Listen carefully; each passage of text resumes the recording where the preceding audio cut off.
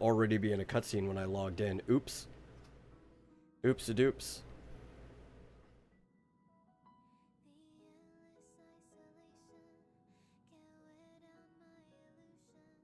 That's it was completely unplanned. Oh well, we could stare at this this little hold up, this stick up while I share things out. Let's see.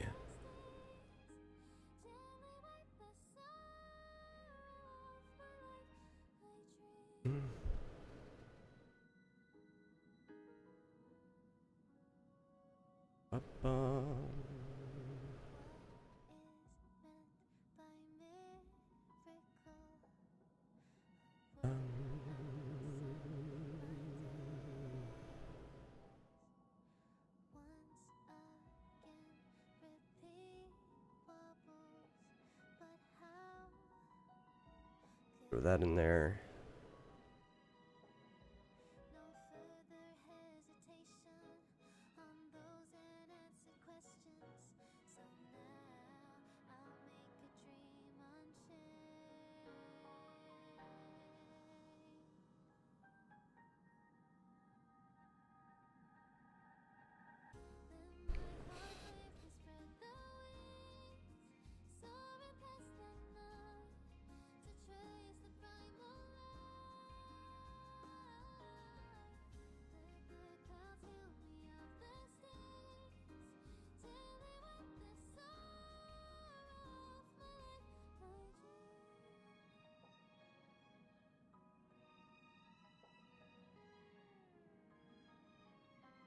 Get started in just a minute.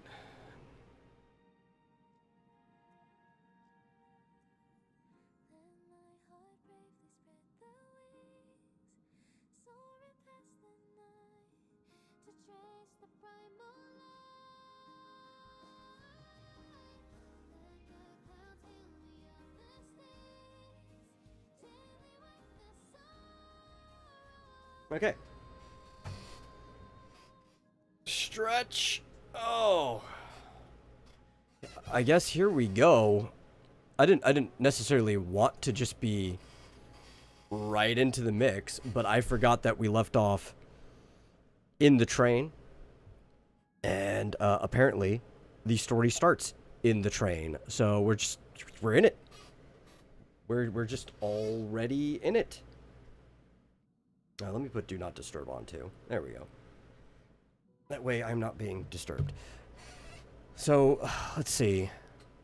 There's this new flash going on. Apparently, we can hear the IPC radio. I see Pom Pom here. We got Danny Boy. And this seems to be Boot Hill.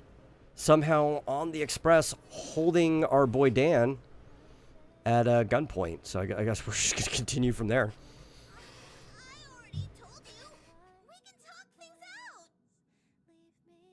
Yeah, Pom Pom's a nice guy. Why would you wanna hurt Pom Pom and friends?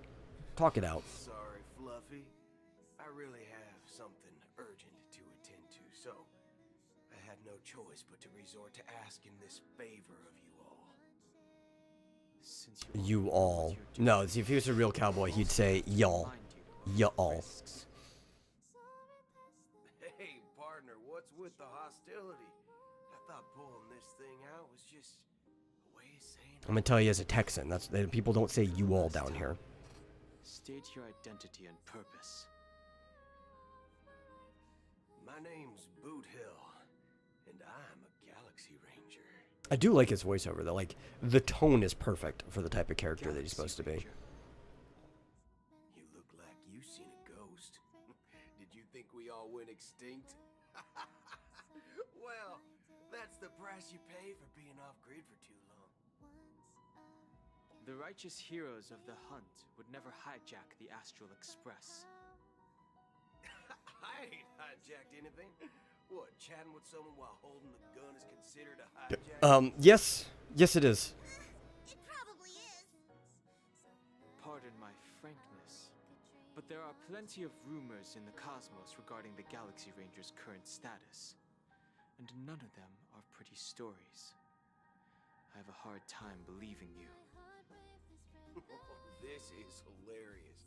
The tale that this bunch of fools spin. I do like the term Galaxy Rangers kind of playing into that whole, like, Texas Ranger Gibbons by Dr. type motif. I like it. Screwing around on swings. Too bad I'm not going to be pulling for him at all. Of course.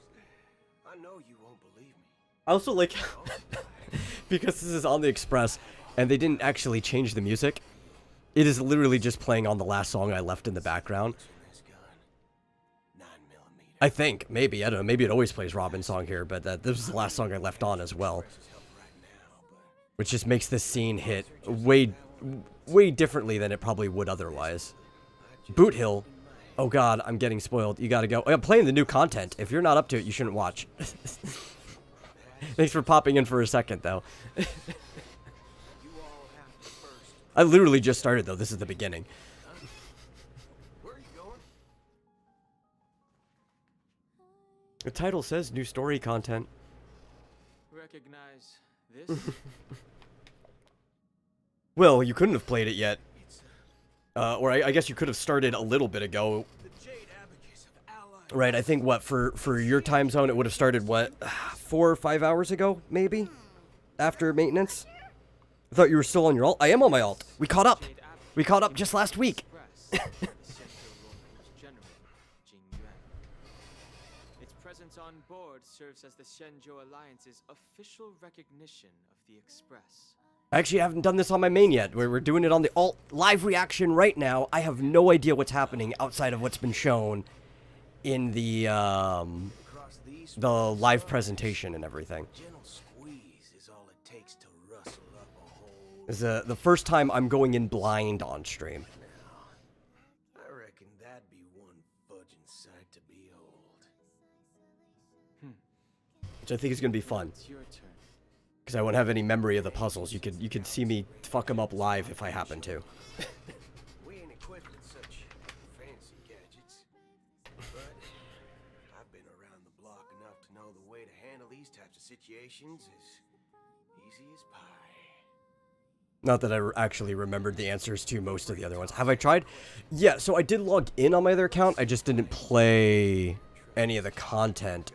I did the trials, and I did 2 10 pulls for Robin, which I didn't get her, because I did the math, and I figured out I can do up to 50 pulls on her without ruining my chances of getting Firefly. And Robin doesn't need, like, any Eidolons or light cones. So my idea was, if I get her in early, then it's worth it. If I lose a 50-50 early, it's also worth it. If I don't, I have pity. Because she is a character I want. I'm not doing the same thing with Boot Hill at all. Boot Hill is just, he's off the table.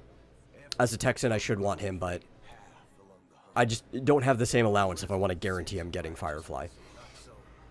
26 pity? Nice. I mean, I'm sure there's probably people who got her in, like, the first 10 pull or whatever. This reply does not It's, instill trust. It's RNG, right? Most people are probably going to land, I think, somewhere around 56-ish% if I'm just doing random odds off the top of my head. That should be about the average. That sort of thing.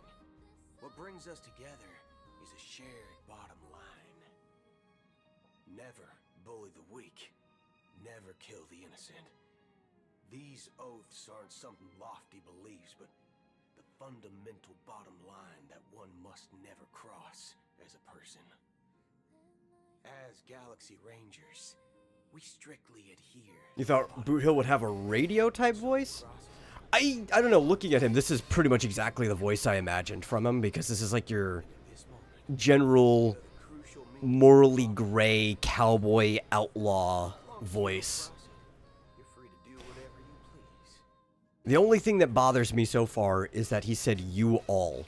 And as somebody who has spent a lot of his time growing up in Texas, I can tell you that nobody says you all down here. They say y'all. How y'all doing? Howdy, y'all. But I don't have an invite, and I can't even enter the family's hotel doors. But I do like his accent. I think the voice is otherwise perfect. The entire cosmos knows you're guests of the family. But he's a space cowboy. You know, who's to say that they can't say you all where he is? Well, you've hit the nail on the head. This is why I'm here. It's fine if I tell you. The Rangers are pursuing an imposter. Space Texas. Nice lady posing as one of That is a us. place I would like to visit. She's on Pentagon right now. My informant is a memo keeper. She's the same as all mimetic organisms, appear in one moment and gone the next. She scares the fudge out of me. I'm next to, as far as like cowfolk go, one of the most Texas places you can be. Right there in Fort Worth, Texas, home of the rodeo. Is that the third question? Is it a hard question? It isn't. I guess the only other place could be more Texas than that is, That person, San Antonio, home of the Alamo. according to our informant, she could be an emanator of nihility. Nihility. See, I like that too. He's just getting the speech down just right. Because even though the word is nihility, the thing about Texans are once they decide something is pronounced that way, that's the way it's pronounced. No matter what anybody tells them. And definitely people would say nihility. Then you must know that emanation. It's just like, I had a conversation, remember, on the podcast once, where I was trying to explain to everybody that down here, people don't call it Kamen Rider. They call it Kamen Rider, because they've decided that's how you pronounce that. It's Kamen Rider. And they're like, who calls it that? Texans. Texans call it that. Its appearance is no different than that of those clowns. If it weren't through sheer luck that I got it drunk, I would Yeah. Kamen Rider. Yeah, that's basically how it is. I mean, I like pronouncing things the right way, but I've also traveled a lot. I'm a little more of a, Rangers lurking in the shadows. I guess, international accent. You don't even really hear my accent much when I'm talking. But there's something charming, right? Something charming about somebody Maybe. who decides how something should be said, and they stick to saying it that way. So, do you understand now? Your companions are in danger, and it's pretty harrowing. If you don't want to believe me, you best send a message to them. I'd advise you. Right. The longer Boot Hill talks, the more I might just keep sticking into a southern accent without even thinking about it. And that Acheron. It's a bad influence on me.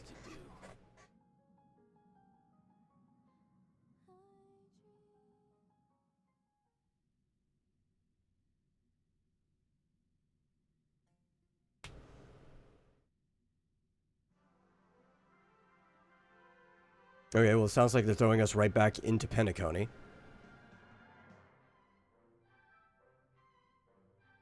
Alright, you're gonna go to school now? Don't want to be late? Okay, have a good day. It was nice that you stopped in as early as you did.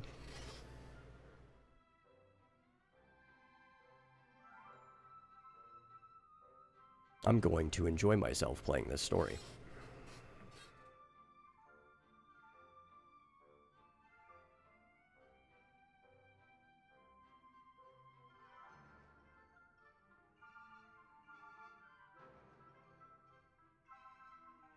As soon as it decides to load.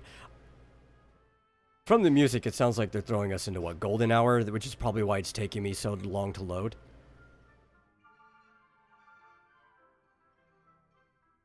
I have a situation where I have to keep this on an external hard drive. Just because I don't have enough space for anything on my built-in. Oh no, we're in Clocky Studio. That's where we're sending us. Okay. Yeah, Golden Hour's music is different, isn't it?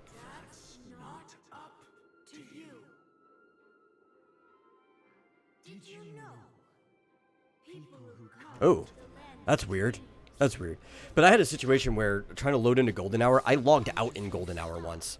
And you're having such a trouble reading my hard drive with how big Golden Hour is and all the assets in it, that I actually had to reinstall the game on my phone just to move my character out of Golden Hour to log back in. It was really stupid. I haven't had that problem anywhere else. Even if I left my character in Clocky Studio over here for grinding. is instinctual for humanity. Since the day that the golden hour was completed, it's always been there, watching over every single night of decadence. But now this night sky has been Who is this voice? mercilessly severed. Is this the harmony talking through a Pepeshi, or? Mist of nihility. And this whole event happened within the course of a single slash of a blade. That's a very dark, deep voice. Isn't really accurate. It was actually 2 blades, just that the second one was faster. That's not the point. Many guests who weren't supposed to be invited have gathered at this banquet. Even if the harmony is all-embracing, I have no choice but to Or is this Sunday talking through somebody? I can't tell if that's his voice. for the sake of Penacony and the peace. The planet of festivities has no place for you, a puppet of nihility.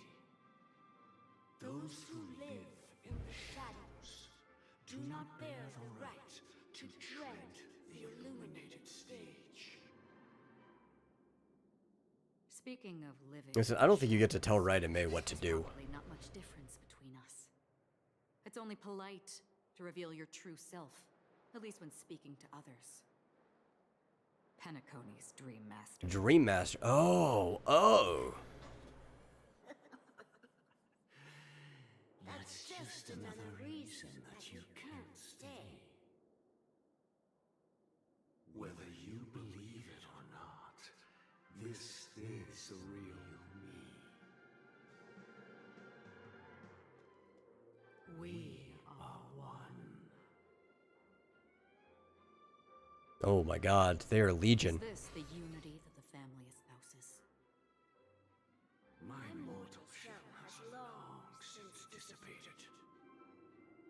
The Oak family's 107,336 offspring are now my eyes That's a lot of ice. and mouths, spreading joy across Oh my god. dreams when required. And in times of essential need, exiling evil from this haven in my stead. From the sound of it, it seems like you're asking me to leave Penacony. I am glad that you're an understanding one. Alas, I'm not asking. If you think you can. Ooh. I like that attitude. Threatening me. Actually, sounds like you're the one doing the I threatening. answered the period. It was a statement, not a threat. Knowing who I am and still showing... Wouldn't a threat still be a statement, definitionally speaking? More will be the last. This scene played out many times before. And usually, when faced with my questions, most people retort, "Why can't I?" The result has invariably been that they can't. You are confident. But be reminded, the family is forgiving, but not weak.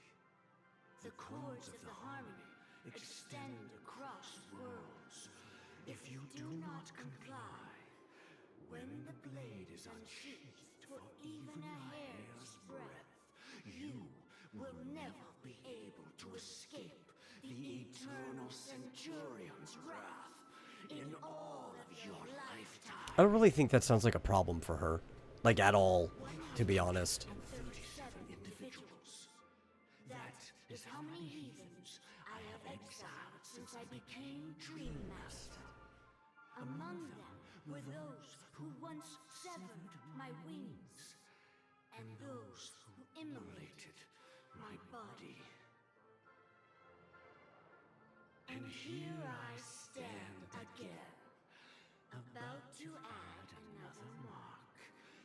the tally. But at least if she ends up getting rid of this person, it won't be off screen this time. I mean, all of you will.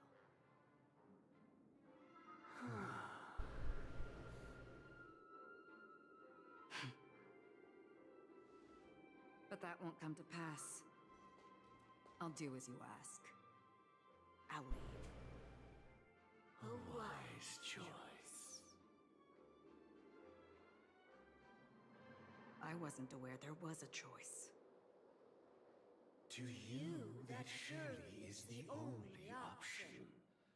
Please bear in mind, you and Penacony are of different worlds.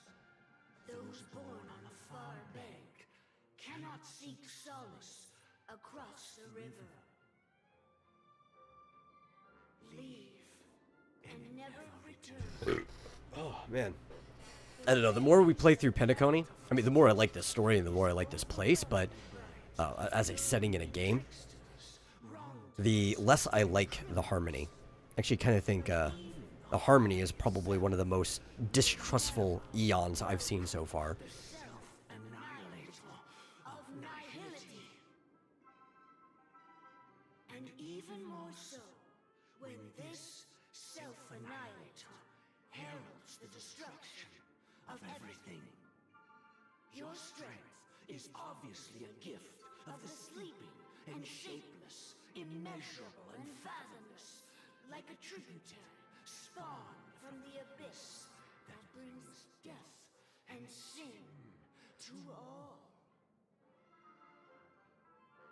Acheron, a befitting name. Take it from someone on the other side of your so-called. Yeah, isn't Acheron the name of the ferry? Penacony has already Or no, it's the river. It's the river that leads into the underworld, I'm pretty sure. Like the estuary at the front. It's not the river Styx. It's like that flow of water that leads into the underworld itself. I think that's what Acheron is. Nihility. Just like all the worlds that have drowned in their shadow.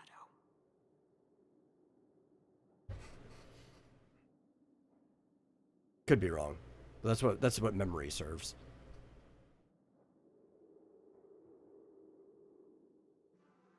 Switching to Robin's POV. Does that mean we're gonna get to actually play the game soon? Because we've just been in 2 back-to-back cutscenes. As much as I've been wanting to see the story continue, I also like playing the game.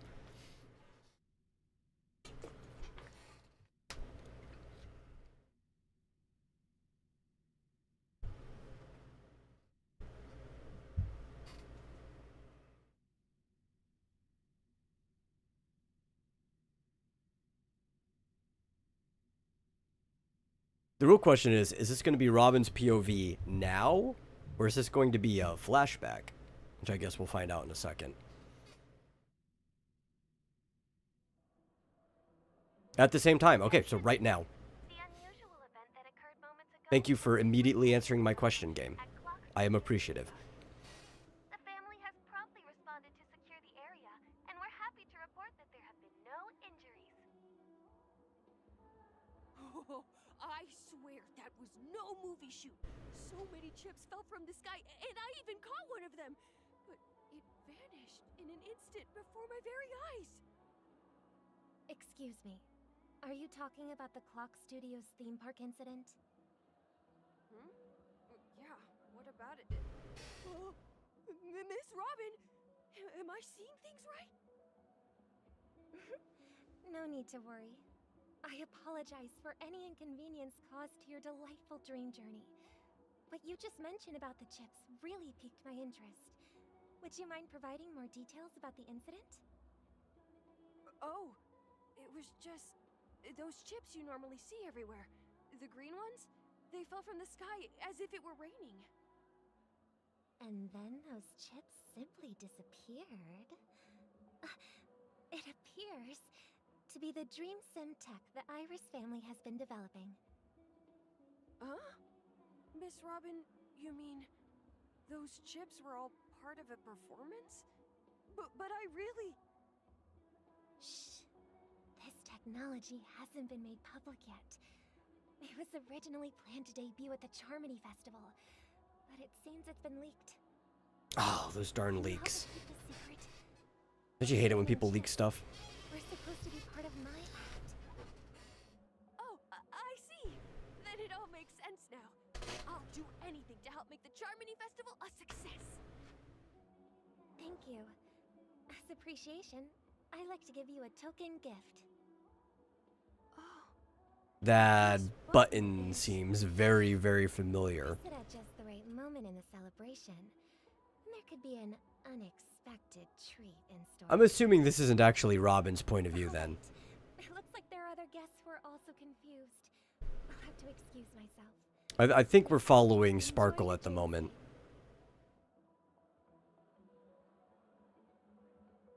So many people talking about it. This commotion at the theme park definitely made waves. Okay, so... We have to have Robin in here.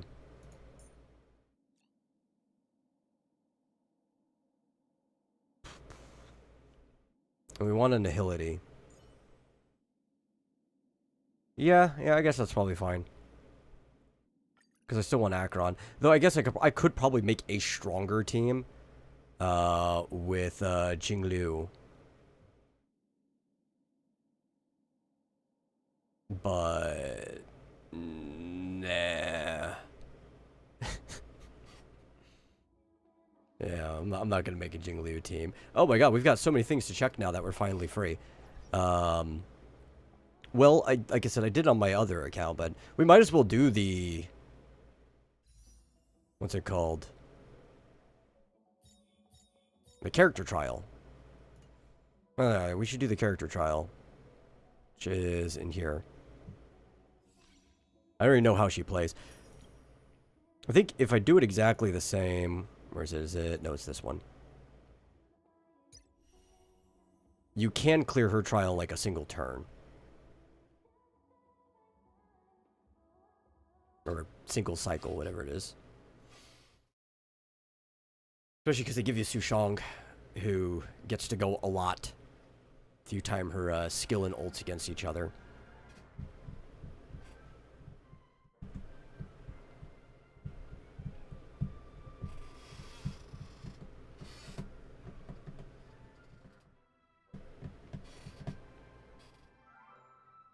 Little does this game know, I was a Sushong main damage team for like 2.5 months.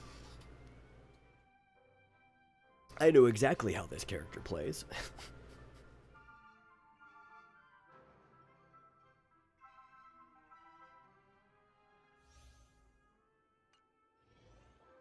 Let the show begin.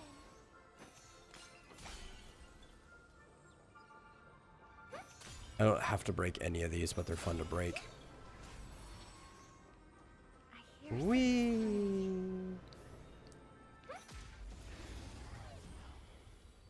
Okay. Let's pilot this thing.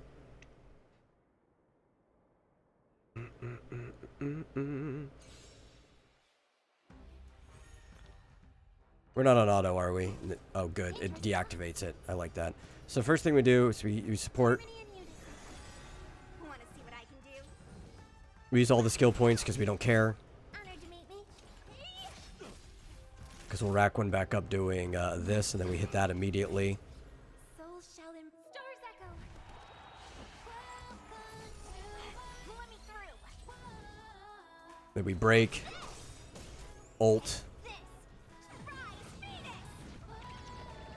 Which will then give us a free skill.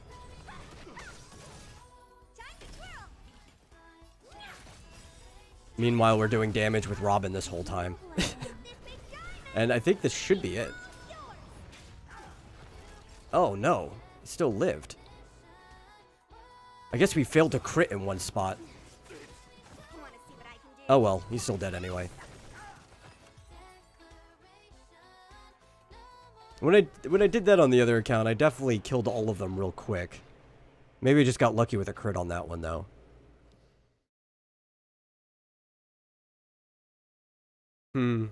Guess we should do the Topaz trial too. It's free jade. Free jade is free jade.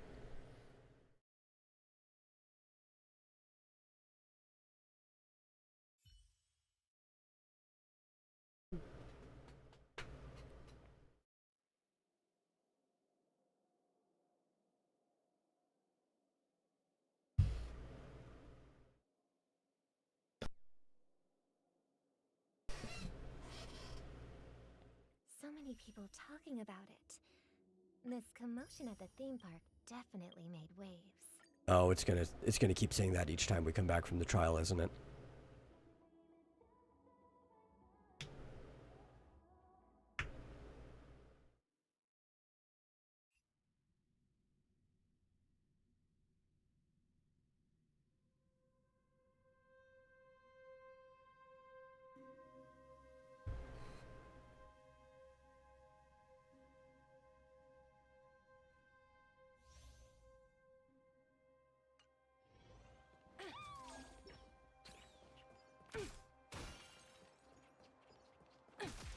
It's a pretty easy character to navigate too.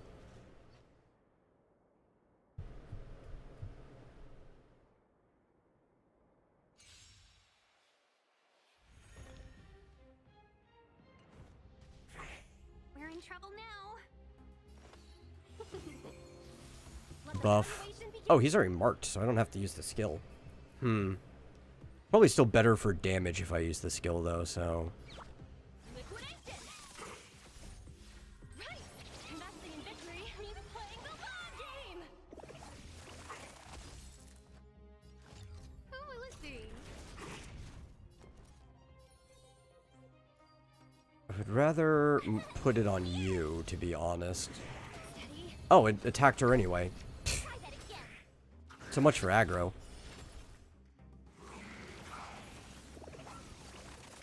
Welcome, customers. Yeah. Fight is fun. Easy, Numby. Go, Numby. Oh, yep, that was enough. Okay. Market is unpredictable. Right. Investing in victory means playing the long. They always kind of fake you out with the last tick of that thing.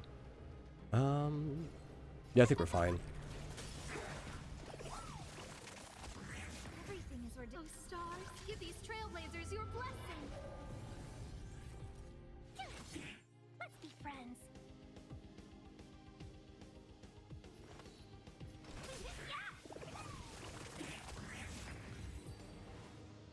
Easy peasy.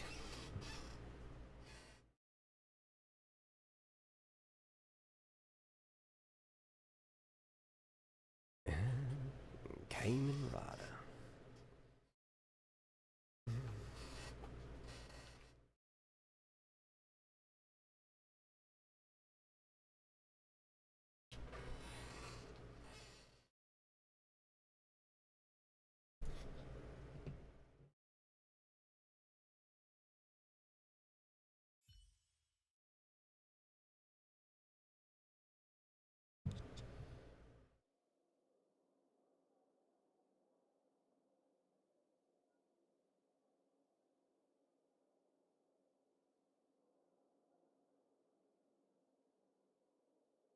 Yo, game, do you want to load? So many people There we go. talking about it. This commotion at the theme park definitely made waves.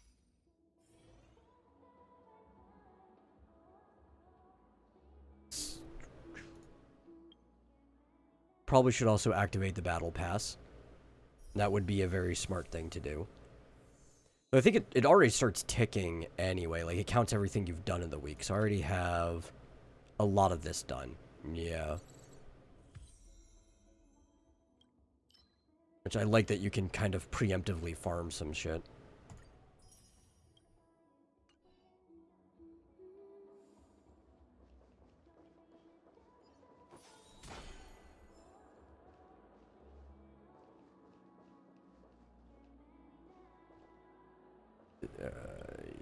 Disperse gifts.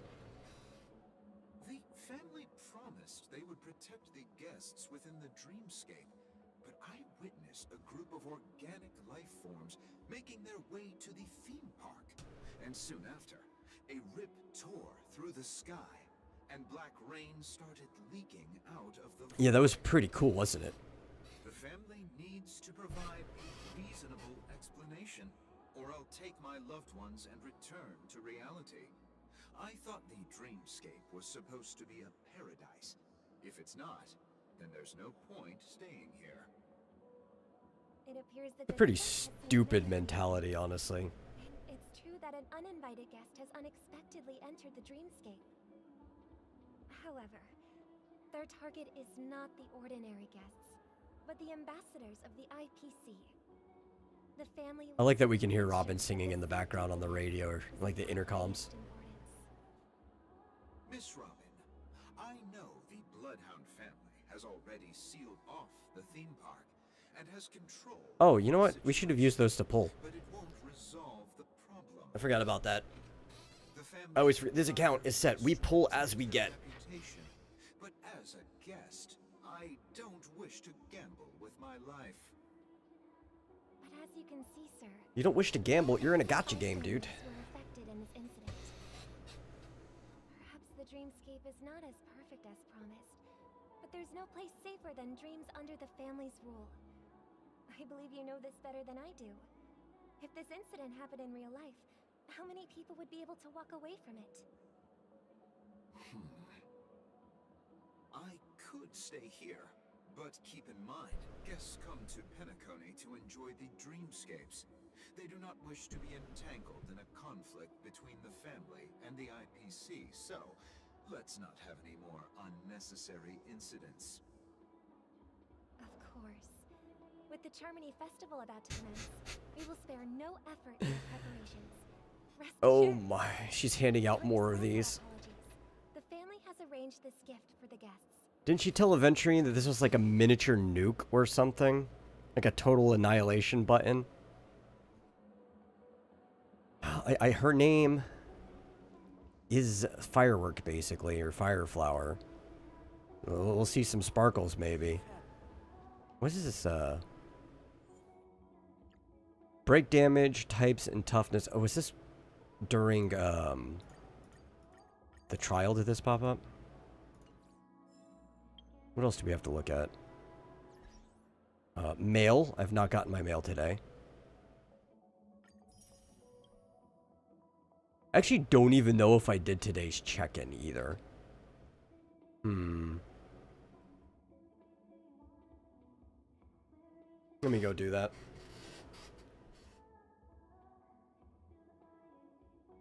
Open up my internet browser.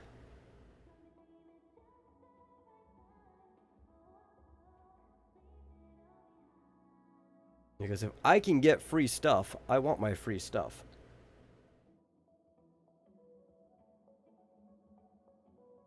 Am I logged in? I am. Nice.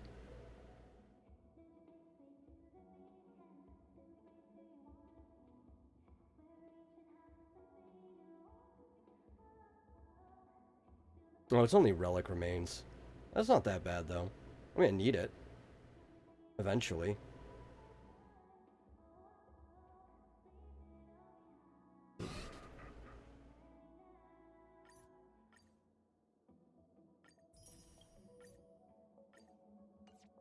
Cool. Let's get rid of these other dots. I hate the dots. I don't like seeing them.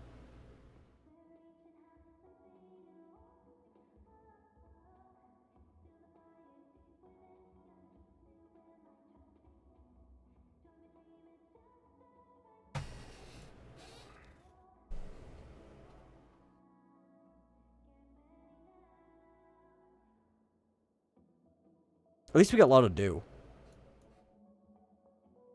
Can't complain that there's not a lot to do.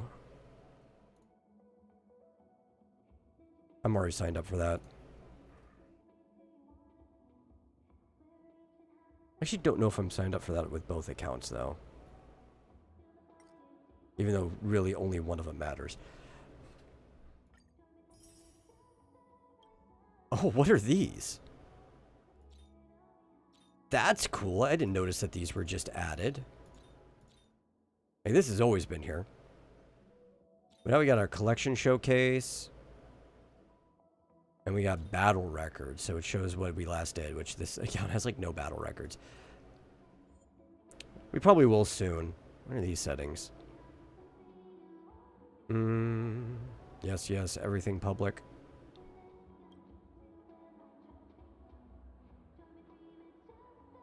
No.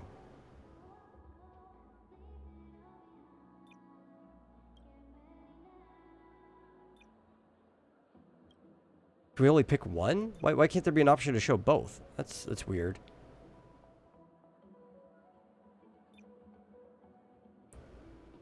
Okay. It's a new thing that distracted me. Sure you're okay? And I forgot to pull again. May I ask what happened to you? Nothing to be worried about. There's been a small rehearsal mishap at Clock Studios theme park. Please stay calm. Hey, are you a fool? You don't even recognize Miss Robin? Who do you think you're talking to?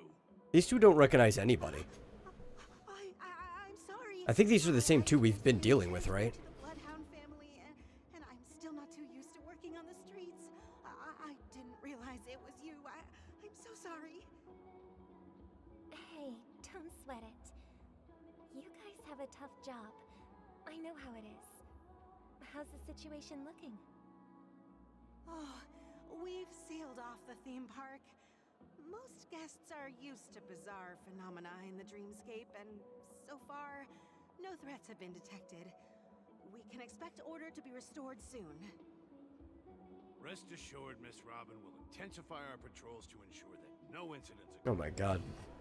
The Star Rail account just keeps dropping information about everything. Regarding what happened in the theme park, what do you hounds think about it? It's okay.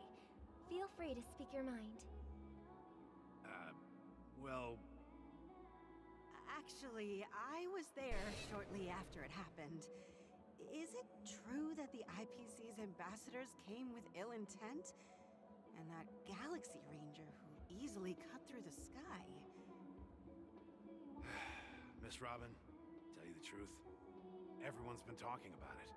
The myriad factions on Penacony have already been causing unease for everyone. Thank you all for your loyalty towards the family. The planet of festivities has indeed run into some trouble.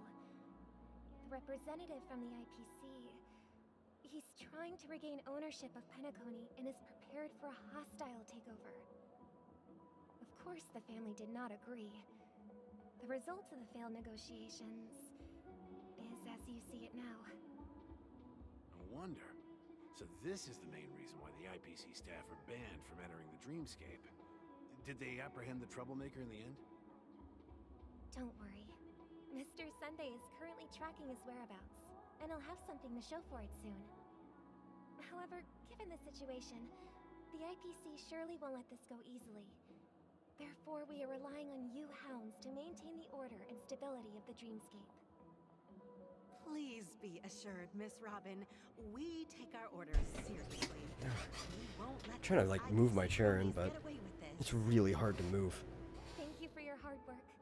If there are any other members who still feel uneasy, please tell them on my behalf that protecting the dreamscape requires everyone's help. This is a small gift prepared by the Iris family for the guests.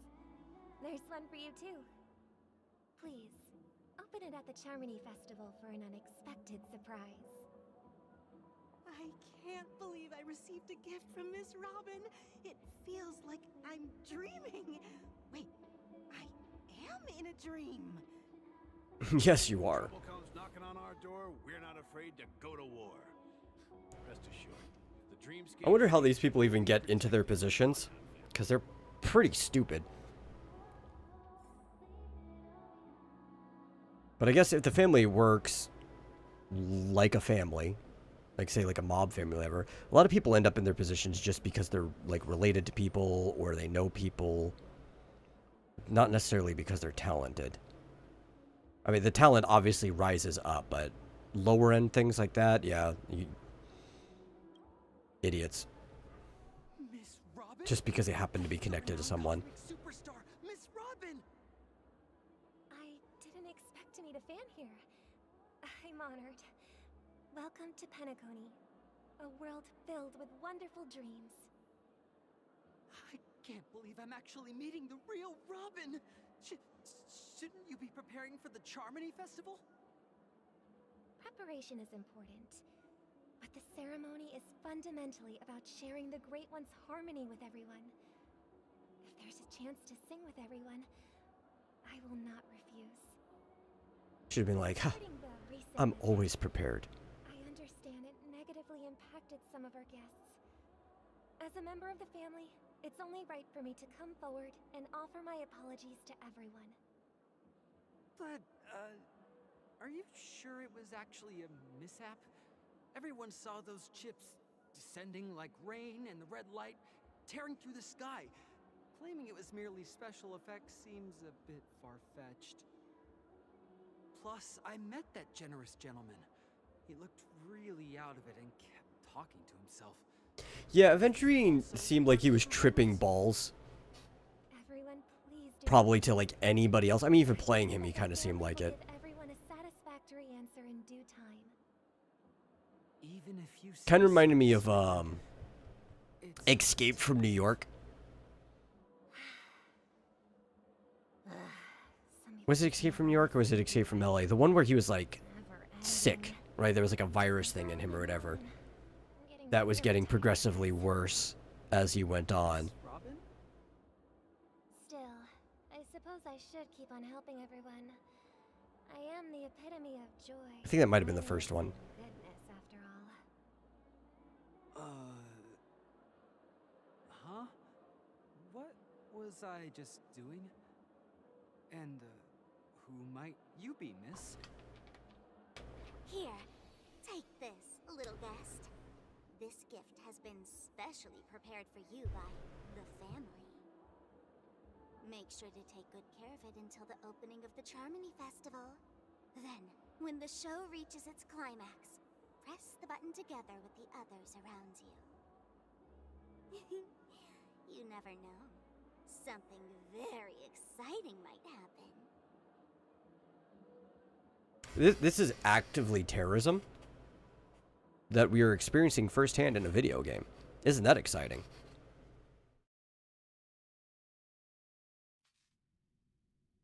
Now back to our featured cast.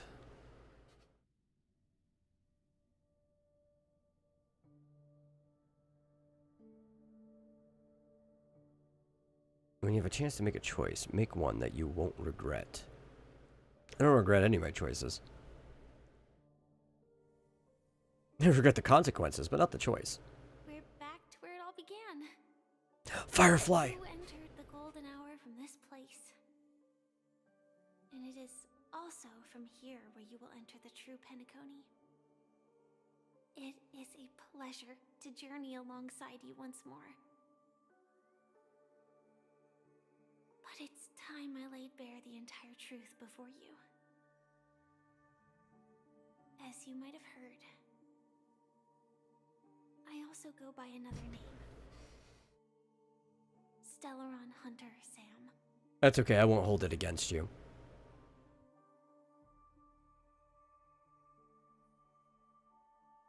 Ooh, that's a good question. Are you Firefly's soul? You have many questions. Do you remember when we encountered death in that strange dreamscape? When I was caught by that meme? In that instant before it killed me? I saw the reflection of another dreamscape in its ghastly pupils. So, following the clues in the script, I came up with some theories about the meme. That's why I instructed Silverwolf to issue invitations, drawing everyone to the truth. I intended to call upon death before you arrived, to solve the riddle using more direct means, and then invite you to join. However, contrary to my wishes, I couldn't defy the script. And I didn't get a chance to explain it to you. It is how you see now. I was impaled by the bladed wings of death. The heavy pressure of concentrated memoria miasma exploded in my mind. As if it That was does actually sound real. very painful. But after the momentary numbness subsided, I found that my body was absolutely unscathed. I was still alive. And it was just as I thought. Well, that's good to hear. I had arrived at a place starkly different from this beautiful dream. Beneath the dreamscape of Penacony lies another, more chaotic, more primal memory zone. Ooh. Its name? I like chaotic. Exiles. I like primal. And so That sounds fun. Can we I go there? returned to the hotel in the dreamscape, hoping to tell you of its existence. Yet I could not reveal my own identity. So I could only divert your party's attention and lure you away from the battlefield. And after all my attempts proved futile, it wasn't until not long ago when a crimson blade of light shattered the high wall of the dream, causing you all to fall far into the abyssal depths of the dreamscape, that I was able to awaken you and your companions one by one. And that's it. That is all that's happened so far.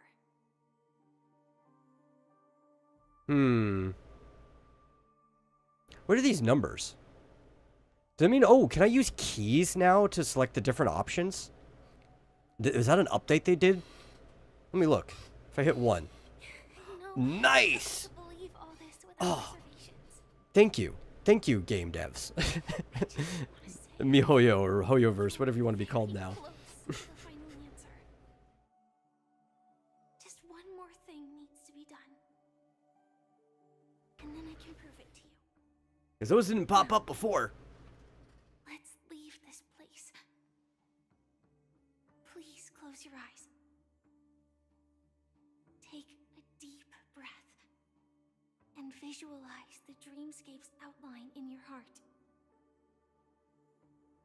And remember, you must not open your eyes at all times.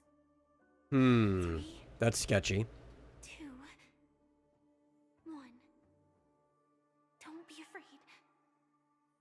The one who has come to greet us. Oh no, are we gonna let the death impale us?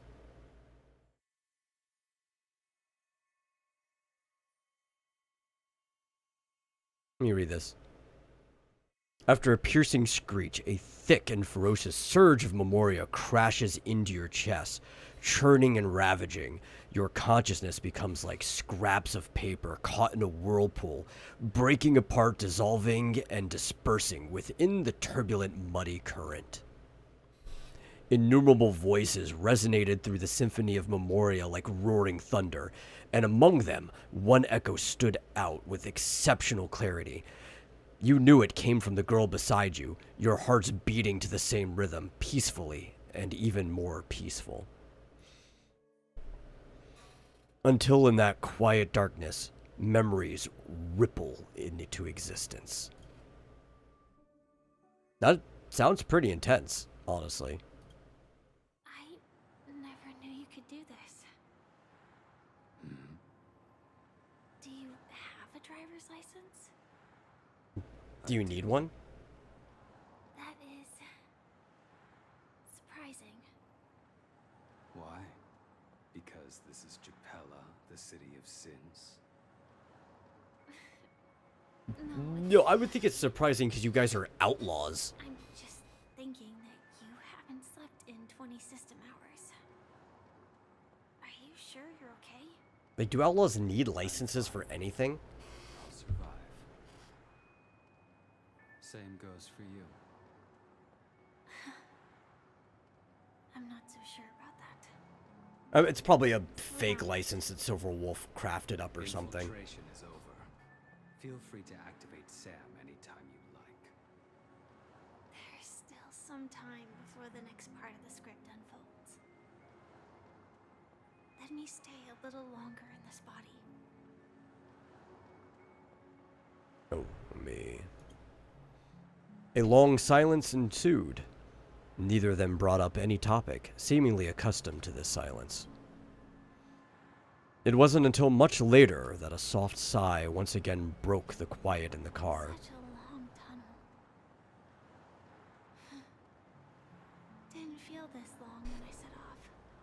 In half a system hour, it will lead us to Kafka. And then comes the downfall of the Japella Brotherhood. This is the previous scene to that one trailer for or animated part for Kafka, where Sam set like everything on fire, right? I think this is connecting to that. I like that they're finally piecing some things together. Is that also part of the script? It's in your script too. Sorry. I didn't notice. Their destiny won't change just because of your selective ignorance. I told you before, it's a bad habit. What about you then? Is this the moment you finally find the death you've been looking for? Not even close. As always, it's a blank slate. It's not on this planet. Why the sudden inquiry? Because I'm currently in a car with a sleep-deprived driver. I just want to get there in one piece. This car has full self-driving capabilities. I'll just put my hand on the steering wheel. Will that do? Hey, don't take everything so seriously. Elio would always say there's only one type of destiny. The inescapable type. He can see the future, and we, likewise, are aware of our predetermined end. Well, I mean, by the nature of destiny, yeah, that would mean you can't escape it. We all have this right, don't we? Like, that's definitional. After today, Japella's name will disappear from cosmic history, and the Everflame Mansion will take its place. In the not-too-distant future, you'll receive an invitation. That's your next stop. Land of the Dreams. Penacony. I hope you find whatever you seek there. Be it answers or salvation.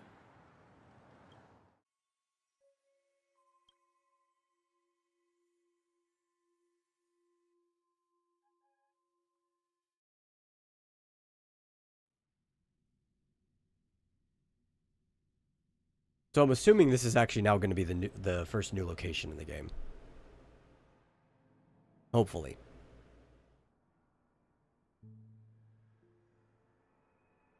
I'm also assuming that because it said memory swarmed in, we actually got to see that experience. Hey, well.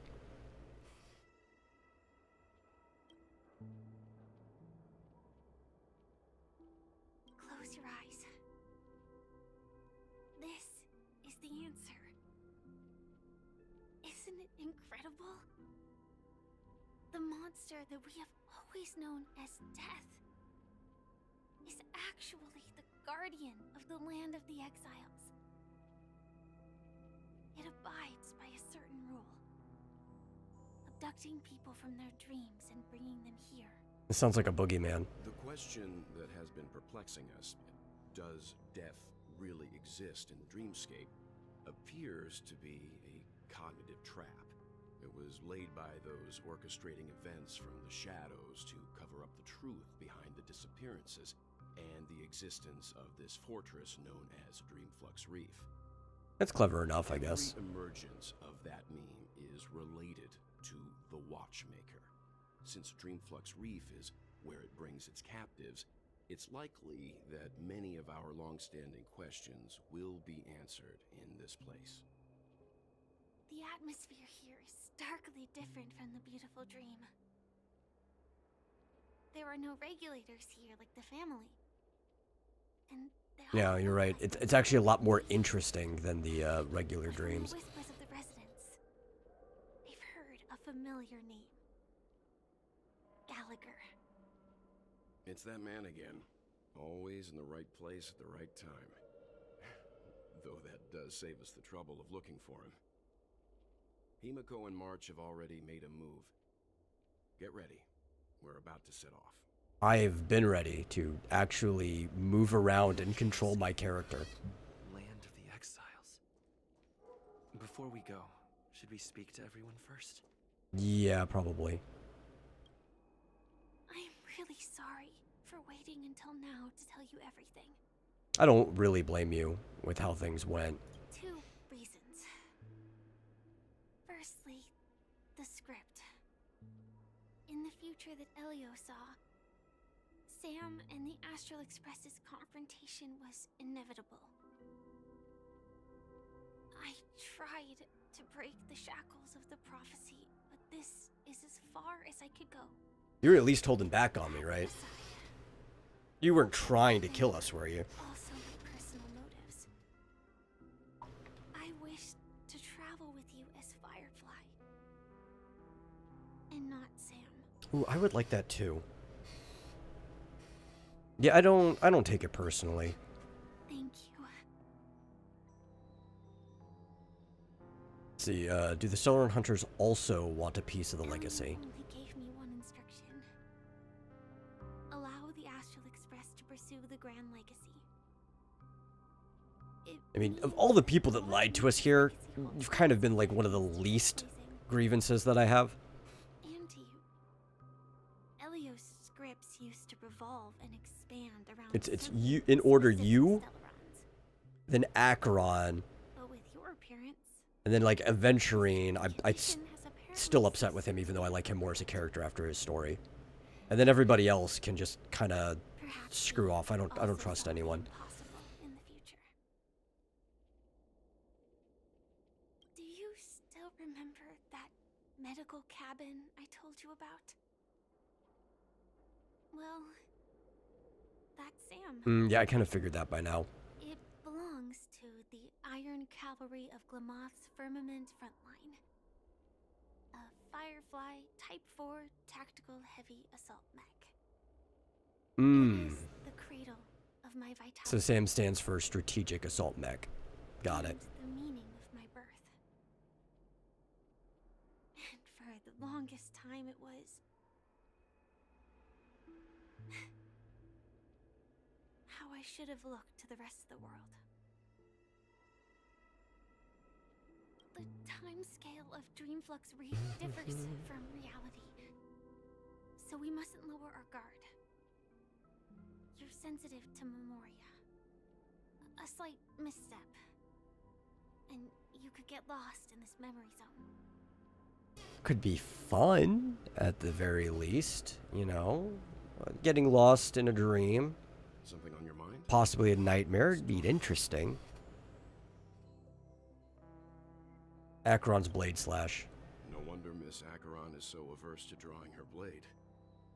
It's hard to imagine such terrifying power could reside in an ordinary sheath. If it weren't for the fact that Aventurine's power originated from the preservation, I don't know what it is, because I was just complaining I wanted to walk around and play. But there's something about giving me the choice. If I'm the one who clicks and decides to talk to the character, I don't mind as much. It's like when the game forces me into the scenes. I don't know, maybe spite? I'm just adverse to it. I don't think we've got anything to worry about. I think it's like a level of agency. I'm not sure. What are your thoughts on Gallagher? During your investigation, he shared a vital piece of information. Mikhail, the former watchmaker who collaborated with the family to construct the Penacony we're familiar with today, had a falling out with the family for specific reasons. But this is precisely where the problem lies. You were clearly investigating a murder, so then why, as a security officer, is he changing the subject to talk about his past with the watchmaker? Because like everyone else, he's a liar. It's hard not to be suspicious. Regarding Firefly and the crew. Found you, she'd already revealed her Stellaron hunter identity and shared a lot of information. Who would have thought that the Molten Knight's true identity was actually a young girl? For her, this is a secret that she cannot allow others to know. That being the case, I think we can believe she's willing to cooperate. But she didn't reveal all her secrets. I just can't shake the feeling that her situation is different from that of the typical dreamer. And I hope that doesn't lead to any dangerous predicaments. I hope it does lead to dangerous predicaments. I hope you've regained a little composure. We'll move out when you're ready. Okay.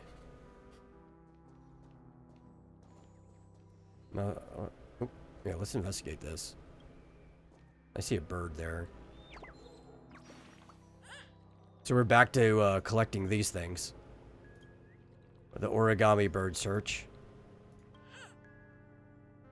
Never ends. Is there anything back here? Yes, there's a sticker. A lot of stuff back here. I'm glad I turned around.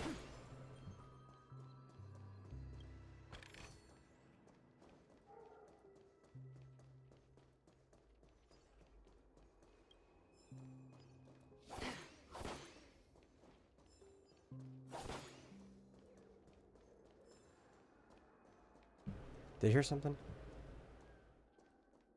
No. Wait. I don't know. It sounds like there's a bird nearby.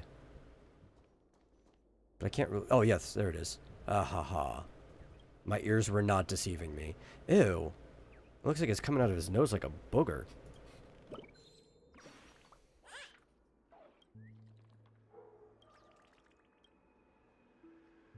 Yeah, it feels dirty. Dirty little paper bird. You know what? Before I forget again, I said, I keep forgetting. It's how this account goes. We pull as we get stuff, and I kept getting stuck in scenes and forgetting to pull. We're not going to get anything good. Oh, never mind. We didn't have Shuyi, so we already got something good.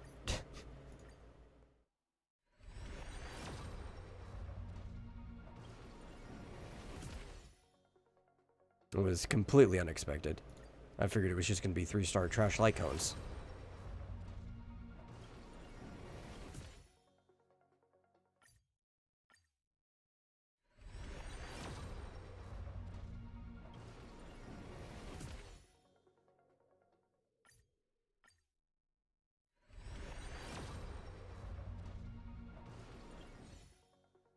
And last one before we continue.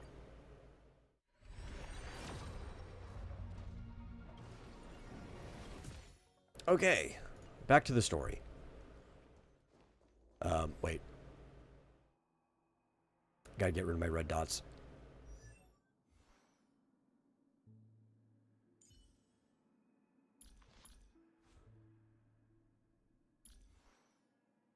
We'll level her later. Maybe. I don't know. I don't even know if we need her. I like her. She's a fun character to use.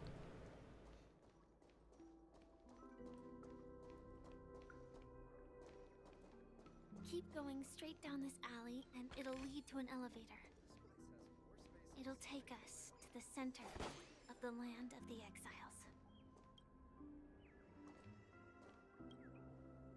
exiles. Interesting place for a bird. Not as disgusting as the booger bird that we just saw.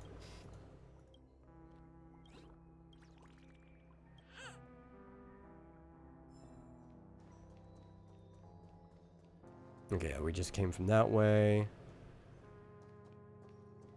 Can't go up there.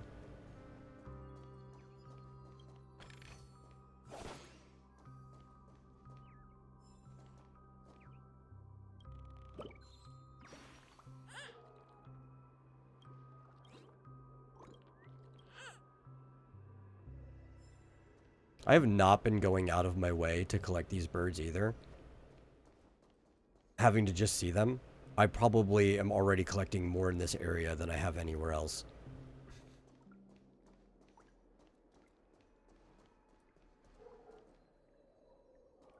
Sounds like there's a chest nearby. Oh yeah, it's right there.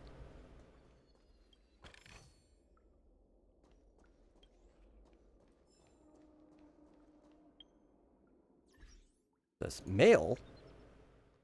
Invitation for collaboration. Hello, Trailblazer. I'm Robin. As we're currently in the final phase of preparing for the release of my new album, I've experienced a very busy but fulfilling time. How have you been? I received a special message some time ago. In it, my fans showed me some of their creations, and I heard astoundingly charming renditions of my songs.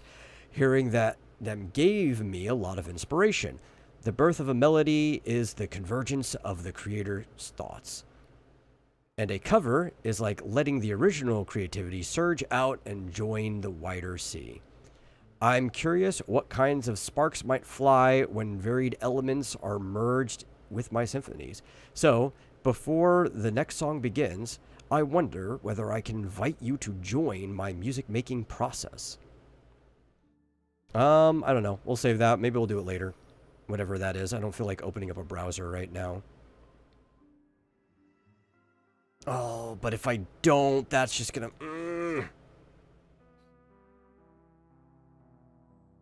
Let me get rid of it. Let me get rid of it. Let me get rid of it.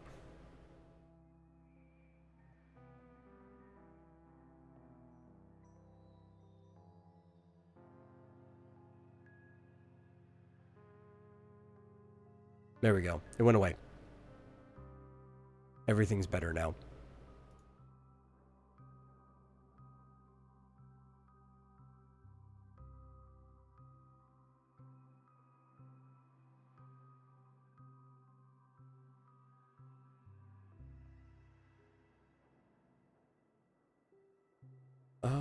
Okay.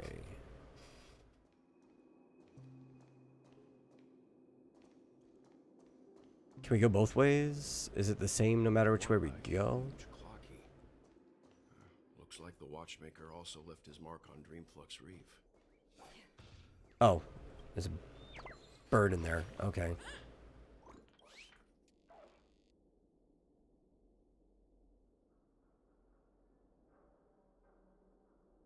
It went invisible.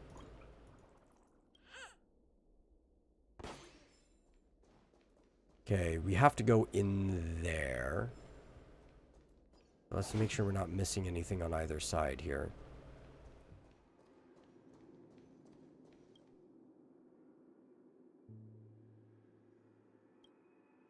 It is a common plot in a lot of movies and video games that a statue like this will rise up and face you in glorious battle. That is true. I hope that's not foreshadowing something very blatantly, because that'd be kind of lame. Okay. Up we go.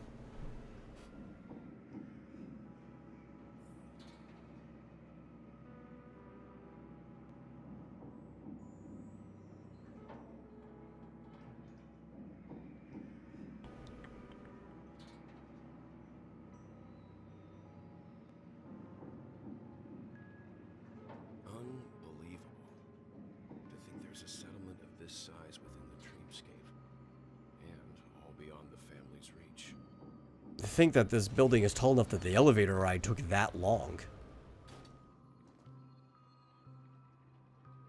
The atmosphere in this fortress is pretty different from that in the beautiful dream. Yeah, it's much cooler. Like, I already like Golden Hour and Penacony in general, but this is much cooler. This is a huge improvement.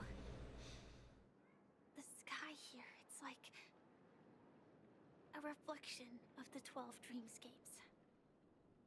What's even more bizarre is that this place is also separated into trade and residential areas. The layout may be simple, but the facilities are very comprehensive. It seems that there are quite a number of people living here. Though both dreamscapes have distinct styles, the architectural designs are quite similar. Works of the same hand, perhaps. Hard not to speculate on the connection. But Well, it's probably because all of it is based off of the old Clocky cartoon, I would assume. the others first. I would Take a right turn assume. at the end of this road and you'll reach the trade district. There are more people there. Oh, you're not coming with me? Perhaps someone knows where she is. Not coming with us? The Astral Express likely needs room for some internal deliberation. In the meantime, I'll try and locate Gallagher. No, don't leave. Sure. Let's reconnect later. Letting her go was the right decision. Further observations are needed before we decide whether to trust her. But first, Is there's someone I that want to talk to. Misha and Clocky in the background? I'm sure you've already noticed him. He's right over there. The Reverie Hotel's bellboy. Yeah, it is. Up here, and right after Miss Acheron severed the beautiful dream. We'd better check, just to be sure. Well, at least the fact that Welt saw him gets out any question as to whether I was the only one seeing him this whole time. Perfect for me, and perfectly legal for me to stay in. If you say so, dude. I don't think anybody's gonna question that. Do I have to go that way right away, though? Let me look at the map. This goes in a circle, so... Yeah, I guess as long as they don't stop me, I can see if there's any treasure chests around here. Which I already hear. It's probably down these stairs. Yep.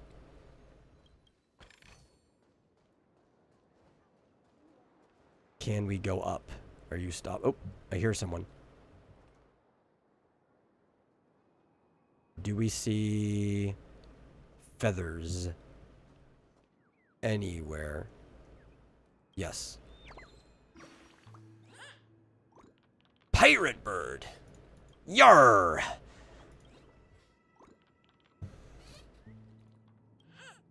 Okay. Let's up the stairs. Another chest.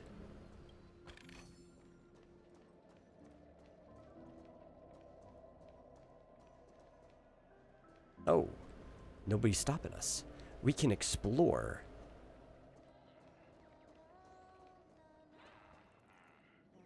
You look like you're having a good time singing.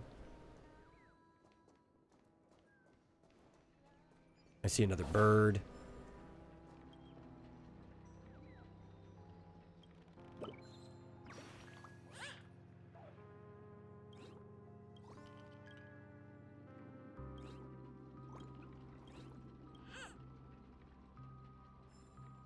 Obviously, we can't go through there yet. Oh, man, don't be harsh on yourself like that. Nobody's just a wallflower.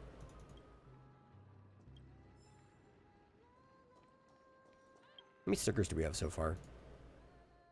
I know we need 5 more before the next checkpoint, right? Well, from where we were. Oh. We did hit... Oh, no, sorry, that's my other one. My other one, I've got, like, everything. So I'm, like, just before where the end was, which I think was 170. We were at 165. But they did add a 190 and 210 checkpoint, so... Yeah, there's a lot more stickers to go get now.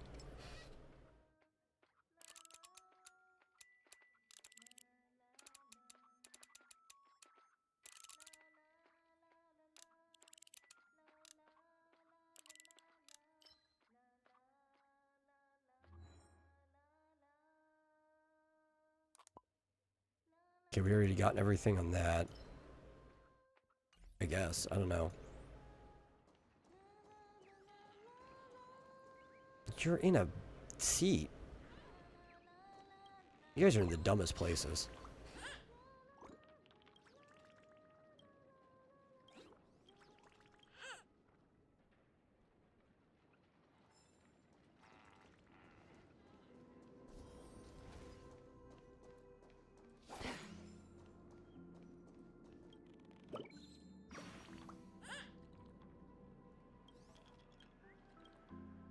If you're me to...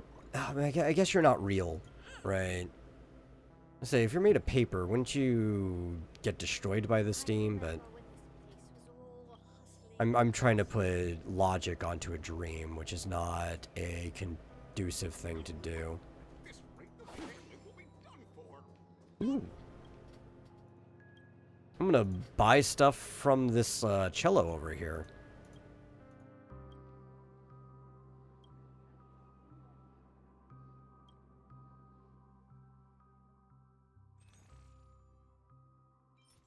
I'm not surprised that the options for the cello or stand-up bass or whatever this is supposed to be is music. What does this do? Broken Strings Roar. When used, the ally character with the highest current attack deals 35% more damage in the next battle, and their likelihood of being attacked by enemy targets is greatly increased. I mean, if you have like a destruction character with the highest attack, that would actually be pretty cool. Soundless Satisfaction. When used, all allies' basic attack damage increased by 45% and skill damage increases by 12% for the next battle. That's actually a really good one. Can I get recipes for that somewhere? Still have more of these effects. Nice. Evil Ticker? What's evil about you?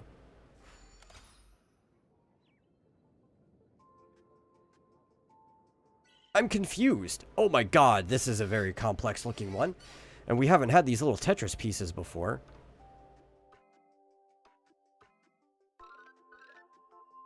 Hmm.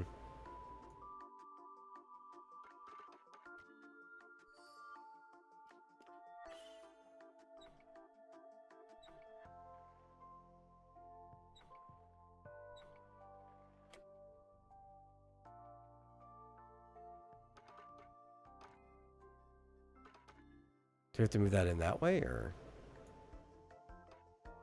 Hmm.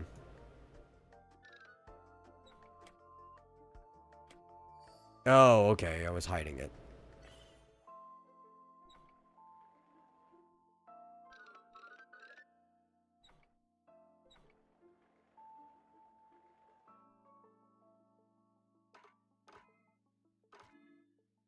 Maybe we should call this malicious ticker.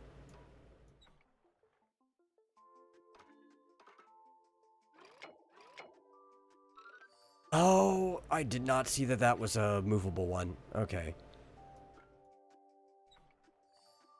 There we go. That was actually easier than I thought. I was trying to move things that had absolutely nothing to do with the answer.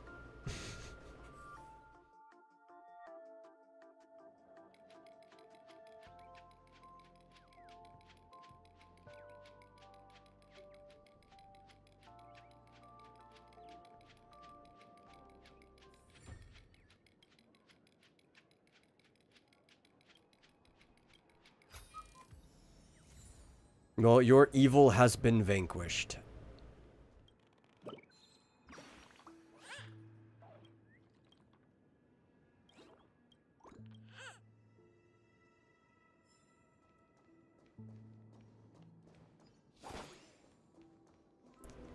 Hey, there's a bar here. That's kind of cool. Let's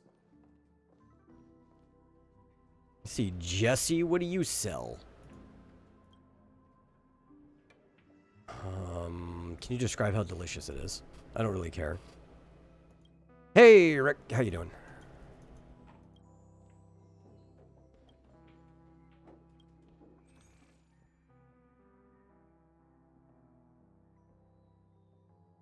I might as well just buy all of this.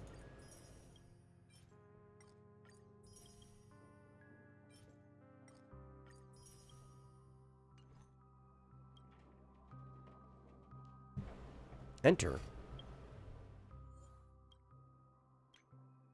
Oh, it's just my brother sending me mail. That leads me back to where I was going. I don't want to miss this treasure chest. In fact, I actually don't want to go back that way yet.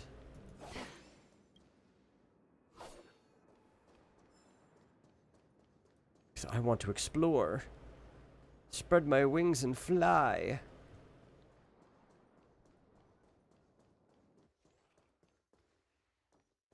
See if there's anything back here. Back here. Yes. There's more treasure.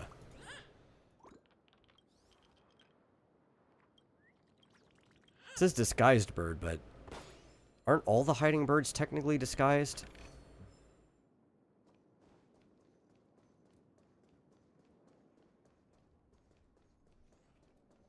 There's another shop. We'll see what he wanted in a second. Oh. Oh. This goes way further back than I thought it did.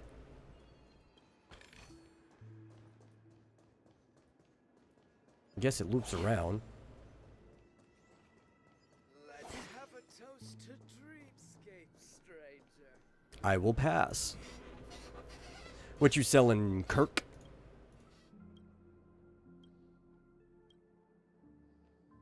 Do you like toys? Yeah, I'll have to see what the toy is first.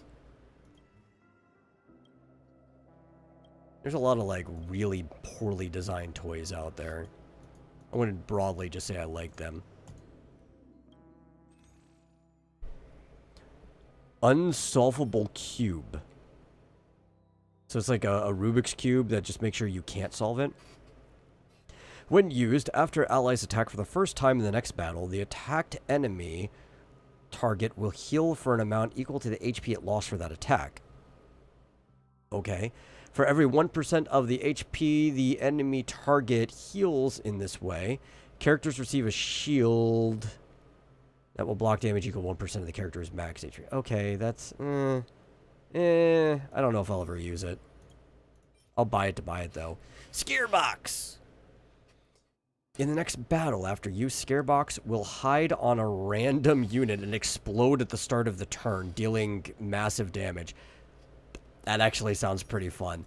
I might use that sometime. Delusion Blocks. In the next battle, increase all allies' crit rate by 18% and decreases their speed by 5%.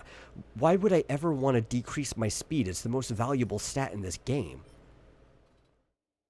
After using this consumable, Hollow Bird Toy, increase all allies' speed by 20% for the next battle. And at the start of every turn, allies lose HP equal to 20% of their current HP. Well, that's not so bad, though, because I've got, like, Sustain. You know, I've got Hua Hua who heals. And speed is super, super valuable.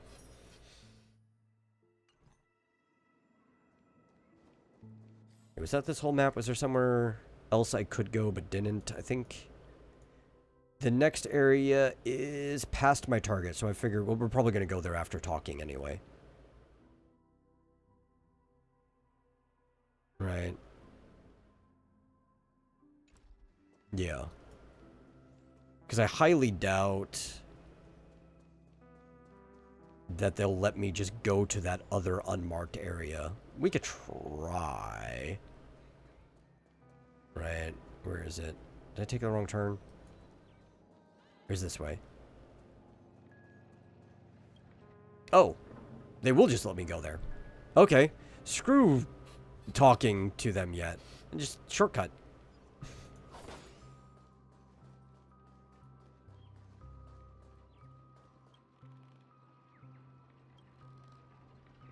I'll pull with all your strength. Don't eat me, I'm made of paper. You know, as weird as I am, during, like, I think the 5th grade, I ate probably over 1,000 pieces of paper that year. Just because, like, I was a weird kid that liked making people have odd reactions in class. So you're not safe for me just because you're made of paper.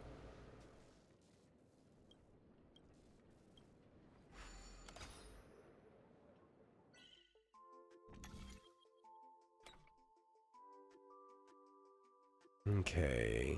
Let's see where it connects. If it does. Oh, okay. No, I got it. We have to move this to connect that, right?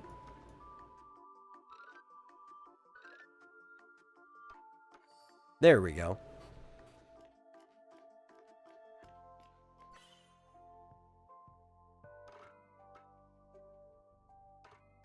So that's to connect there. Right.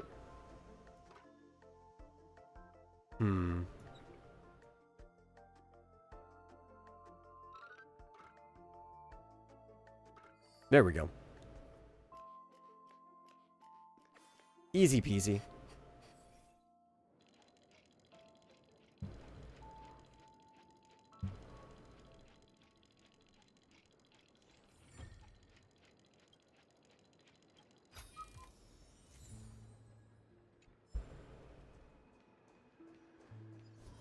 Another space anchor activated.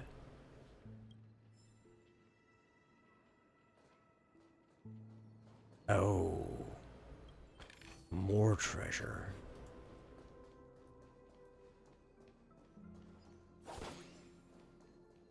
There's a lot of chests here. How close am I into completing this? Only 12 out of 19. Which means there are a lot I haven't seen. There's this section I wasn't able to go to. There's probably some there. So that just took me straight across. I don't know if they'll let us go there yet. Maybe I'll have to bring out... Oh, wait, no, that's on my other account. I can't. I was like, maybe I'll have to bring out Topaz and Numby. I don't have Topaz on this account. I'm not pulling for Topaz. We only pull for the current character. As we get it, which I don't think we have enough for another pull yet. No, we don't.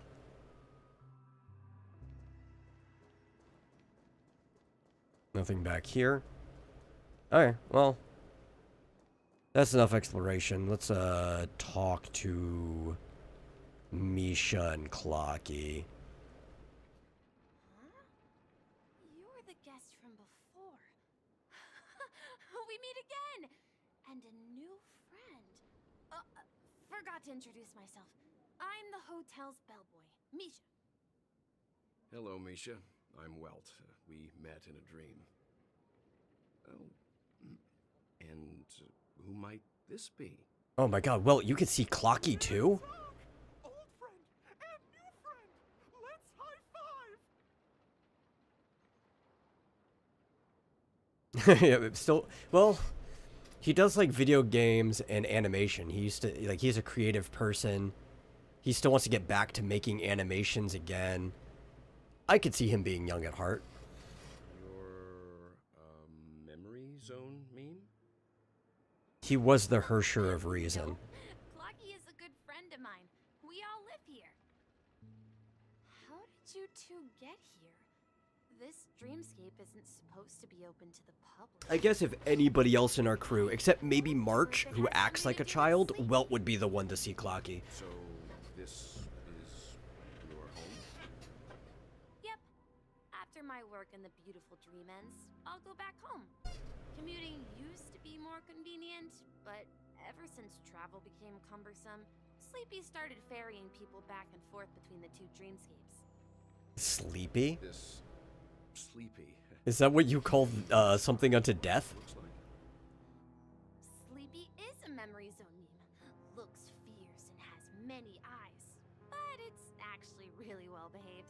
Gallagher's been taking care of it. Okay.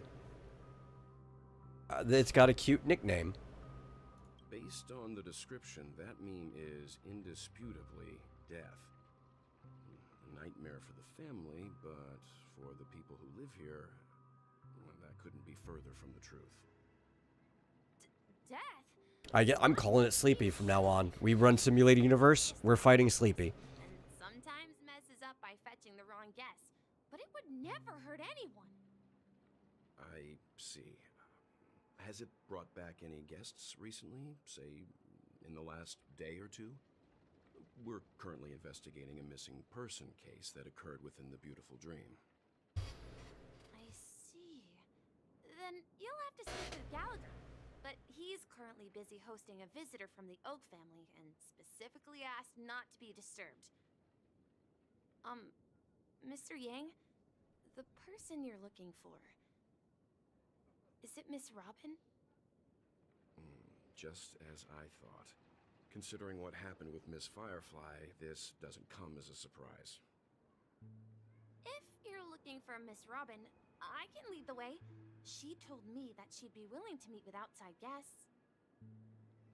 If it's So we're actually going to be able to meet her again since the first time we came here. Also, we're looking for our missing companions. A woman with red hair accompanied by a girl with pink hair. Have you seen them? Oh, I haven't. But please, rest assured. Dreamflux Reef is I would say they would be hard to miss. not as bustling as the beautiful. But given the world we're in, you could run into any random two people that happen to have red and pink hair. You might want to describe them better. Dreamflux Reef, I'll be your guide and help you find your companions. And then we can all go visit Miss Robin together.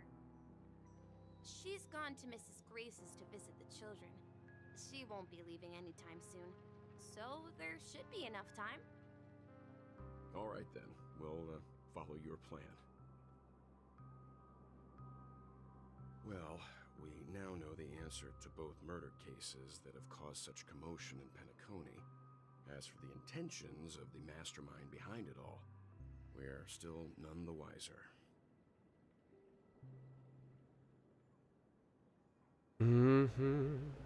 Sleepy.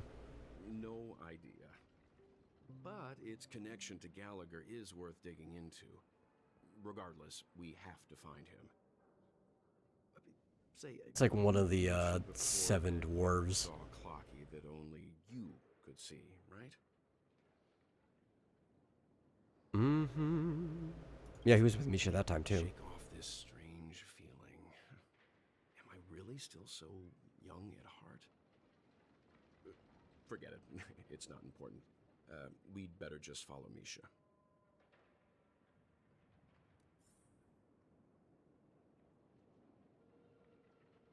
I mean, from the text messages Welt has been sending me on my other account, because I don't think we have him on this one. Yeah, I would believe he's really that young at heart. There might be another explanation for it, but like I would believe that. Everyone, look! From here, you can see the most spectacular view of Dreamflux Reef. It's like a whirlpool. An accretion disk formed from consolidated memoria? Was Dreamflux Reef built on such unstable memoria? Oh, so Mr. Yang is also versed in Memoria dynamics. I was just trying to figure out how to explain this huge hole to everyone. I bet you guys have a lot in common with Miss Kami. Kami? You should introduce me to this person. She seems pretty intelligent and could probably answer a lot of our questions. Look, there she is. Oh, there she... Okay. Immediately introduced me, but I would rather have this. Also didn't notice these stairs here. I probably could have checked this before coming. Looking for that thing I hear. Oh, he's up here.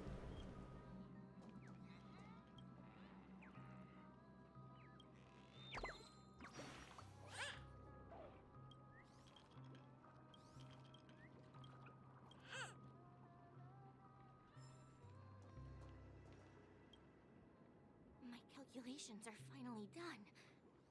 In another 10 system hours, the above dream will swallow the dream below. My hypothesis was correct. This place will cease to exist as the dream devours everything. Ooh, that's scary. Who are you all, and why haven't you left yet? This place is about to disappear.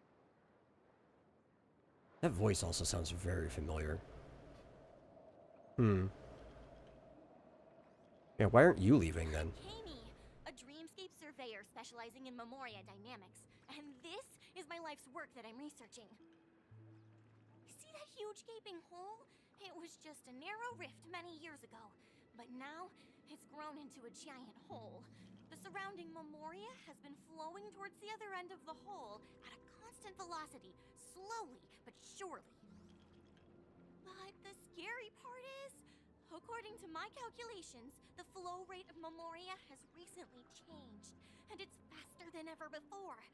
It's almost as if something is sucking it in from the other side.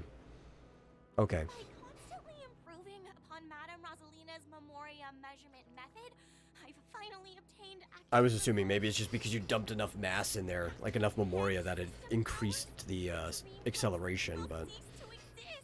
Yeah, something being on the other side could do it too. Everything will crumble and disintegrate. The dreams on that side of the void will fuse into one. What does that even mean? Please don't worry. This sort of thing has happened many times before. Miss Kami isn't a bad person. She's just a bit lost in her own world. She'll probably realize she's wrong soon enough. You don't say. There was something else that piqued my interest. Who is Madame Rosalina? Oh, do you know her too? Or are you also a fan of Memoria Dynamics? We're very interested in Madame Rosalina's achievements. Could you tell us a little more about them? Why, of course! She's an excellent scholar of Memoria Dynamics, and the first person to apply Memoria rate measurement methodology on interstellar travelers. Regrettably, due to the presence of the Garden of Recollection, ordinary people don't pay much attention to the nature of Memoria. She departed this world without much fame, leaving only a few thin journals behind. I came to Penacony to learn more about my idol, and went to great lengths to seek out Dreamflux Reef, all because this is her final resting place. Prodigies always meet their demise prematurely. If only Madame Rosalina had more time, she would have discovered a way to reverse the flow of Memoria. Would she now? I felt it. The source is in the golden hour. There is a certain anomalous presence stirring the currents of the memory zone. I must uncover more concrete proof. I must convince everyone. Does the name Madame Rosalina sound familiar to you? No, I do not remember this at all. But apparently my character might. I'm just gonna guess the first one. That's right. It seems like she did a great deal of research and calculations in Dreamflux Reef before abruptly passing away. Well, at least we found out about one of the nameless. I hear Madame Rosalina passed away during the prison war. We could pass that information on to Pom Pom later. Penacony of today. It's people building homes in the memory zone. I bet she'd be really happy. Perhaps.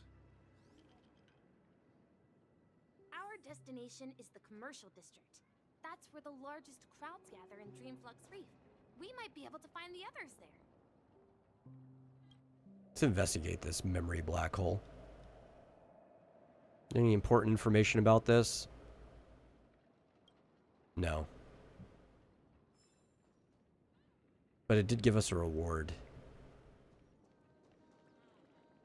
It seems like we're getting stickers, but we're not getting the pop-ups for them. Probably because the part of the book that the sticker goes into hasn't been activated yet.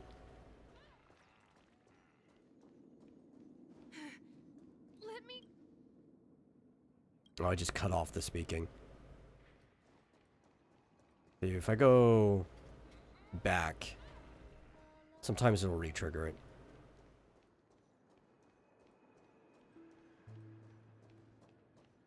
No. There's a ghost! Don't come near me! Oh my. It's just March. I'm human and so are you. Can you get a grip? Mr. Yang and Mr. Trailblazer, I've been waiting... Mr. Trailblazer? Since when do you call me Mr.? I bumped into a member of the family on the way here. He was so scared and I just wanted to calm him down. But... Let me go! Let me go! I've only done good in my life. Is this actually March? Peace after death. Well, this is how it turned out. Because, like, somebody similar to Sampo Sparkle might call me Mr. Trailblazer. I've never heard March call us Mr. before.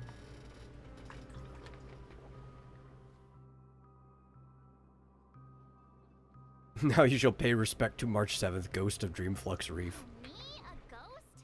Don't make me hit you. It might have just been a weird writing choice on their part. Dead. Although, when I first fell in, I also thought the same. Dear guest, this is not the afterlife. This is Dreamflux Reef. That's right. Did you hear that? Repeat after me. Dreamflux Reef. You're talking to someone invisible. If I'm not dead, what am I? I shouldn't have pushed So this is one of the people who was accidentally taken by Sleepy. Curiosity kills the Papeshi. What's wrong with sleeping in dreams? Asking! You'll alert the monsters. All the dead are right here. All of them. You're not talking about the memory zone meme, are you? Don't say that name. It's all your fault. They're coming. Yay, combat!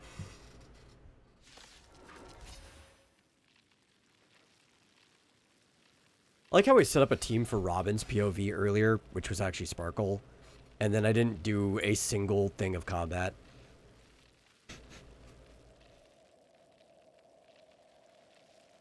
Like, I wasted my time trying to figure out something to do.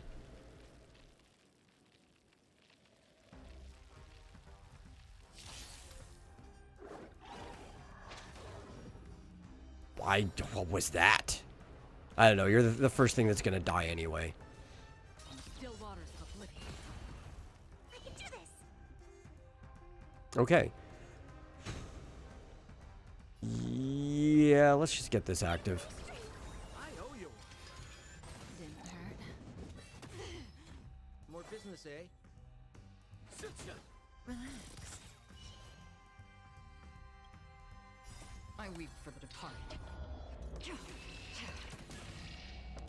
There's like a weird ghost thing that possessed it. The second I hit it, it just went into break.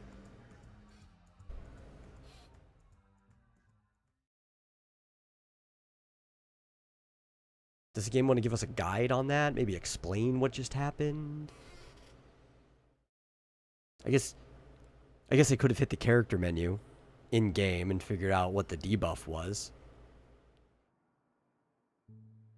Maybe I'll do that next time if it's not explained between now and then. He passed out. His intense negative emotions attracted the nearby memory zone memes. I see. But why aren't the other people around here scared? This is probably their everyday. Unlike in the Sweet Dream, people here don't see memory zone memes as dangerous monsters. And even if they pose a threat, people can easily escape by forcing a wake-up call. But we can't just leave this man here. Can we take him somewhere safe? We can ask Jessie for help. I've gotten to know many locals while waiting for you guys. I met her too. Everyone here is living a self-sufficient life. I don't know how to describe it, but this place feels like the real dreamscape. It is. That's what they told us before we came here.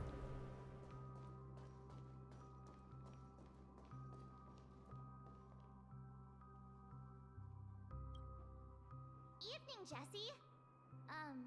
Is it evening? Welcome, Miss March. Who might these be? These two are my friends. As for the man lying on the ground, he's a scaredy cat who fainted from fright.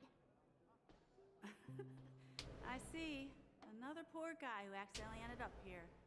I'll take care of him. There have been a lot of new faces lately. Things must be tough in the beautiful dream. The few remaining havens of freedom in Asdana will soon face trouble. Asdana? Do such things often happen here? What's Asdana? Not really, but they're Has that becoming name more been said frequent before? now. Guess it's one of the signs of the Sweet Dreams collapse. This man has had quite the shock. Could you help me find a Halovian lady, March? Her songs can heal mental wounds. A Halovian lady? That must be Robin. She is Mhm. also here in Dreamflux Reef. Huh? Robin? But I thought she... Oh, right. If Firefly is here safe and sound, then it means Robin must be okay too. Well, they came here the same way we did. Take us to her to find out what happened. Like, you could even say, if I'm here safe and sound, Robin must be. You were with her earlier, right? We met some stowaways in the residential area. Most of them came from neighboring star systems. I heard that places like Dreamflux Reef are scattered throughout the memory zone of Asdana, like islands in the ocean. They existed before the family arrived. I also heard that when Dreamflux Reef took shape, it was the center of all dreamscapes in Penacony. So we're in the center right now. It's no wonder there are so many similarities between this place and the Sweet Dream. Himeko must be gathering information. Let's hurry up and get going.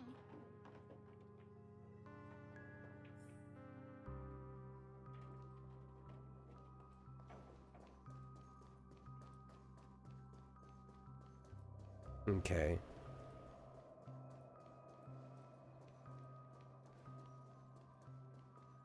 This is where we split up. She can't be too far away. Yeah, I see her right there. While we're talking, I'm gonna stretch, because it's been like 2 hours. I never imagined you'd gather the remaining details here. To borrow Gallagher's catchphrase, what an unpredictable twist of fate. Oh, hey, that's Mika? Here they are. Ah, perfect timing. Now that everyone's here, I'd like to introduce everyone to Micah, who's Micah. in charge of the Land of the Exiles. I've heard that name a couple These are times. my companions. It's a pleasure to meet the Nameless. He's got a cool design. I've been keeping an eye on you since He doesn't look like playable character design. He just seems like important NPC. Flux Reef hadn't been isolated from the 12 But I wouldn't mind if a character like that was like a 4-star. Please, allow me to formally introduce myself. I'm Micah. The Gravekeeper. That's a cool name. Gravekeeper? Life in Dreamflux Reef is pretty liberating. Everyone here mostly keeps to themselves, without meddling in others' affairs. My daily task involves cleaning a few tombstones. You're too modest, Micah. When lost dream chasers stumble upon this place, you're the one who takes care of them, guiding them back to the sweet dream, or showing them how to survive the wild dream chaos. So, guardian of sorts. Were you talking to me, Mr. Yang? Mm-hmm. On that note, Mr. Mika, which tombstones are you referring So he says Mika, he says Micah. across in the graveyard when we arrived? They're actually just symbolic. That's probably a direction issue between everybody recording in different spaces. I have a feeling you might find something of interest there. There's a few characters in the name that say other people's names in different ways. Important guest joining you. An important guest? Like, people will jump back and forth between saying Himeko, which is probably how you should say her name, or saying Himiko. Oh. I hear a bird? Yes.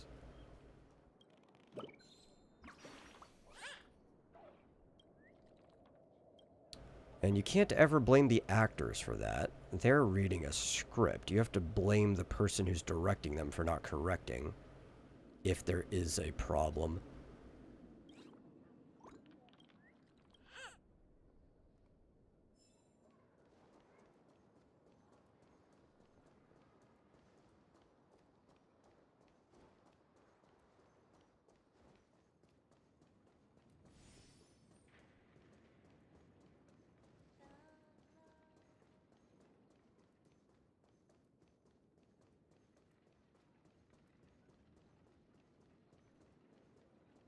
This place sure is winding. There she is. It really is her! Miss Robin!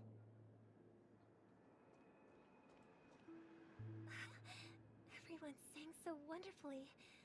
It's not often that I tried this music style, but I've gained some valuable insights from it. Oh, I can't thank you enough, Robin. Well, these kids have made incredible progress in only a few days. It was nothing, Grace. I merely taught them how to sing. It was you who brought hope into their lives. Life must be quite difficult for them in reality, I imagine. That's right.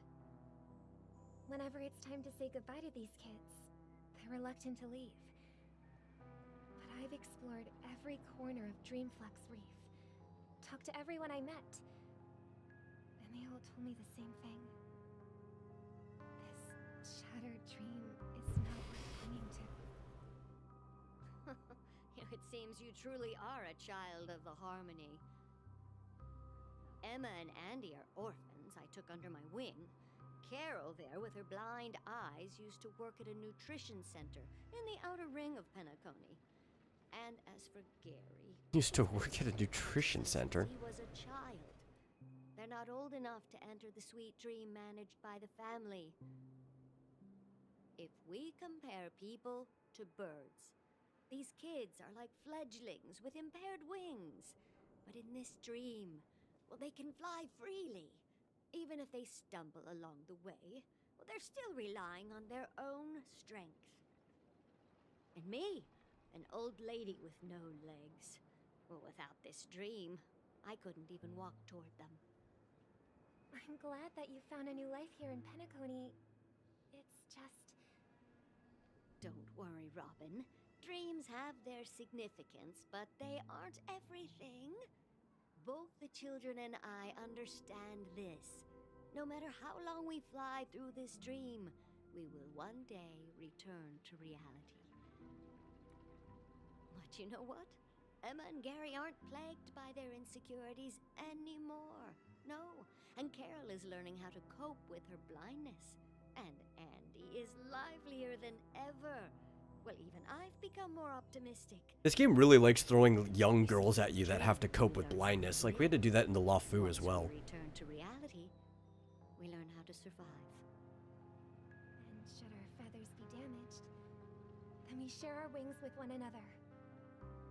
There's no need to covet an illusory sky in dreams, because we have the right and the ability to fly towards a broader horizon.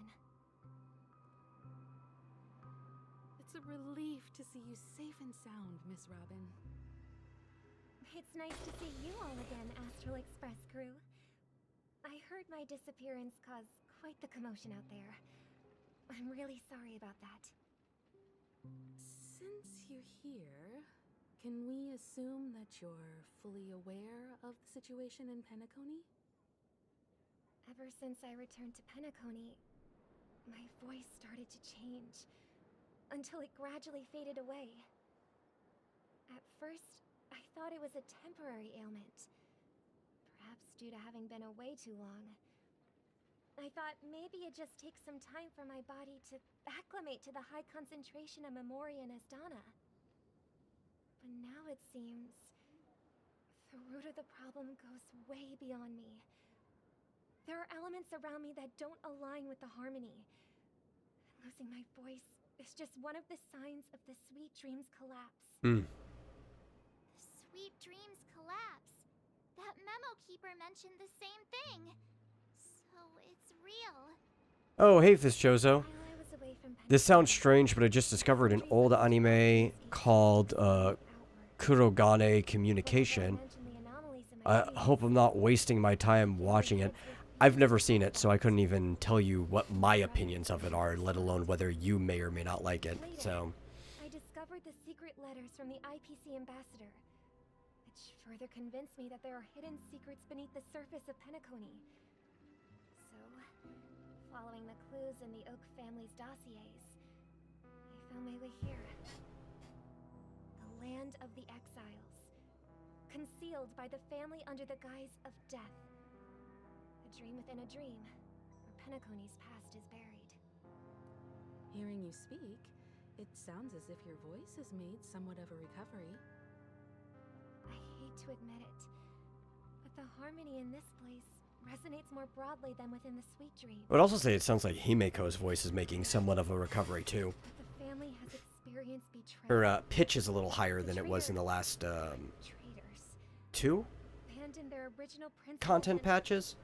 using the name of Harmony, exploited people's weaknesses to turn Penacony into the planet of festivities, trapping everyone in the illusion of the Sweet Dream. not the strong defending the weak, but rather the strong exploiting the weak. A world without equality won't ever be favored by the harmony. And naturally, those voices blessed by them have lost the ability to sing. Could there be another force influencing the family's shift in philosophy, Miss Robin? Considering what happened with Acheron, it's difficult to conceive of another entity within the realm of the harmony capable of influencing everyone. Unless a power surpassing that of an emanator is involved. Surpassing an emanator. I heard about what happened to the Xianzhou Alliance. But as far as I'm aware, Isn't like the only thing surpassing an emanator the actual Eon that the emanator is of? I think so. I've been away too long and missed something. Regardless, I cannot accept my home is moving towards the very I mean, we could probably make some arguments that there are other beings in the Honkai universe that have that type of power. But on the level of an emanator, probably not an Eon. exactly it was who betrayed us all. Do you remember our arrangement, Mr. Oh, I'm not asking you particularly. You could treat it as a rhetorical question. Sometimes I'm even asking myself to see if I can remember. What you said, I just watched the first episode. It's about a future where all humans are dead except for the MC. Everyone else is a robot. I mean, I guess that's something. Interesting, I guess. Looks like a fledgling Charmony dove. But Charmony doves don't live here. So how did this little bird get here? Maybe its parents abandoned it? It looks weak and frail. Why don't we find something soft and make a nest for it? This place is too dangerous for a fledgling. Let's take it with us. We can put it on the wooden shelf in front of your window. Okay. A bird like that must have a beautiful singing voice. Hopefully it's on the inside of the window. Else it might fall off and to its death. Family head to build a cage for it. A cage? But then it won't have the freedom to fly, right? Let's see. What is it that has captured the attention? He doesn't know this is old enough. Then you want it to fall. That's how they learn to fly. To the point that they've forgotten how to enjoy their dessert. Oh, poor little thing. Doesn't look like it's doing well. Do you want to rescue it? Marsupial just texted me asking if I want to do a bunch of zero stamina co-ops. Maybe I should let him know I'm currently streaming Star Rail, which he'd be able to easily tell by looking at Twitter or the Discord. They should be flying free in the sky. That's quite the romantic idea. And what about you, a young scholar? Do you agree with your sister? I think she's right. But if we leave it out in the wild, it won't survive for more than a few days at best. Ah, I see. It seems our little scholar is still a bit unsure. Well, let me tell you youngsters a story. So apparently the anime was made in the late 90s. Alright. Can fly through the air. There's a lot of, The friction caused by I wouldn't even say bizarre, interesting, peculiar sci-fi stuff that was made in the late 90s, particularly. Anywhere between the mid to late 90s. We've seen this spectacle so many times that we think it's Maybe even the early, just throughout the whole 90s. Yeah, there's some stuff in the early too. Their radiant display is the result of countless struggles. 90s was a good time for peculiar sci-fi. Their ancestors were too weak to survive on the ground. So, to escape predators, they started seeking new opportunities in the air. After countless attempts by many generations, one of them finally figured out how to fly. It soared into the sky and never looked back at the ground again. So, you mean birds aren't born to fly, but they find a way to do it through their determination? No, birds are born to fly. That's an idealistic way of putting it. They have all the biomechanical structures in them that they will need to fly. It just needs to develop first, and then they have to kind of figure it out instinctually as they're dropped. Birds are meant to fly because they've never seen those birds crashing to their death. I'm talking about a very long history of adaptation specifically to fly without even having to think about it. For now, I'll keep it in a cage until it can take care of itself because this little Charmony dove never learns to fly in the end. There we go. I mean, if there are fledglings in this world that can never I should be back then. It says, I don't think birds know much by instincts. They have to learn a lot, just like mammals. They know a lot by instincts, but even mammals know a lot by instinct, too. That'd be like saying we weren't born to walk, but we've been walking for many, many, many, many generations. Do we have to rediscover how to walk? Yes, but it is mostly instinct. It's just developmental. Huh? Need a hand? I'm still alive? Yeah. Happy about that. Where is Robin? Similarly, talking at this point is instinct. It is the mimetic nature of language where we have to learn what words mean. Don't worry, your sister is here, safe and sound. She's probably walking around the streets now.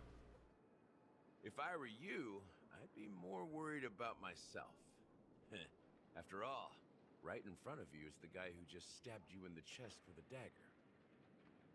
If you wanted to kill me, you wouldn't give me the chance to speak.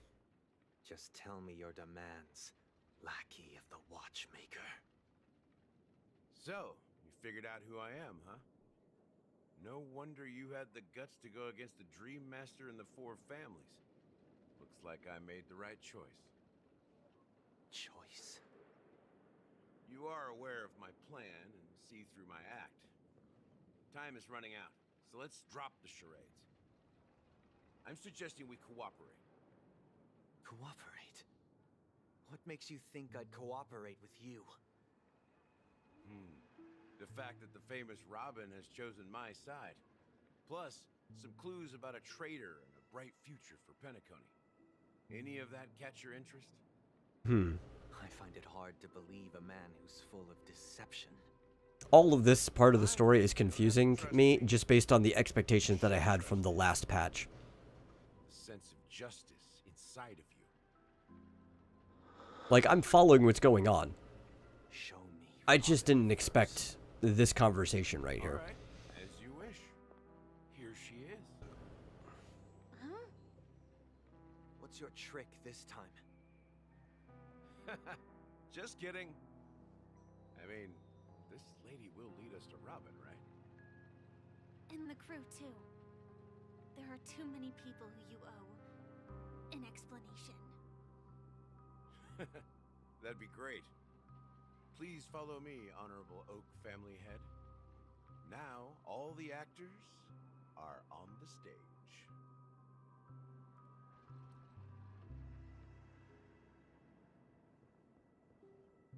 This is the monument I mentioned earlier. The names inscribed on it should be familiar to all of you. Rosalina and Tiernan.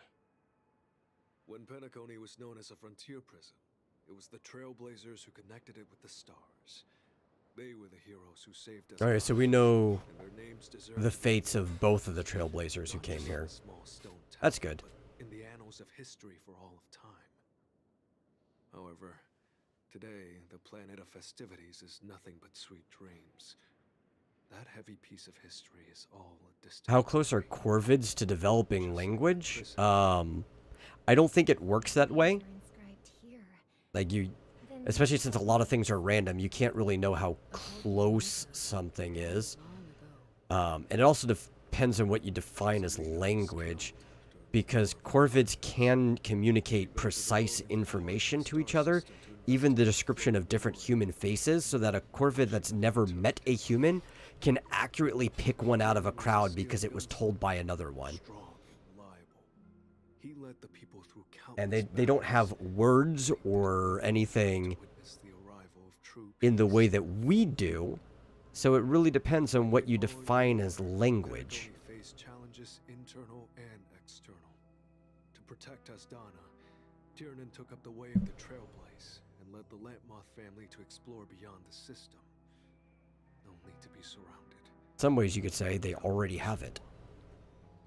They can also mimic human language pretty well, and they're pretty good at actually knowing what the words mean. Like, they can have pretty versed vocabulary, and they can assign words to things. So, like, you could teach a bird that the word apple means the thing apple. Well, specifically those type of birds, because Corvids are smarter than most. Parrots also have about the same IQ. Obviously, there's a lot of really stupid birds that you couldn't do that to. Probably the vast majority of birds. Everyone from the Astral Express.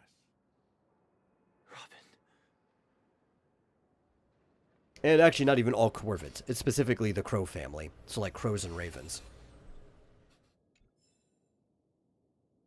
And, what are the other ones? Jackdaws and rooks. Those are the four. And the other ones are so small that maybe they don't have the brain capacity the larger crows and ravens do. You need to ask other people about things? The atmosphere sure is livened up with all these people in here. I brought Gallagher here. It's time to face the truth. Seems like it.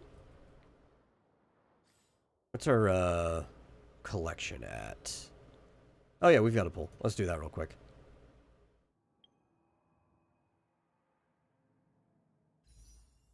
Warp, warp, warp. So why haven't Corvids and Parrots developed a society yet? Language is what makes humans so powerful.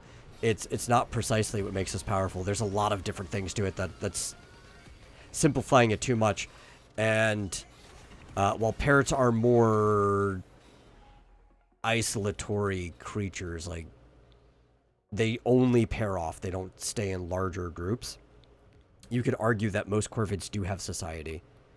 They isolate off into smaller families, but they travel in large flocks, which is an extended family that they stay with pretty much their entire lives, with occasionally males leaving one flock to go to the other, just for diversity, like genetic diversity. And for better possible breeding chances. But Corvids do have society. They have absolutely no need to have a complex society like we do, which is probably why they've been smarter than us longer and we pass them up. It's just what drives a creature. And if you don't have the need for something, it doesn't develop, since everything's random chance. And things that increase your chance of breeding again, having more children, are the stuff that get passed on. Right? Crows also have tool use. They can create tools. They can break branches and bend them at angles so they can hook things, and a lot of different things that you would associate with human society. But they've also never invented fire, which is a very important thing. The ability to convert energy into something usable is part of what makes our form of society. You're right, Mr. Yang. It is indeed time to come clean. They really don't have a need to invent fire either. Siblings already know what they need to, and they've made their choice. But you, Nameless, arrived a bit late. So it's only fair that I answer your questions. Before we begin, let me reintroduce myself. I'm the founder of Dreamflux Reef, the deputy of the Watchmaker, and the one who sent out that invitation. As Gallagher, the history fictionologist, I humbly extend my greetings to you all. If you're trying to figure it out, you're probably just thinking and looking in the wrong places as to why elephants and crows haven't discovered fire yet. Because they obviously know what it is, but they don't need to know how to make it. Except for the part about the family accepting me back. I double-checked with Mike, and everything he said about the family... Evolution is what works, what makes you fittest for your environment. Thank you for your understanding. Now let's get down to business. I'm sure you're all wondering why I went through You could even argue that humans didn't have a necessity to it. It was an accidental chain of events that led us to having the capacity of creating fire. And it worked out in our benefit. The people who learned how to do that and manipulate it were the ones who bred more than the ones who didn't. But how is that possible? Penacony is a free-flowing interstellar. That's how all things No signs of end up happening. whatsoever. And you can say that's mimetic, sure. But the desire, like the personality traits centered around it, are inheritable from their parents. So the human societies that formed around fire would have just outbred the ones that didn't. Let's see.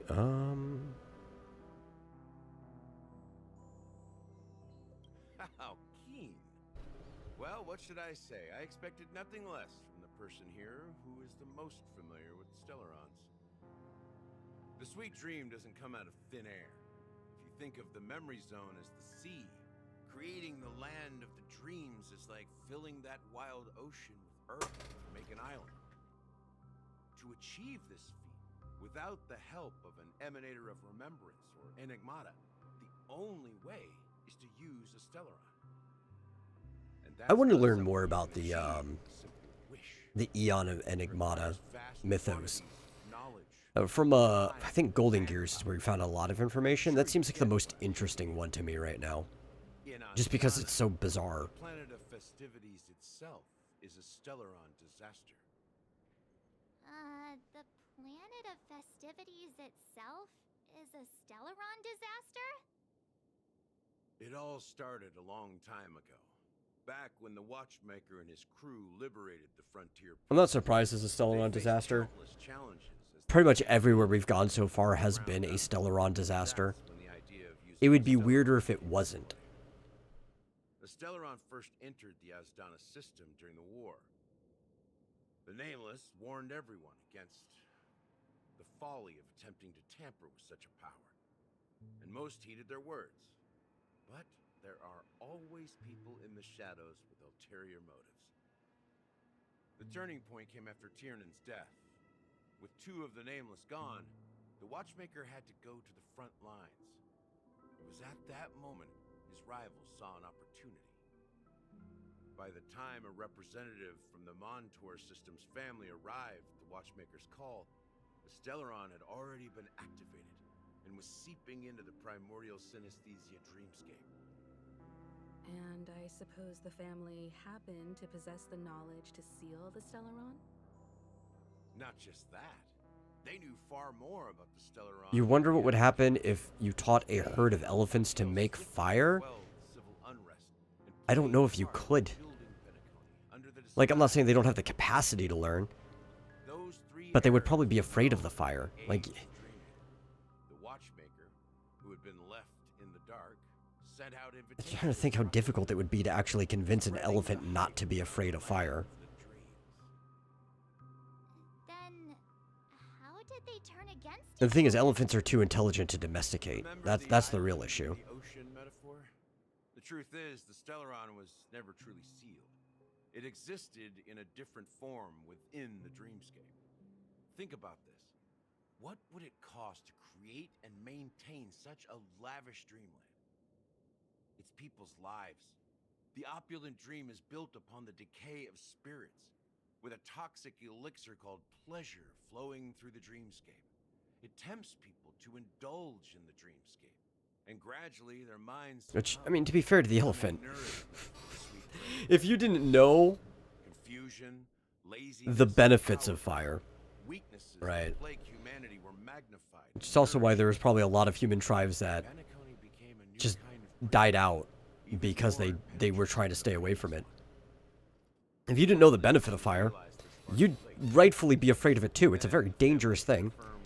Usually in nature, the only time you see fires are forest fires or some type of brush fire that naturally occurs because it was just too dry and the heat sparked something, or lightning struck or whatever. It's like, instinctually, you should associate fire with danger. You see, regular people can't fall asleep again while they are inside the dreamscape. So this is the true meaning of the impossible. You sent out invitations in the Watchmaker's name to find forces capable of resolving the Stellaron disaster and draw them into Penacony to uncover the truth. It's not just that. Above all, I wanted to see what happens when the major factions engage in a struggle for the legacy. Since this is the Watchmaker's first announcement in decades, the traitor within the family is bound to reveal themselves. So, the legacy is just a facade. If you want to consider the Stellaron as the legacy, I'm totally fine with that. If that's the case... I also don't know why you want to necessarily push these other creatures into the directions that humans are in. Family's control, and as the head of the Oak family, I'm sure he holds all the answers. It's a very weird desire.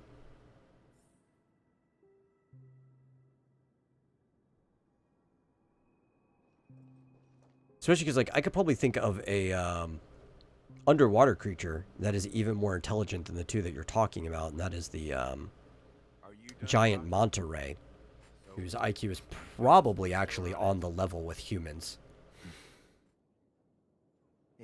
who also have fairly complex social structures.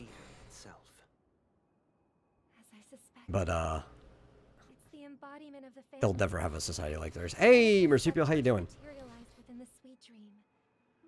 That's what turned Penacony into its current state. As for the person who employed We're currently in a dream within a dream. Mr. Gopherwood, Or I guess the true dream. Dream Master. Well, that was easier than I thought. Did you conduct your own investigation already? Correct. When I was trying to track down the person who murdered my sister, apart from you, Gopherwood was my second suspect. I'm also starting to wonder if Sunday here is even the actual bad guy. Confronting me first turned out to be Even though the rest of the clues still kind of line up with him. If he does still turn out to be the boss, I'm assuming the Dream Master probably takes over him. Moreover, Mr. Gopherwood has been kind to my sister and me. And I didn't want it all to end like this. What do you mean by that? To be honest, my brother and I are also... So you only just figured out you could sell all these useless weapon parts in Ever Crisis? I didn't know you could do that either. I'll have to go do that later for the ones that I'm never going to use. Mr. Gopherwood recognized our potential and brought us to Penacony. But I can't just stand by and watch Mr. Gopherwood become an enemy of the Harmony. I won't use my voice to support an evil cause. I won't step on that stage and sing, no matter who the traitor is, or what orders they give me. I won't let the Charmony Festival become an event that destroys Harmony itself, or the paradise in our dreams. Indeed. For the paradise in our dreams. As the head of the Oak family, I'm responsible for Get medals you can trade for weapon upgrade material. Oh, that would be so nice. Yeah, I need to do that. I will head into the sweet dream and confront the Dream Master. And if it turns out that the family has truly strayed from the Harmony, I'll fight alongside you. We'll put the Charmony Festival on hold and make sure Mr. Gopherwood pays for his blood debt. What a name, Mr. The enemies Gopherwood. we're about to face aren't like this old dog here, who can barely even bark. Since our interests are aligned, why don't we team up? Maybe, just maybe, we'll have a shot at success. We have always been following in the footsteps of our nameless predecessors, and there's no reason to stop now. Man, I'm starting to get hungry again. Because I think it's been... Let me think, when did I eat? I think I actually took a picture. Because I was going to share it and I forgot to, so I could look at the time of when I took a picture of my pizza. Because I'm a weirdo who takes pictures of his food. Rest assured, sitting on the sidelines isn't in our nature. Mr. Sunday, Miss Robin, I'm willing to accompany you. This picture was taken at 7:14. So it's been... Negotiations. And could make all the difference if things get ugly. Thank you, Mr. Yang. Yeah, 5 hours since I ate. The Charmony Festival is about to start, and time is against us. I should see if there's some leftover pizza that I can nuke in like, you know, for like less than a minute or something. Let's gather over here. We still need to make some preparations.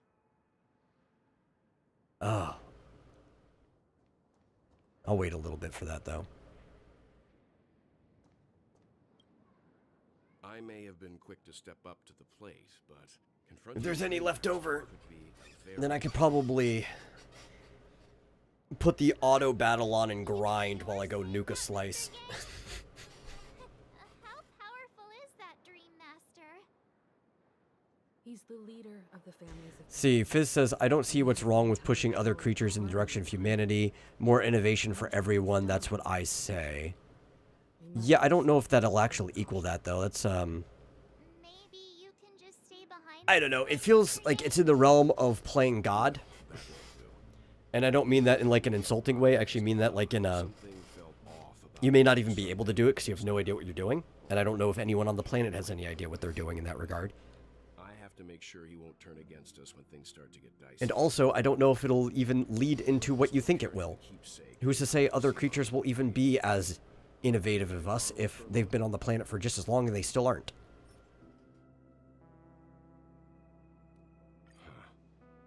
See. So what Noah made his arc with Gopherwood? Yes. Yes, it was. I'm also working on upgrading 3 of every materia to level 10. I need to do that too. I need to do that. Use it to track your location or contact you when needed. I'm finally having access to some of the other things in that game that I've been missing, so I can start upgrading everything past where they were. Is he still alive? And what does he have to do with our mission to confront the Dream? Though I've been playing this and Genshin more in between working, so it's not like I've progressed that much in Ever Crisis. I did finally get Arlecchino, though, in Genshin, so I've been having a lot of fun with that. Go south and the family show their true colors by going after the Stellaron. I'll use this transmitter to send a message to the IPC. It'll be just the opportunity. I got the Maritime sword on Cloud, and like, I don't remember it looking like this in the original game. It looked more like just a big T. But it's more bladed anchor shape. Has like a Keyblade look to it. And given the fact that Nomura is somebody who did a lot of the designs, I'm not surprised that some of these redesigned Buster Swords have more of like a Keyblade-esque look to them. If anything goes wrong, don't worry about me. Just make sure to seal the Stellaron. Spoken like a true hero. Even if the Dream Master is innocent. I hope Welt doesn't die. I like Welt. He's pretty old, though. He's lived a pretty long life. I think he's probably, like, what, in his 80s?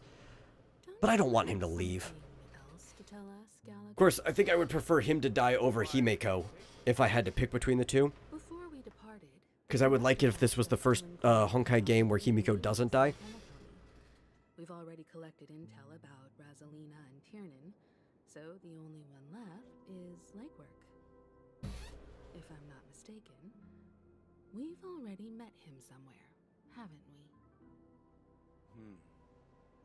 It's not enough to say meet, but the answer is pretty obvious. After all, I've hinted at it in quite an evident way. I've been watching over you you ever since I received the reply from the Astral Express. And I've seen the great effort you all put into linking different realms together across the cosmos. And now, after getting this far all in one piece, you have truly proven yourselves. Miss Himiko, were you the one who repaired the Express and got it sailing through the cosmos again? Yes. And you two, young Nameless, you have very interesting life stories and extraordinary skills. For as interesting as this character's life story is, we've only been doing everything. It's got to be less than a month, or at most a month at this time. For me, it feels like a week. So, yeah, Galactic Baseballer Supremacy. It's been a very, very jam-packed month. See, Fitzchosen says, when I was a teenager, still might do this if I get the money, I thought of buying an island to dump smart creatures to watch them try to compete with each other in survival. Okay. If you ever manage to do that, have fun. Traveling in a great circle, ending up back where he started. On his deathbed, he told me to find the Astral Express and deliver an invitation to the future Nameless. He left behind a special gift, a true legacy. Something that belongs only to the successors of the Trailblaze. Come with me. Now is the time to reveal it.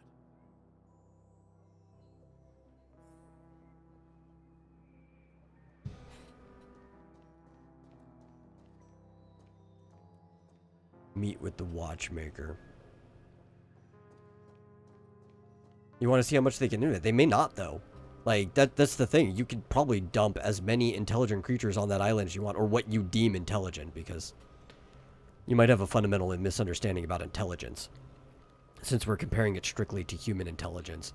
There's a lot of creatures that are like more intelligent than us in different ways. Like a lot of hive creatures who spread their intelligence across the hive. Bees can teach each other how to do things. They may not innovate at all. These are, especially because they're animals that are already not innovating. Like, there might be a chance that something randomly happens, but you might just be wasting your money and time on something that you just fundamentally misunderstand. Yeah, I'm gonna go check to see if there are pizza left. But before I do that, let me find something to grind. What do we need to grind? Cavern of Corrosion. Was there a new one that came out? No, we're still in the old stuff. I do kind of need this set.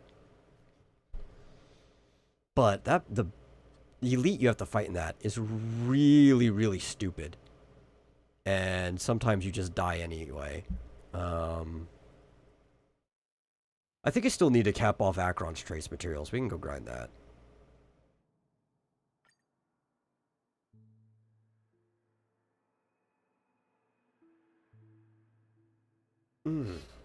Because even once I leave, I won't be gone that long. It's only going to take 30 seconds to a minute. Once I put something in the microwave.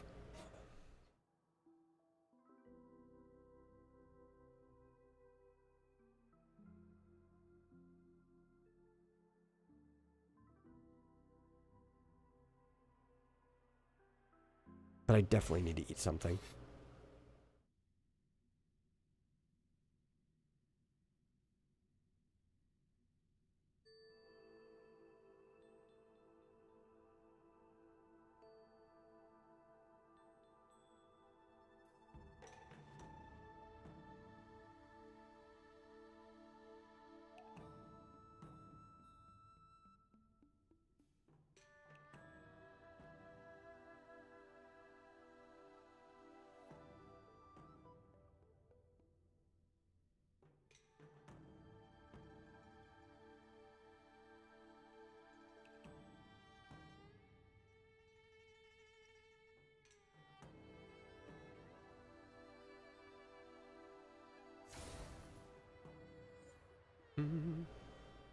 Another thing you have to keep in mind, too, is it takes generations for things to change within species. Depending what species you were to drop on them. You may not even see a remote change within your lifetime. Okay, I think... Oh yeah, we've got this cool... This is a cool new feature they added to the game. Where you can actually see all of your lineups here. Like a quick lineup menu. Instead of having to tab through everything.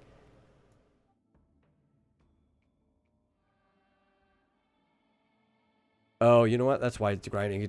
I reversed the order so that I can pull in a substitute, which I'm going to. I'm going to pull in mine because it's stronger.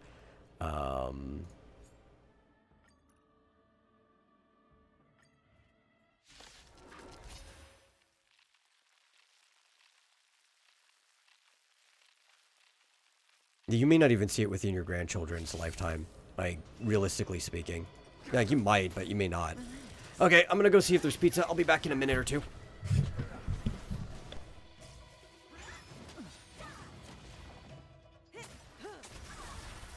Time to say bye. Boom. To betray my customers, I charge extra. I weep for the departed. It too shall fall.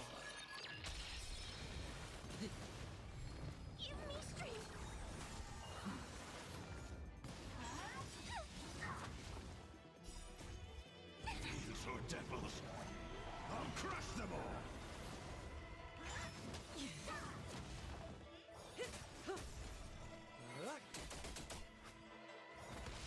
Stand still. Time to say bye. Boom.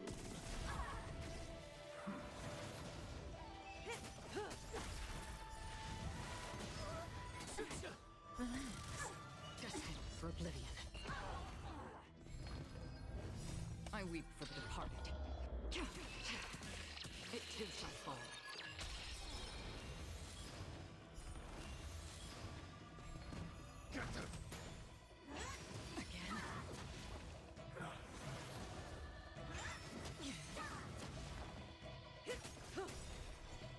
Time to say bye. Boom. To betray my customers, I charge extra. Still waters of oblivion.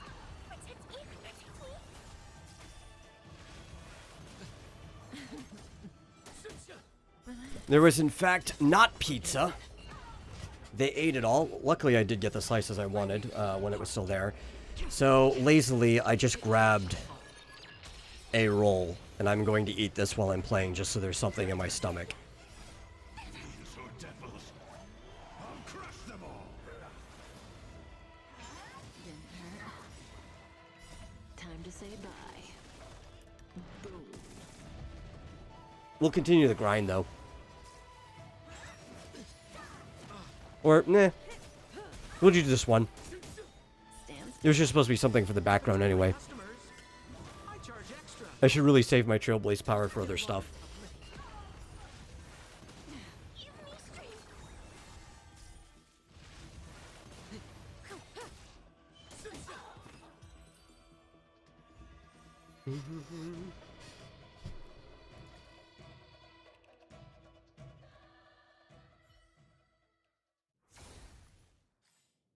Okay.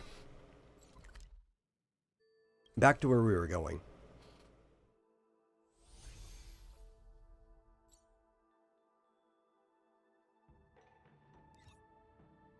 We've unlocked a lot of locations here now.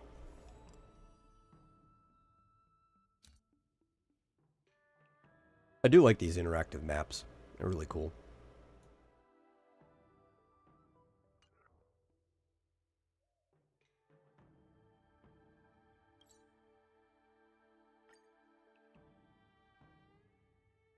Time Split Square. I like that name because it's reminiscent of Times Square.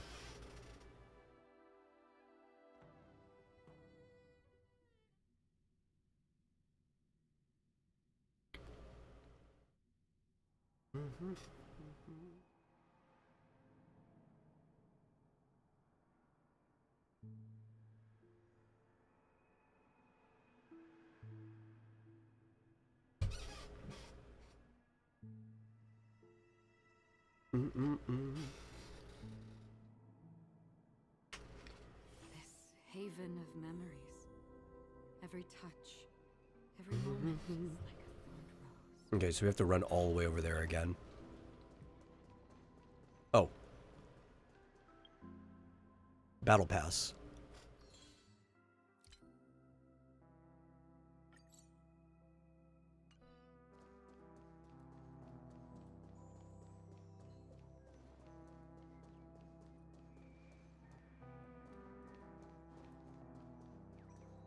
I heard you, birdie.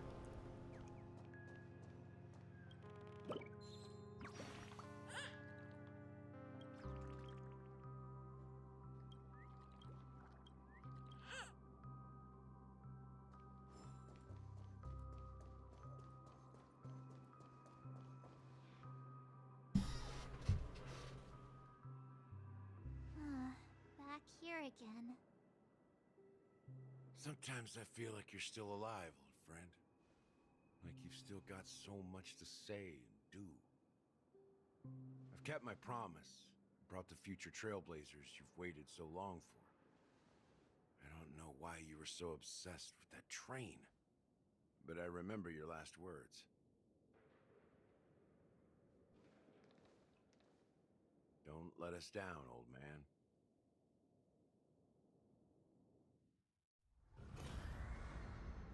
Oh.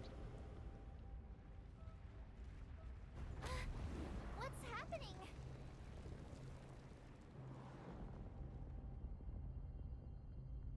That's, completely unexpected. The world is shifting on us.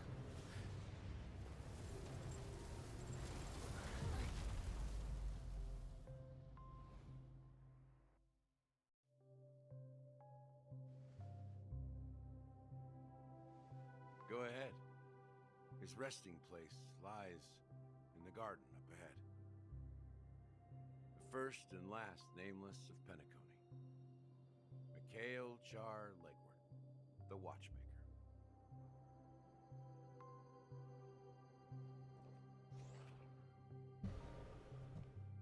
Oh, there's stairs.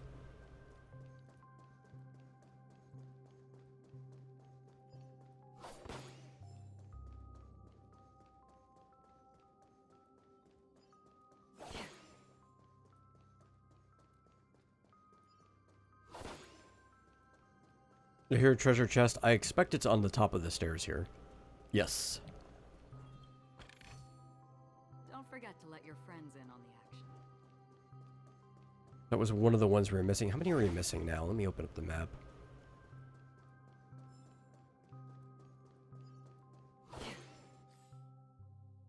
We're missing 5. Okay. They might all be up here. Maybe. Well, no. I think this area is still undetermined. So there might be one in there for all I know. In that little blank space. I don't know why this is giving me, like, Ghostbusters vibes walking up here. Like when they go to confront the god before the traveler takes the form of the Stay Puft or Marshmallow Man. Stay puffed.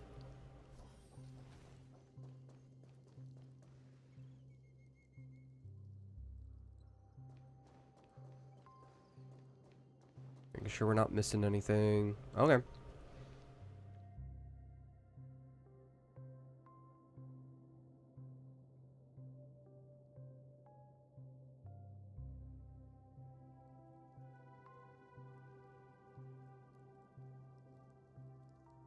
I think this is when we're gonna get the Trailblazers' next form. Sure enough, the Watchmaker is the third nameless. Even I could guess that one. The legacy he left behind was a dream bubble. I believe inside that bubble, there's something that holds meaning only for the nameless. After all, when I checked its contents, I found nothing inside. Maybe some Trailblaze runes? Even more mysterious than me. Well, let's have a look.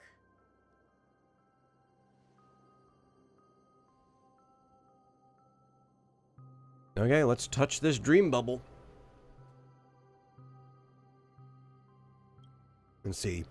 You press your hands against the dream bubble, and the thick, vicious memoria converges under strain. Then stretches outward from your fingertips, as if weaving a delicate web. It gently cradles your palm. A chill travels from your fingertips, carrying with it a myriad of vibrant and intertwined memories, as experience would suggest. But this time, you see nothing at all. Let's try number 2. Try to focus and capture memories. The dream bubble is clearly extraordinary. Perhaps the approach was wrong, you think. Holding your breath and closing your eyes, with one knee on the ground, you press your forehead against the film coated in memoria. Yet, before you, there remains an abyss of darkness. No crimson sun descending upon snow-capped mountains, no gentle laughter, no twinkling stars, no echoes of swords clashing, and most of all, no traces of trailblaze. There is nothing, and nothing is there. Indubitably, this is but an empty dream bubble. Wait, what's going on? Seriously? There's nothing inside this dream bubble?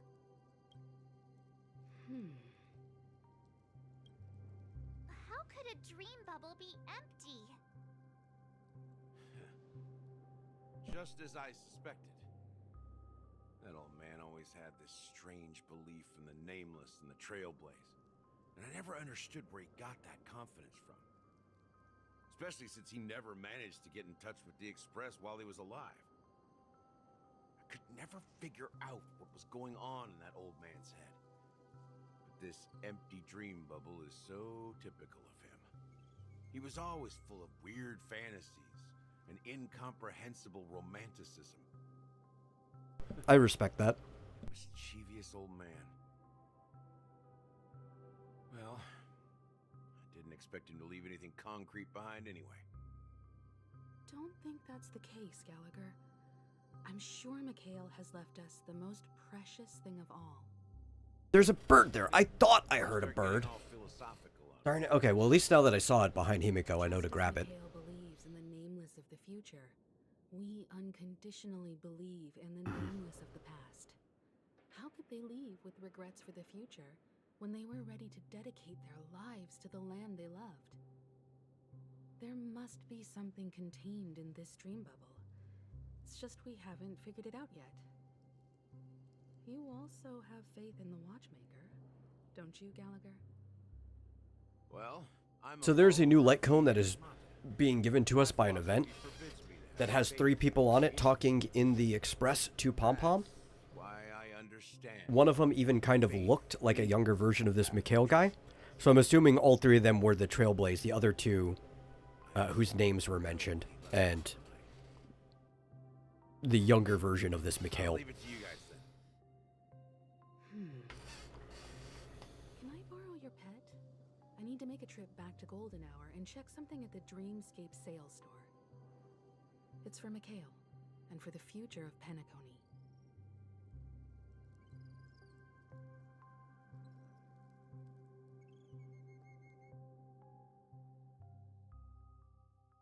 Now we're switching to Boot Hill's POV. Back to that rascal.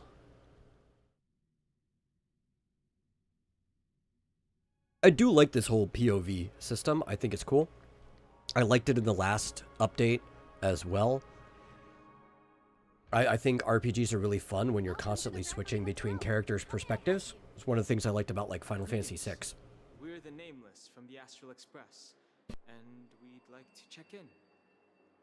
The Astral Express? But I thought... Yes, my companion's already checked in. My name is Dan Hum, and I believe my personal information is recorded in your system. I see, but your companion said you wouldn't be coming due to a change of plans. Now the plans have changed again. And you are... Me? I'm Pom Pom. A new nameless. You are 100% not Pom Pom. He's my fellow trailblazer.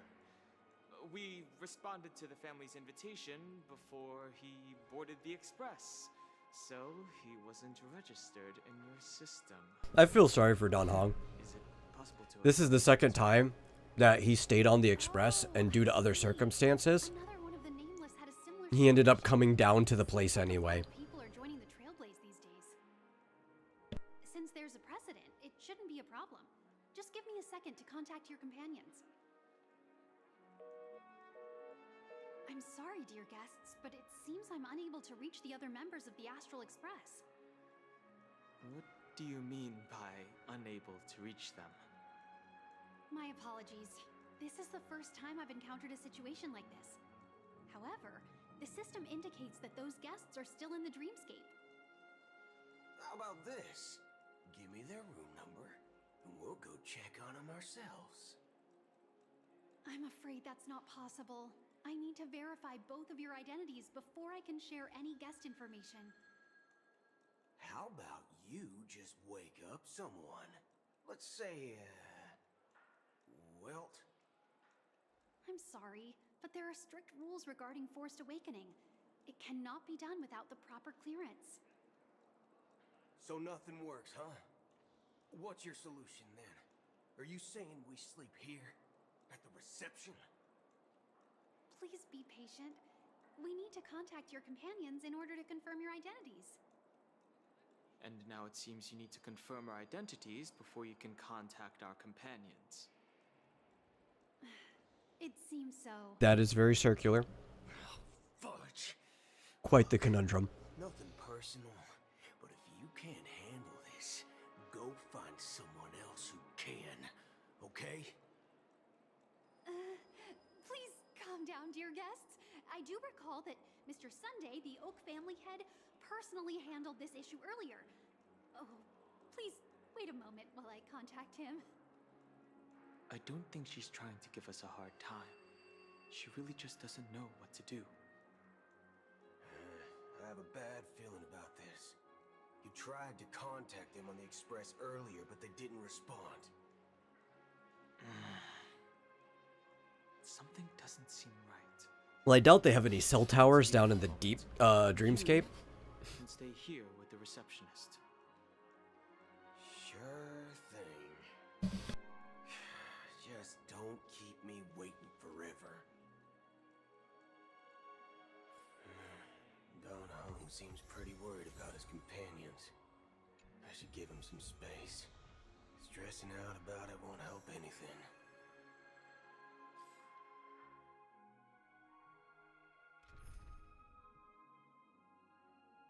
So,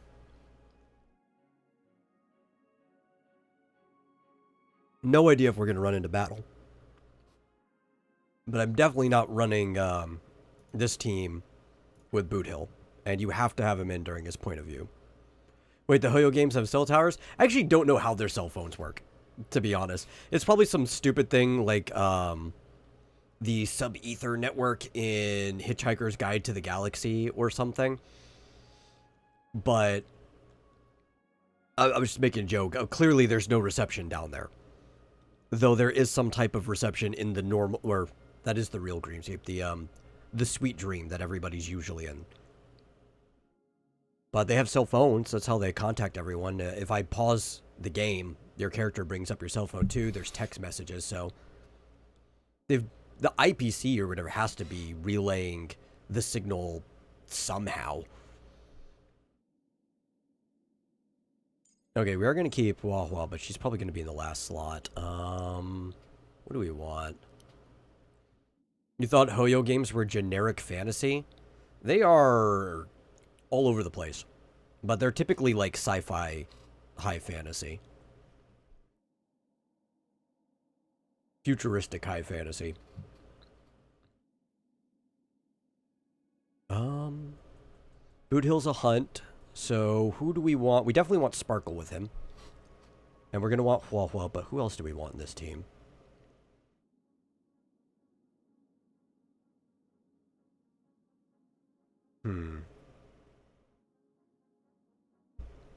I would double Harmony him, but I don't have enough Harmony built. That's the problem. I got nothing on this account built. Especially because, like, Hanya would be probably really good on him. But you wouldn't want to run Hanya and Sparkle in the same team anyway. So I'm guessing he just ends up with a 1v1.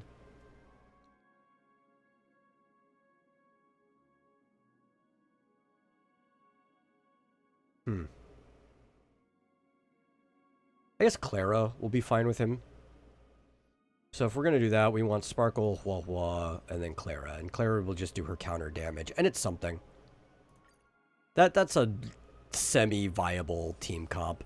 Not that we're probably going to get into any battles up here outside of the Dreamscape.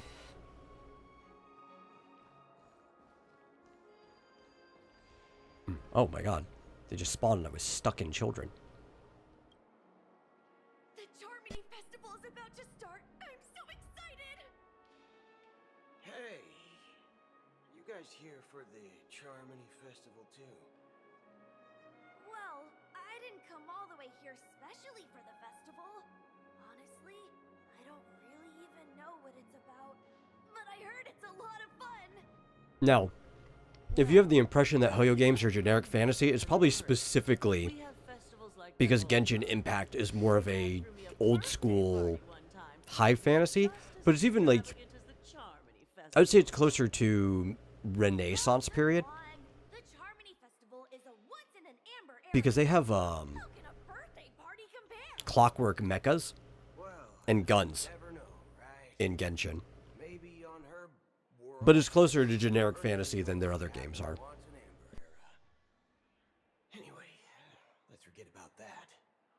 Have you heard about the unsettling things happening in the Dreamscape? Unsettling things? What could possibly go wrong? It better not ruin the Charmony Festival. I've been looking forward to it. Relax.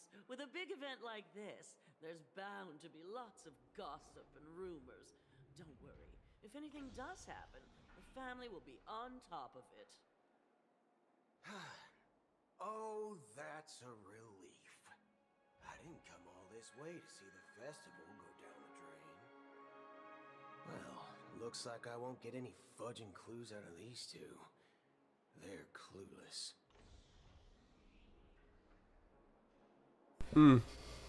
That was good. I like that. That he said fudging. That was great. Especially trying to like lean into that southerner speak. I don't know if they have to censor themselves. I don't really hear people swearing in this game, but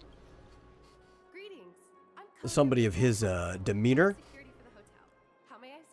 would definitely self-censor with fudging. Generally don't like fantasy. My favorite fantasy anime is Full Metal Alchemist. Yeah, which is about World War II era. Full Metal Alchemist is a great one. It's definitely up there in like list of greatest. Might even be willing to say it's the greatest shonen, since that's what its genre is. Wait, you haven't heard? I'm not sure where you heard those rumors, but they're completely baseless. I can assure you, as a representative of the Bloodhound family, that everything is going smoothly for the Charmony Festival. At present, all of the families are focused on making sure the festival starts on time. Even the Dream Master himself has arrived.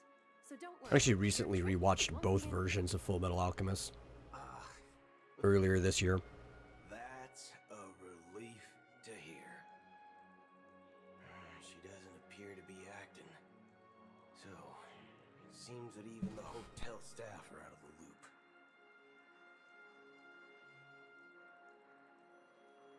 Back already? Hasn't she returned yet? Nope. I'm starting to wonder. Sending her to contact Sunday was a good idea. Your second favorite is Made in Abyss, which is like 1900s. Seem to know anything about what's happening in Alright. the dreamscape and wherever we go. Surprisingly, I would have assumed that was your first because of how often you bring it up. Definitely not a good sign. I agree. This area Another in Star Rail, even though it obviously has access to the level of technology that anybody does, since they're an inter-astral location, get tourism from all over, thematically, it's the Roaring 20s. A single member of the Oak family on such an important day. Which is one of my favorite periods, as far as an aesthetic goes. Definitely top 5 favorite aesthetic periods. We shouldn't linger here too long. Let's go back to the Express for now. Not so fast. Have you ever robbed VIPC, bro? If you run away now, everyone will be chasing after you. Are you suggesting we sit here and do nothing? I wouldn't say do nothing, but let's stay put for now. Even if the family has ulterior motives, they couldn't have anticipated us showing up here. We're the surprise factor for them. They don't want to attract unwanted attention from certain outsiders, so they won't do anything reckless. See, the IPC lackeys are keeping a close eye on this hotel. If I were a family member, I'd find an official excuse and keep the surprise factors here. If we just wait here, that would be like walking into their trap. But it's not a trap if you know it's a trap. To walk into their trap. I gave a backup plan to the memo keeper. If you know it's a trap, you can turn it around on them. She'll order a drink for me in the VIP lounge at the hotel. In reality, A secret signal. that's right. Oh, a concrete object can indeed help the memo keeper establish a connection with you. But Boot Hill, if you have more backup plans in the future, I hope you'll let me know in advance. I'm sorry, but it's one of my quirks. I have too many unreliable friends. And if I reveal that I have backup plans, things can go awry. And that would leave all backup plans completely useless. How do we get into the VIP lounge? This is where my street smarts come into play.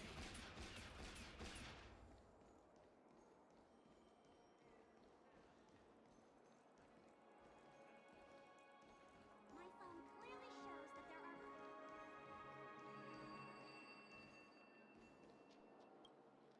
there are... Let's see.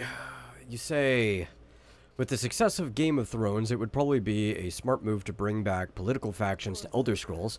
Todd probably isn't going to do that, though, because he hates consequences. Honestly, I don't even know if the success of Game of Thrones has any bearing on what people would expect or want from Elder Scrolls. I don't even think there's a huge overlap in the audiences.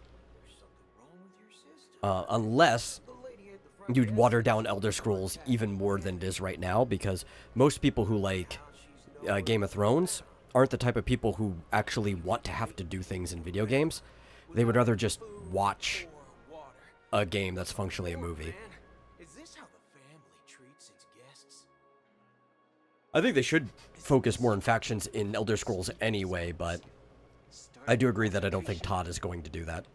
It's called standing up for your rights. He definitely prefers the casual audience over the older audience that the series had. While we try to contact Mr. Sunday, I'll arrange 2 premium seats in the VIP lounge so you can rest there while you wait. See? Just like that. Just don't call yourself nameless next time. Wow, this bar is something else. Certainly worthy of the planet of festivity. Oh, that's right. I got a achievement. It was probably just a story completion one. Yep, rail onto the stars. Commune with the watchmaker. What's that leave us at? Oh, that's another pull. Let's go. Gamba, gamba, gamba. Warp.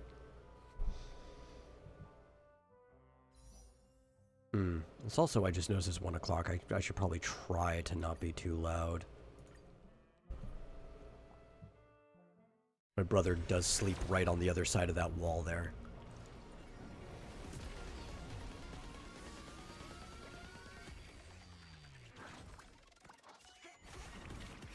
Trash.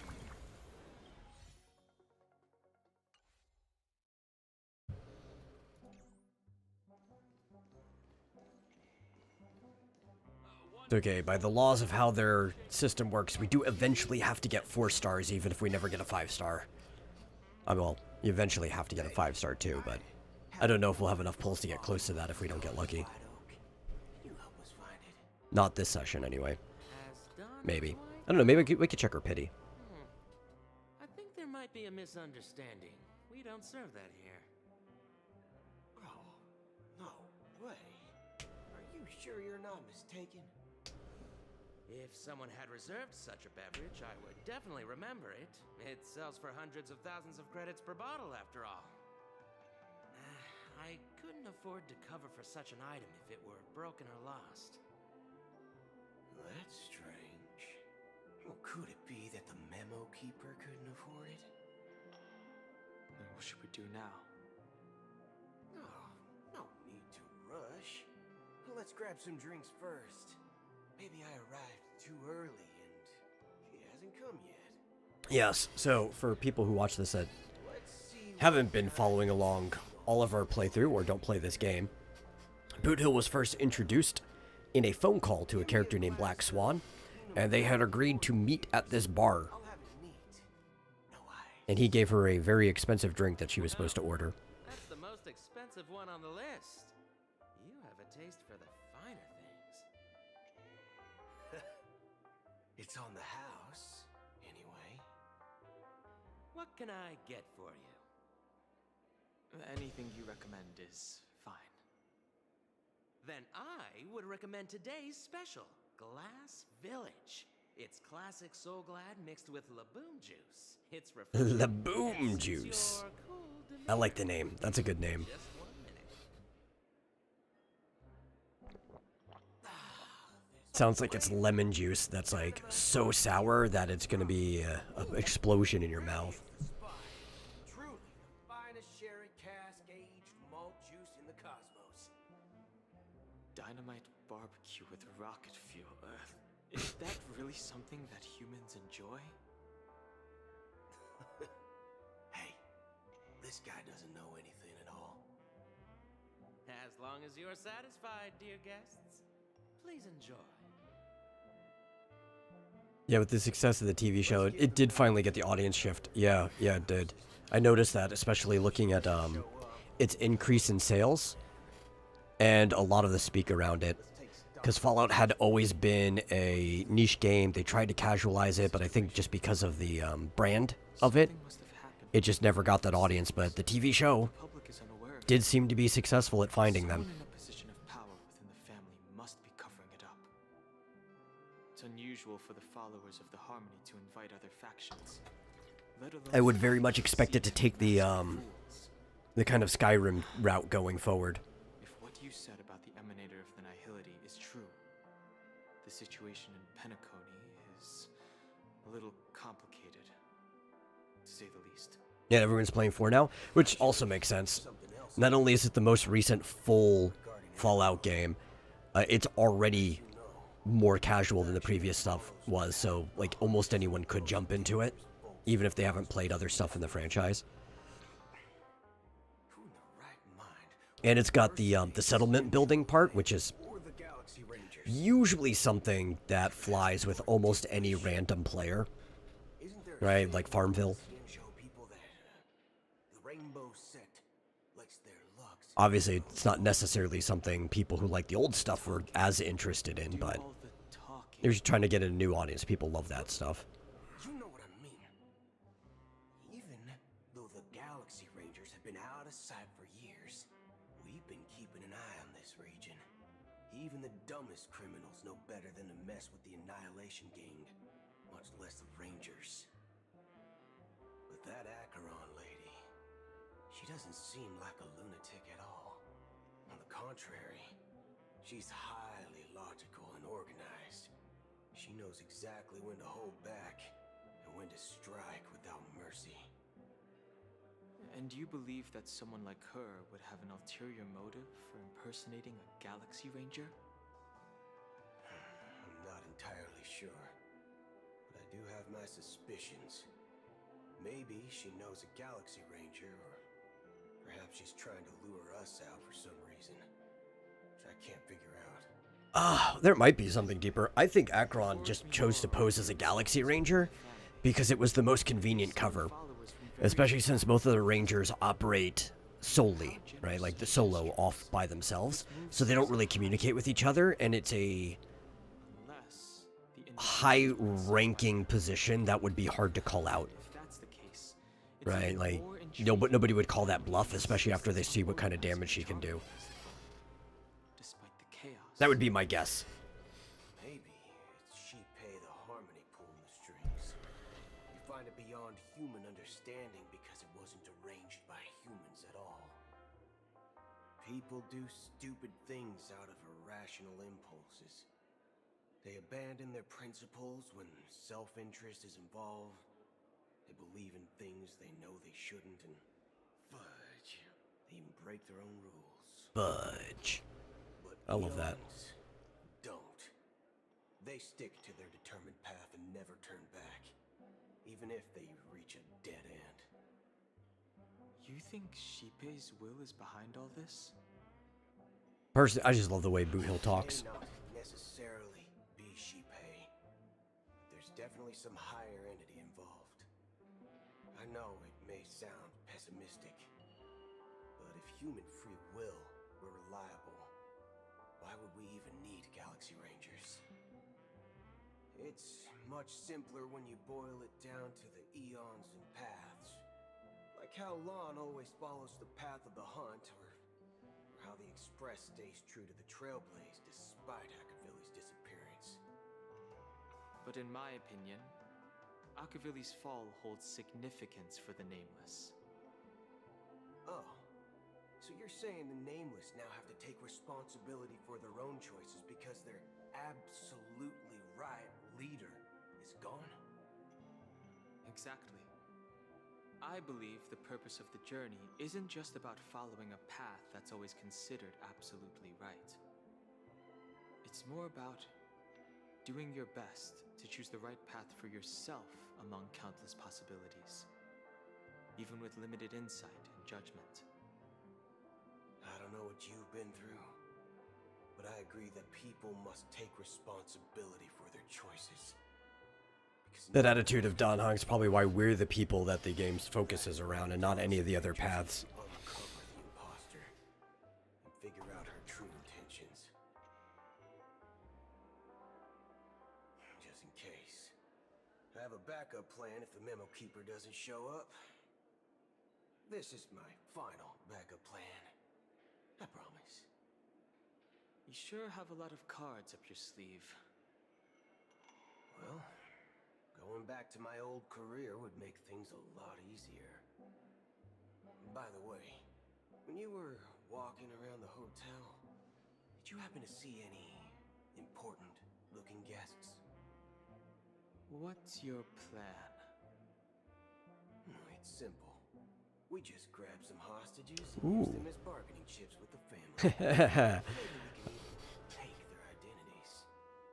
I like the idea of him trying to turn this into a hostage negotiation situation. That could be fun. Wait, are you getting scared? Draw your weapon. Let's make a big scene. Are you leaving, esteemed guests? Would you like to cancel that as Donna's White Oak you just ordered? Huh? As Donna's White Oak. But didn't you just say... Ha ha. Looks like you are a bit intoxicated, esteemed guests. You ordered a bottle of Asdana's White Oak just a moment ago. Looks like your memo keeper friend has finally arrived. She changed the bartender's memory. Right. Sorry, my memory's not the best. You know, too many modifications and all. Anyway, let me check. Well, fork me. It says Donna's White Oak, all right. And there's a note. I'll be waiting for you on the Astral Express. No mistake. That's her message. All right, back to the train. She knew the hotel wasn't safe, so she suggested we find another place. Well, looks like we took a detour, but now it's back to the Astral Express. So, what are we waiting for? Let's go. I guess Don Hong gets his way. He's been trying to get back to the Astral Express since he was dragged into here. He didn't even want to leave the train. He went through so much at the last place that it's like, please, just let me sleep. Let me rest on the train for a little bit. You're back? Two guests just boarded saying they were looking for Boot Hill, so I told them to wait in the parlor car. Two? Oh, just Who would be with Black Swan? Two guests? Did she bring Akron with her? That could be a tense situation. Look, we welcome all passengers on the Astral Express, but sneaking in like that, you have no regard for etiquette. My apologies, conductor. It was an oversight on my part. I assumed you were already acquainted with the garden. Given Yeah, there's a messenger from the garden recollection is in that mirror there. Trust right now. You are the memo keeper. Pleased to meet you. Though I'm pretty sure the messenger erased everyone's memory about her except for the Trailblazer. And as for Boot Hill, this is our first face-to-face meeting. I hope you enjoyed that bottle of Astana's White Oak. You sure have a refined taste. Finally, Memo Keeper. Well, let's cut to the chase. Spill everything you know. That's precisely what I intend to do. But before that, please allow me to introduce myself. My name is Oh, Black yep, it was Swan, Akron that she brought and with her. I serve the Garden of Recollection as a memo keeper. The exact person Boot Hill was looking for. Story. I'm sure she knows it better than I do. Greetings. I'm Acheron. What? You Garden of Recollection shirtbag! You betrayed me! I apologize, but she did that at my request. Due to certain reasons, I have been exiled by the family. Thankfully, this memo keeper came to my aid and helped me escape their surveillance unnoticed. To be honest, it was more like stalking than helping. And the process was far from unnoticed. But we did escape. At least she admits to stalking. I asked her to guide me to a place beyond the family's reach and to contact a few trustworthy individuals, namely all of you. Trustworthy? Son of a nice lady. You think I'm dumb or something? How about this? I'll put a few bullet holes in your head and see what secrets spill out. How would someone even sell a single-player RPG based around factions? Is that even possible? Of course it's possible. People do it all the time. Answer all your questions, but not right now. I don't know if there's been one in a little bit, but, like, it's not uncommon. We don't have any other options. No other options. I mean, really, I guess depends on the setting, depends on the aesthetic, depends on mechanics as well, and what you're choosing to do. I kindly request an immediate warp jump out of the Astana star system. Like, I think it would actually probably be easier to make a, This passenger is requesting. kind of like Yakuza, right? Like some mafia-based game. in the modern day, but if you want to go further back, like, you could still do that with houses, clans, you know, just... I've briefly traveled with your companions and know their whereabouts, Don Ho. It wouldn't be that hard. You just have to actually make the game and learn to market it. They need our help. I don't even think it's something that people wouldn't want to play. There's just nobody making it at the current moment. I've been waiting for you. Galaxy Rangers are known for their elusive nature and limited contact with each other. So this was the only way I could reach out to you. Only by doing this can I find a true Galaxy Ranger and fulfill a long-standing promise. To return his relics to their rightful owner. Someone once told me that every rainfall is like a gift from the heavens, a sign of their mercy upon the world. Acheron. Be the tears of the gods, I don't think that's true. shed in response to Some the rainfalls are monsoons. Their constant pouring is a reminder that the gods haven't abandoned us yet. Something like Morrowind would never sell nowadays? No, that's definitely not even true. Something like Morrowind could. Now, a lot of the audience you'd be looking for are very picky on graphics, so that's a big thing, but... No, you could definitely sell something like Morrowind. I think it's more that game companies aren't interested in making a game like Morrowind. Especially because it's always going to have more of a niche appeal anyway, right? Like, most games are going to have a niche appeal. There's very few things that are just broad. So you have to learn how to market to that niche audience. Looks like the god you mentioned doesn't exist after all.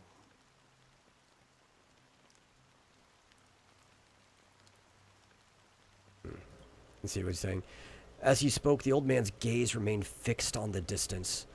Amidst the fine drizzle of black rain, countless shadowy hands emerged from the sea, shrouded in ethereal mist, reaching out towards the sky one by one. Well, let me share a story with you. Mortals who walk the paths are like sailors on a vast ocean, leaving behind a trail that creates countless ripples of possibilities. These ripples last And something you just have to think about with lifetimes of humans. larger companies in general, right? You could sell a niche game to even like 1 million people. It's not a problem if you can market it right, if you can convince them they want to buy it. But these larger companies aren't interested in only making 1 million sales. They think that's a failure if they've only sell a game to 1 million people. While, like, if you were an independent person and you made 1 million sales, you'd think that was the most amazing thing that ever happened in your life, right? And then there's some gradient in between depending on the size of the production team.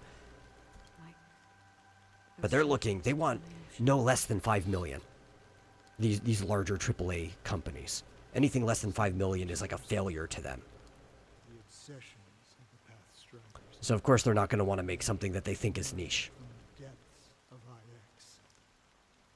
They want something they think will appeal to a broader audience so they can make that 5 million plus sales. They're really aiming for 10 or 20, but most of their games just aren't hitting that now. They emerge from the nihility and head toward it, leading purposeless lives. I wouldn't even say being lazy, why everything's just like Fortnite or Horizon. Now, the execution of some of that stuff is definitely incompetence. I'll say that, but I don't think it's because they're being lazy. I think it's they have a goal of the audience they're trying to market to that they're not necessarily successfully reaching, though Fortnite is. Fortnite is definitely reaching the audience it wants. That's one of the most successful games there is right now. This game right here that we're playing right now, Honkai Star Rail, very successful and is reaching the exact audience that it wants. And it's a very simplistic turn-based RPG that has some skill expression.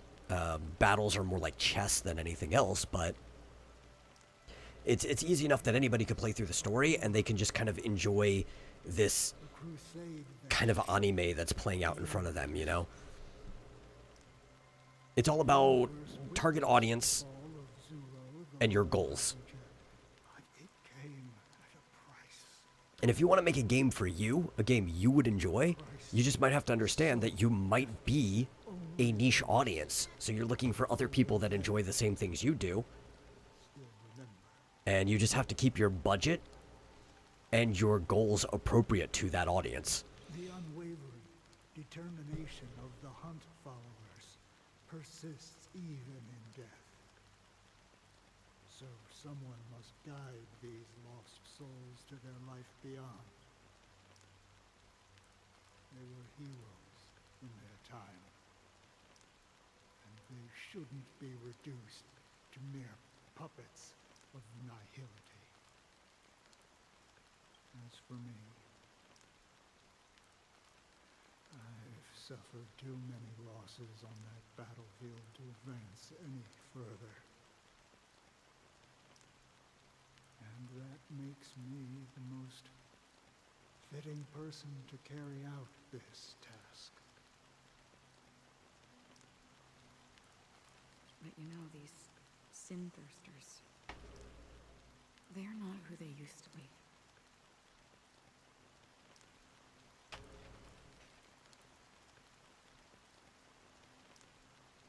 Does this seem pointless to you? I kind of like a lot of this stuff going on with Akron and getting to see what happened to her world. Because this is kind of like us getting to see what the bad ending of Honkai Impact 3rd would have been.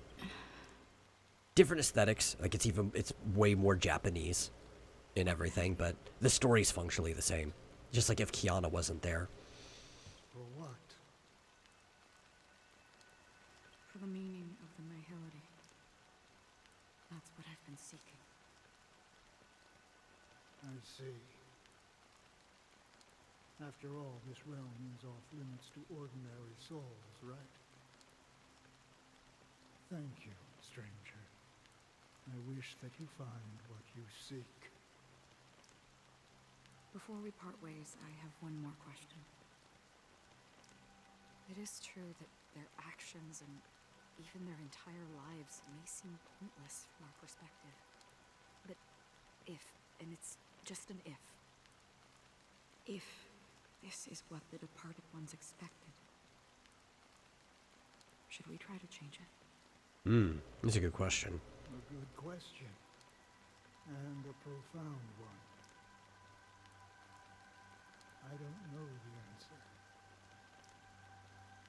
What I do know is that one day, I too will pass away. And when I bid farewell to this world, someone will stand at my grave and place a bouquet of flowers on it.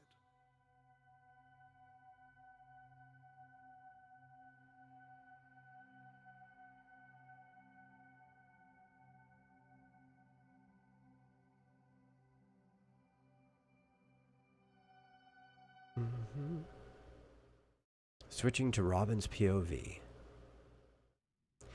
But are we actually going back to Robin, or are we going to Sparkle? Because we've seen Robin now. I would like to go back to her, but if we were running around with her... Well, no, she's with her brother, so maybe she's not with us. This could be actually Robin's POV.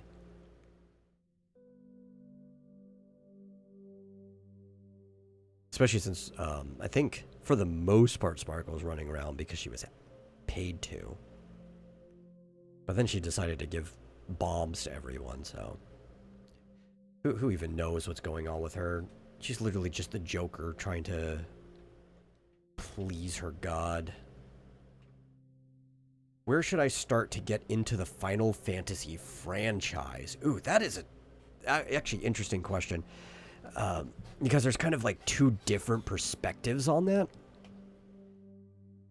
And it depends whether you want most of your experience to be uphill, or if you want to play the definitive game to know if you'll even be interested in the other games in the franchise. As I grew into adulthood, like, personally, I started with the beginning, but the first 3 Final Fantasy games are really rough for people that just aren't already into it.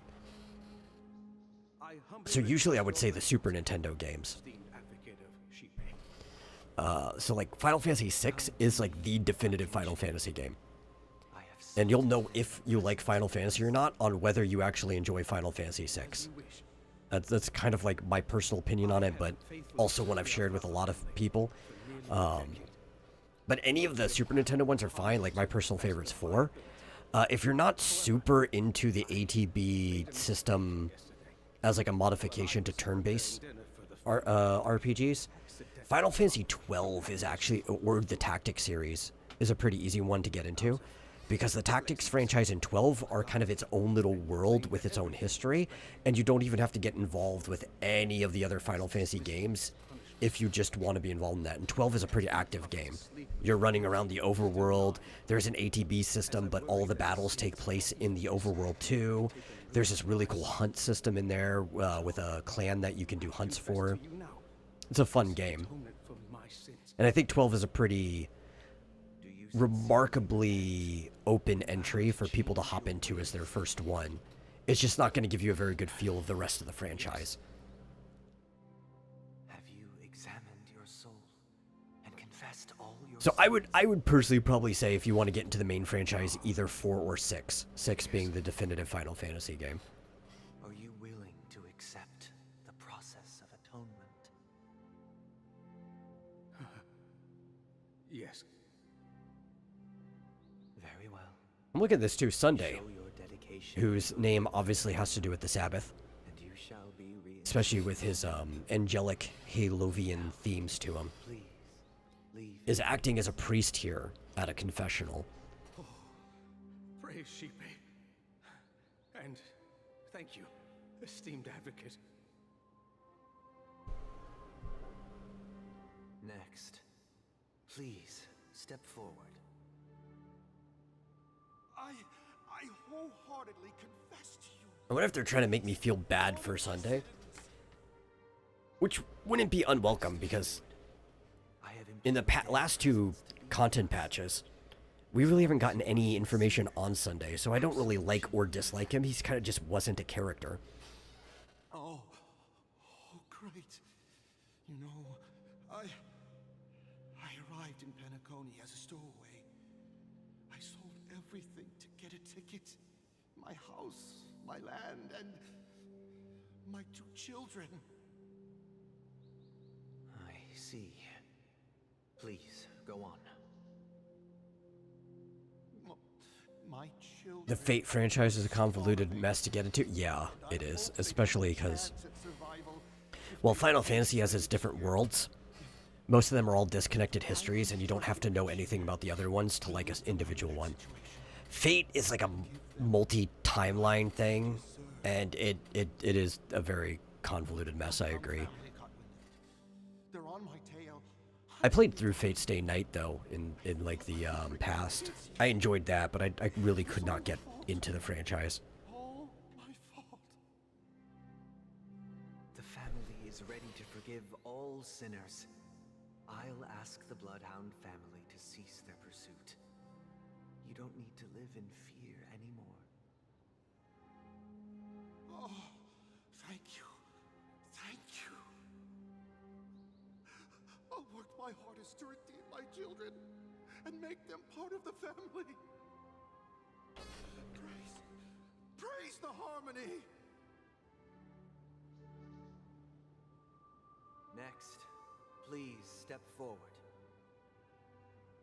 Hey, long time no see, Mr. Sunday. The most esteemed individual in Penacony. And the next... So this is a flashback to before he was the leader of the family. So I guess this is what he used to do, is he used to work as like a confessional priest. Priest of the Harmony. I have sinned. Please forgive me. I wasted half a pizza at breakfast and a bottle of Soul Glad. That is a sin. That's it. Nothing more. Can we wrap this up? I've got a robo-ball game to catch, you know? Do you seek to atone for your sins through good deeds? My sins? Starting to sound like a saint, huh? Well, let me tell you something. Neither the family nor you have the right to judge me. I'm gonna judge anybody who wasted half a pizza. Family is done? About the watchmaker? Huh? Don't kid yourself, Featherbrain. Those dream chasers might be fooled by your act, but don't fool yourself. Before you start spouting off your holy verses, answer me this. Where does the power of the Oak family come from? And your power? What makes you think you can sit there all high and mighty, looking down on everyone else? Well, I've spent enough time in confession today to enter the Harmony's paradise, right? Then I'll take my leave. Good luck with your election, and, don't make me regret my investments in you. Can't enter paradise. I'm wondering what they mean by that. Are they talking about, like, traditional church style, like, when you die you get to go to a paradise? Or do they actually mean the dream? Did you used to have to do confession to enter the dreamscape? The strong, when their power hides their crimes. I don't like them dropping this minor amount of information without explaining it. I would like a little bit more knowledge here. To survive. Should I be contracting the studio that made The purest souls, when even they get led astray. Enderall? I think is what it says. I don't to make a game. I don't know. I don't even know that game off the top of my head. That's a weird question to ask me. Do you even have enough money to contract a studio to make a game?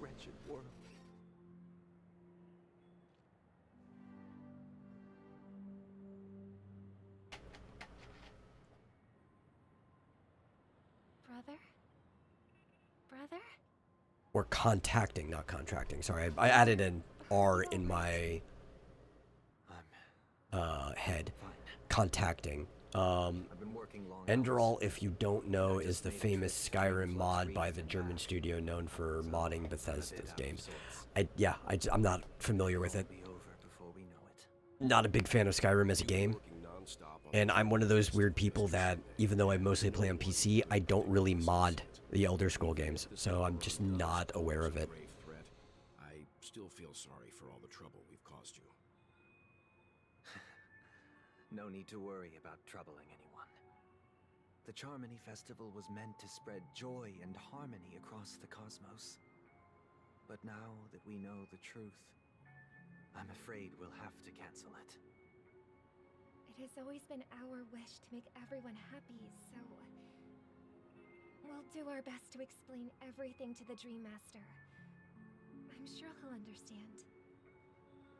Even if the negotiation does not go smoothly, I'll refuse to go on stage. Without the Chord Master, the Harmonious Choir would not arrive, and the Charmony Festival would be just a grand performance, and nothing more. Enderall is an RPG basically in its own world using the creation engine. Okay.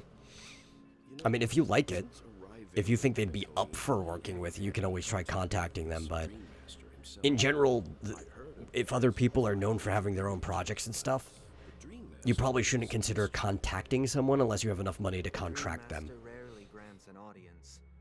Unless you have a really, really good proposal written up. He's agreed to meet us in person. But even if you do, you probably should have money set aside. Perhaps you'll be the first guest to meet the Dream Master in years. Or try to recruit your own team. If you can get some like really passionate, dedicated people, sure. But games take so much time to make that most people can't afford to just do a passion project for free. It's about time. We'll have to get ready for the meeting. I apologize for any inconvenience caused by the urgency. Don't worry. I'll be waiting here. Okay.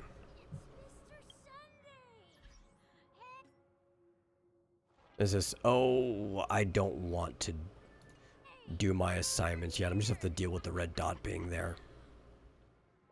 Looks like someone needs help. Let's go check it out. Let's see. Didn't I change my team before with Robin? Because I definitely don't want Sampo there. I think we were doing Kafka with Macron, right? I think that's what we were doing.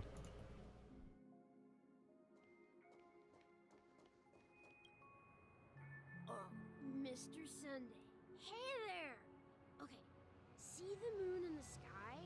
It's about the size of the cap on my Soul Glad bottle. Okay. If I just reached out my hand, I could grab the moon, couldn't I? Let me try to think. Is the bottle cap The moon? on a glass bottle, which would be smaller than my 2-liter? Yeah, I guess it's about the size of a thumb. Because usually, at least on our planet, the moon is about the size of your thumb at arm's distance in the sky, like visually. Or the thumbnail, not the thumb itself, just the nail. They told me not to sell everything I had just to come to Penacony. How short-sighted. So you never install Skyrim. If you have to mod a game to make it good, it's not worth playing. I didn't have a mod New Vegas or Morrowind. Yeah, that's usually my opinion too. Like, I played Skyrim once, like all the way through the main story, which means I'm obviously missing a lot of side stuff. And even trying to find what the main story was kind of convoluted to begin with. But that's also because I picked it up for $5 on a, I think a seasonal sale. And then I never reinstalled it ever again. Is this truly living? Huh? What did you say, young lady?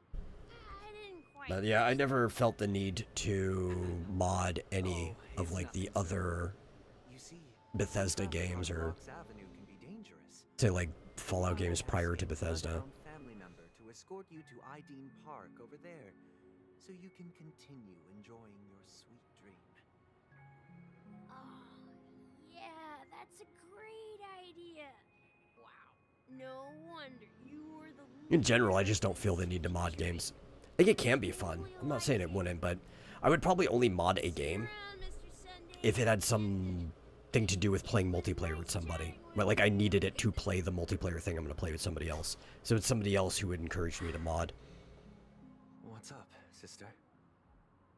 This is the land of the dream. For the most part, I kind of just want to experience what the dev had in mind when they make their game.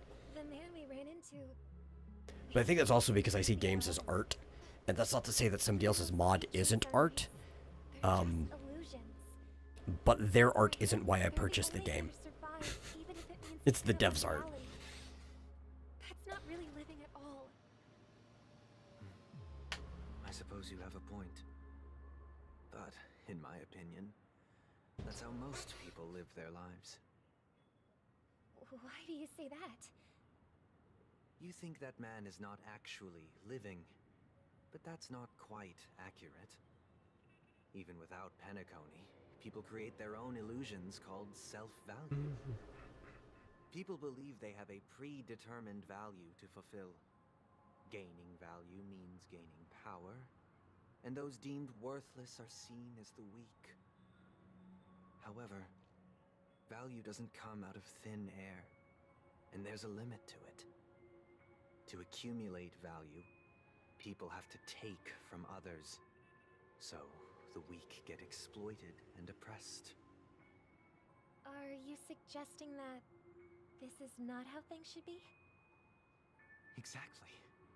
But, ironically, people don't think there's anything wrong with it, because they uphold the illusory notion of self-value, and even the weak believe in it. Survival of the fittest. That's where all the tragedies in the world come from. People come to the sweet dream in Penacony to escape from that reality and find solace. No tragedies exist here, only happiness, although in its nascent form. Isn't that the same paradise we yearn for in our dreams? Perhaps that man is just an exception. Let's not jump to conclusions. We should experience the dreamscape ourselves. Just as I did at Dreamflux Reef. Yes. Seeing is believing. I'll accompany you. The Dream Master hasn't shown up yet, so we have some time for a stroll. So that's interesting. Some of the... Well, but she left the family and came back. But especially with her brother, sometimes it's nice to actually experience the thing you're supposed to be operating. See if things aren't going quite as planned. And she just hasn't been around for a while. Glad to meet you again, Robin. How are the preparations for the Charmony Festival coming along? We're all so excited about it. It's going smoothly. Thanks for making the trip to join the festival. You're too kind, Robin. It's a pleasure to have guests from all over the universe celebrating day and night. I can't stand being lonely or bored, so this jubilant dreamscape is perfect for me. But if this went on forever, would it get boring too? Nah, not at all. Who would get tired of having You wonder why there aren't space opera anime. There are space opera anime. fancy clothes, explore all sorts They of exist. bubbles, indulge in delicious food without Cowboy Bebop is a space opera, definitionally speaking. Outlaw Star is also a space opera. Outlaw Star's kind of border. It's also like a space western. But you would put them in the same category as Star Wars, which is a space opera. That's exactly why I don't plan on bringing anything No, back. there's quite a few space operas. Itself is good enough for me. I mean, I'm not one of those long-living species. I only have around 60 or 70 years in this lifetime, and there's so much to worry about. Being happy. If you're talking about more recently, though, let me see, have they made any recently? I could probably agree more that there just haven't been many recent ones. Who would want to go back to reality after experiencing? Where's the Japanese Star Trek? Think about that. I genuinely wish you all the happiness in the world. And I wish you a 'Cause I don't know if there is one. At least in animated form. There might be like a tokusatsu or something. A special filming live action that fits it, but I'm not aware off the top of my head. Perspective didn't resonate with you either. She had a valid point. And I could sense her genuine happiness. It's just that... Actually, right now in general, sci-fi outside of Gundam, which you could argue that Gundam is a space opera, right? A lot of space opera in Japan is highly involved in the mecha genre, which Gundam also kind of has that sort of militarized fleet vibe. But they're the Lone Rangers who are against the military. That would probably... Gundam's probably the closest thing to Star Trek crossover in Japan. No. And the paradise we yearn for shouldn't be just... But they don't really have any, like, planet, like, hopping ones, I guess. It's usually all just the politics of a single world, right? You don't have necessarily the ground missions, the landing missions of Star Trek. But outside of that, yeah, there really isn't even a lot of space sci-fi stuff going on currently. It's I wouldn't even say weak genre. It's just one that isn't seeing a lot of work on. You tend to go through trends, you know. Oh, Robin. Can't believe I'm meeting you in person here. What an honor. You're right. Even though time stands still in this dreamscape, You almost always have a I find something new every time. like a Gundam series going on. I hope I'm not... Usually won't even see aliens. Not in like the serious ones. Like, if you want something that is definitely space opera-y, but not serious at all, you have something like Space Dandy, right? pleasure. No need to be formal. But even that's kind of old at this point, right? When did Space Dandy come out? You said Almost a decade ago. time left. Please, forgive me for being blunt. But is that why you came? Actually, maybe a whole decade ago. I forget what year it comes out. Yeah. I was part of And it's a comedy, right? So, while usually in a space opera you want comedic relief, you aren't necessarily looking for a comedy. And then, all my comrades died, and my hometown was wiped out by neutron bombardments. I couldn't bear to live with everything I knew gone. Outlaw Star, which again is slightly more space western. But space western and space opera are kind of like they're in the same genre.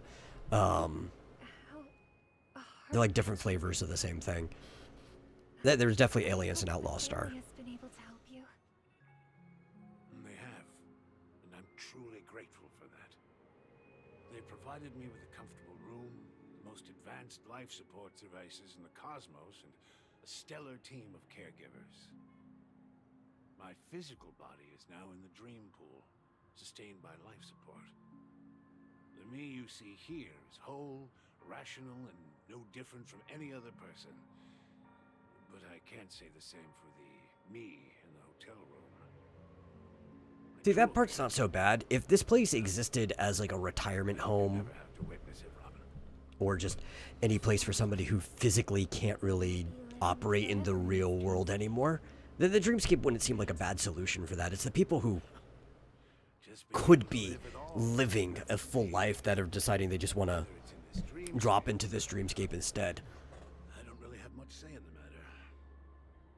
My world has been torn apart, and my life could end any second. So, even if this whole place is an illusion, it's still my paradise. This game right here, even though it's Chinese, definitely falls into the space western, space opera genre, right? Because we even have like our boarding landing parties that go on adventures, but we're going from world to world. It's actually one of the things that attracts me to this game. I generally like the Hoyo stuff overall, but this is probably my favorite one because of that space western vibe. That's precisely why this sweet dream in Penacony exists. However, even the sweet dream has its limitations. While it provides solace to the disillusioned, it can't completely eliminate pain in reality. Do you think the reason there are no aliens, and by I'm assuming you mean non-humanoid aliens, right? Is they are hard to draw in a non-Ghibli art style? I don't know if it's because they're hard to draw. I think it's because people just like drawing humans, and humans are very connectable. Like, emotionally, you can connect with a human well. But that's definitely also why in live action you don't really see too many non-humanoid aliens, because, like, it's easier just to cast a human and put them in body paint. Me? Oh, there's Sparkle. Brother, what a surprise to see you again. But it's just really hard for people to connect with non-humanoid creatures. At least most people. If somebody just has something different about them, like they have elf ears or cat ears, or like how these Halovians have these wings coming out of their head on the side, or these two specific ones. Maybe somebody has like Oni horns or something. As long as it still looks mostly human, most people have an easier time connecting with the character. That's why people prefer to draw humans. It'd be wise to leave before it's too late. The music of the harmony. But also, like, I mean, depending on the studio doing it, especially if you're looking at like Trigger or Madhouse, they don't have a problem drawing or animating non-humanoid things. Right? A lot of times they even like turning their stuff into monsters. If it weren't for me cleaning up this mess, Penacony would still be in shambles. Don't you think? That was a personal request from the head of the Iris family, Mm-hmm. and it has nothing to do with us. step aside and stop causing trouble for the Charmony Festival. The Charmony Festival? You think you can scare me? You think I've no idea what you're planning? And like another thing you have to think of You're thinking, chicken wing. is you can apply that same logic to fantasy, but you don't see it in fantasy, right? Because people like to draw their more grotesque monster-like peoples, right? Like, what's the difference between a dog man in fantasy and an alien that has dog-like features, right? Nothing, just the setting. Right? Or, like, what's the difference between a talking griffin and some bird-like creature? You never see any strange fantasy races. Yeah, you do. All the time. But Robin, I suggest you seriously consider this. Do you really believe those living in dreams can escape pain and find true happiness? Well, I've At least not as main characters. Well, I mean, that could be the case too, but... I mean, even in the West, that's mostly the case. Right? If we're talking outside of just roughly humanoid things, there are examples, but there are a handful of examples. It's not the standard. Remember to use them during the show. And it'll be thrilling. Even in a game like Mass Effect, most of the characters were roughly humanoid. A raven cawing in the distance. It seems the Dream Master will arrive soon.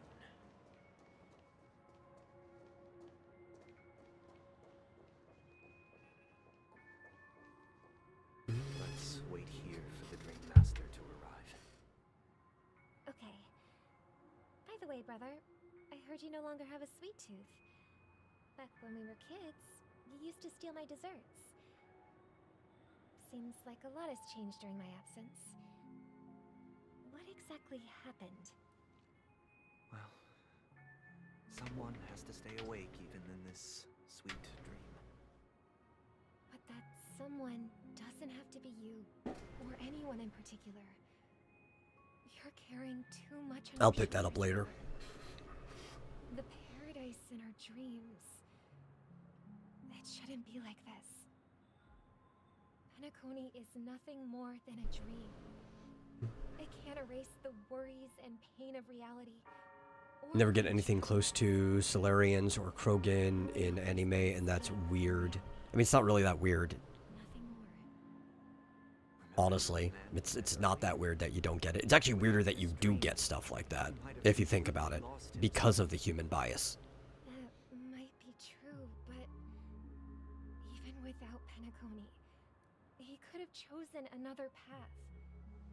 As far as I know, the Intelligentsia Guild has been promoting their rehabilitation techniques for a long time now.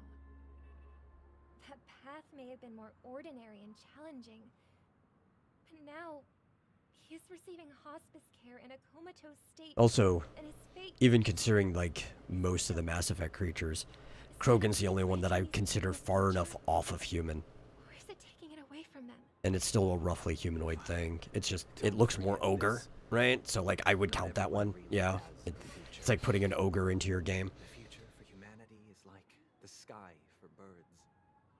People mistakenly believe that flight is inherent to birds because they've never witnessed those birds crashing to their death.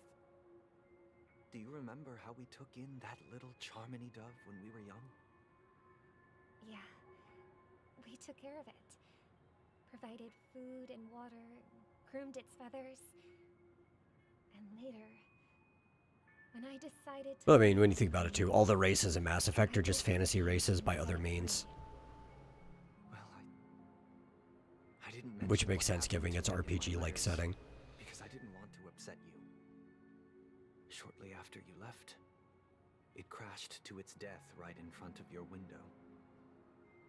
I also think in fiction too, that's mostly what aliens are when you really break it down. It's as society starts to become more technologically advanced and people go away from folklore, they still bring in the same things that they had from folklore, they just turn it into aliens instead of like elves or goblins or monsters. They belong in sky. Even if they can't fly. But here's the thing. If there are birds in this world that can never fly, can we really assert that they belong in the sky? Are you There are birds in that the same goes the real world that don't belong in the sky. I mean, I kind of agree with you, Sunday, but also I don't. I mean, like, a kiwi does not belong in the sky. An ostrich does not belong in the sky. They're just not adapted for it. I just realized I need to go to the Clocky statue. I need to see if they... I think they upped the amount you can donate so I can get more rewards from it. Oh wait, no, that's not my main one. I don't know if we've actually even donated everything on this one. I should check. An abandoned express, and even a fallen... We should have more Clocky tickets regardless. That's just sophistry. If that were true, then only the powerful would have the right to determine the future. Unfortunately, that's exactly what happened. Yeah, I mean, it's idealistic to say everyone has the right to determine the future, but... it is kind of true that only those with power have the right to determine the future. Sadly, like, that's just true.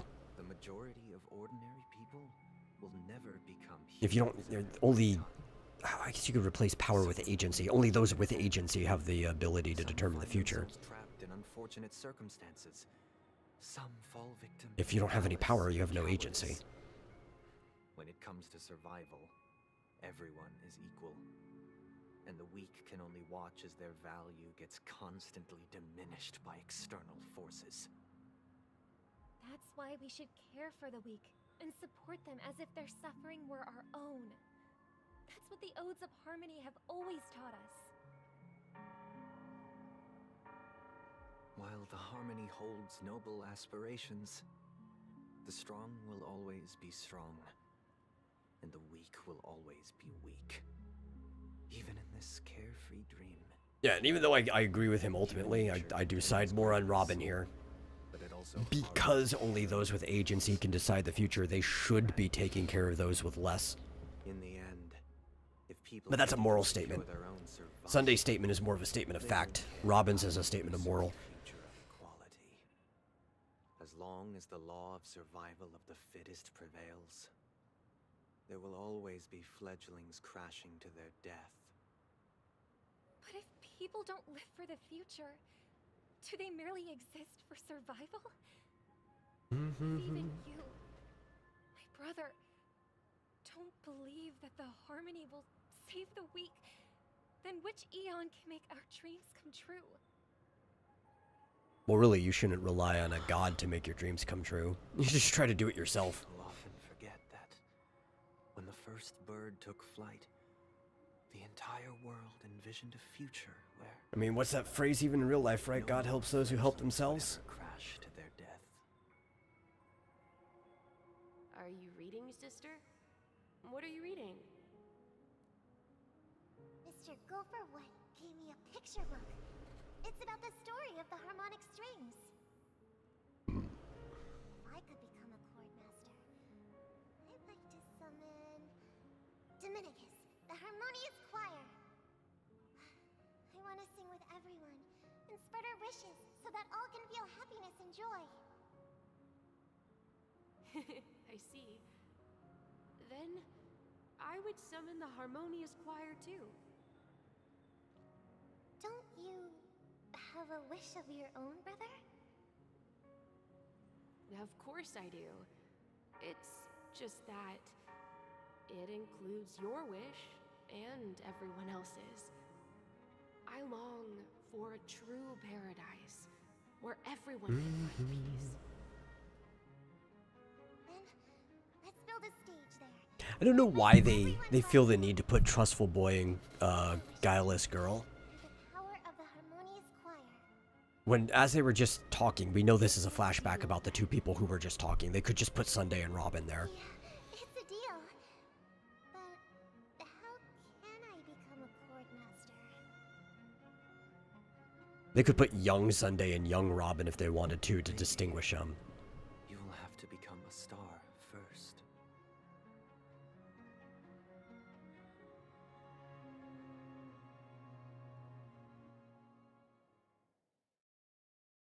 Back to the MC.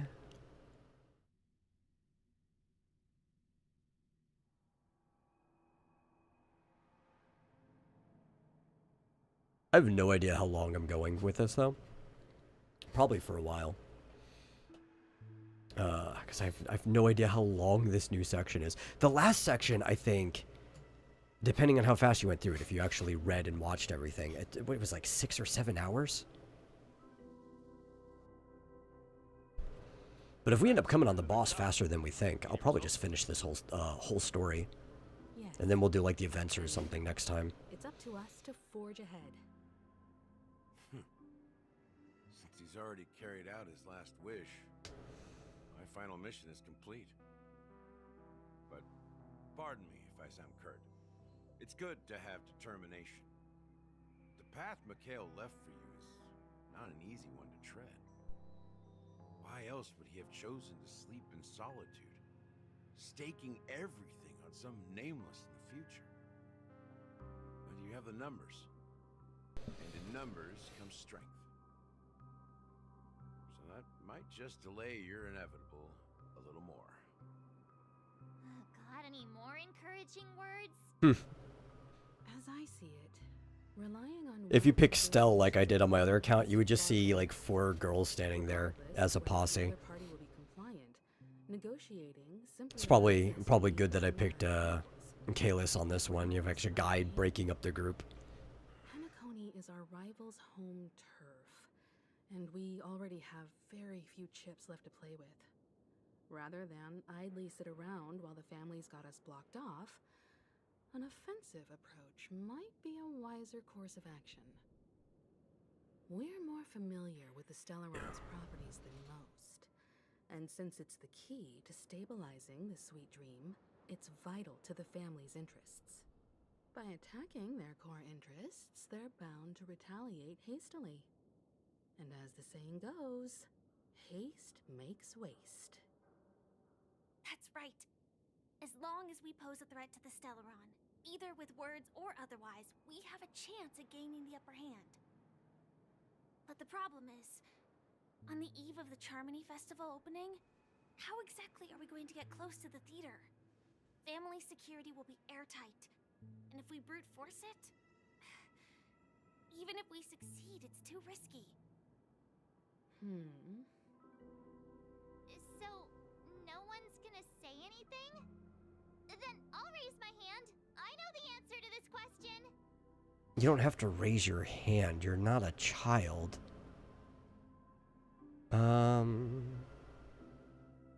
You of all people. Yeah, let's bully March. What's that supposed to mean?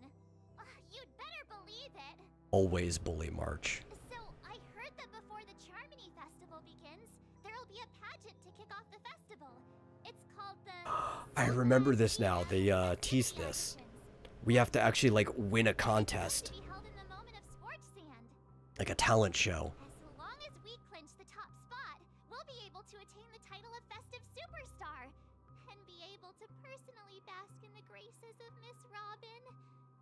Not that that's important.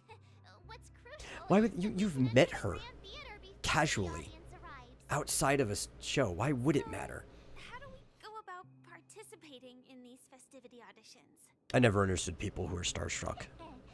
I've already procured special invite tickets from Miss Robin's fan club. To tell you the truth, I had been preparing to join the auditions all along. But now it looks like even if I scrape through, I probably still won't have the chance to shake Miss Robin's hand. So they're still running this thing, huh? It was originally just a publicity stunt, set up by Mikhail to drum up attention. But it looks like it might be worth a shot. We'll follow Marge's plan. Mr. Gallagher, will you be joining us? I'm afraid I won't have the time. As a virtual character, I've already completed my final mission. Whether Penacony can awaken from this dream is all down to you. Yeah, I guess Gallagher actually doesn't truly exist. I'd love for you to visit the Express. Does he? I don't know. All right. I'll have to add to that data bank of yours you've got on the Express. And Miss Firefly, we thank you for all your At least the support. identity of Gallagher We're doesn't. faced with a formidable enemy. As long as the Astral Express and Stellaron Hunter's objectives are aligned, we're willing to cooperate with you. We've already come this far together. I'd like to join you for the rest of your journey on Penacony. I'm pleased that we can finally fight shoulder to shoulder. I couldn't ask for a better ending. This is also the spirit of the Trailblaze. Now, everyone, let's prepare to move out.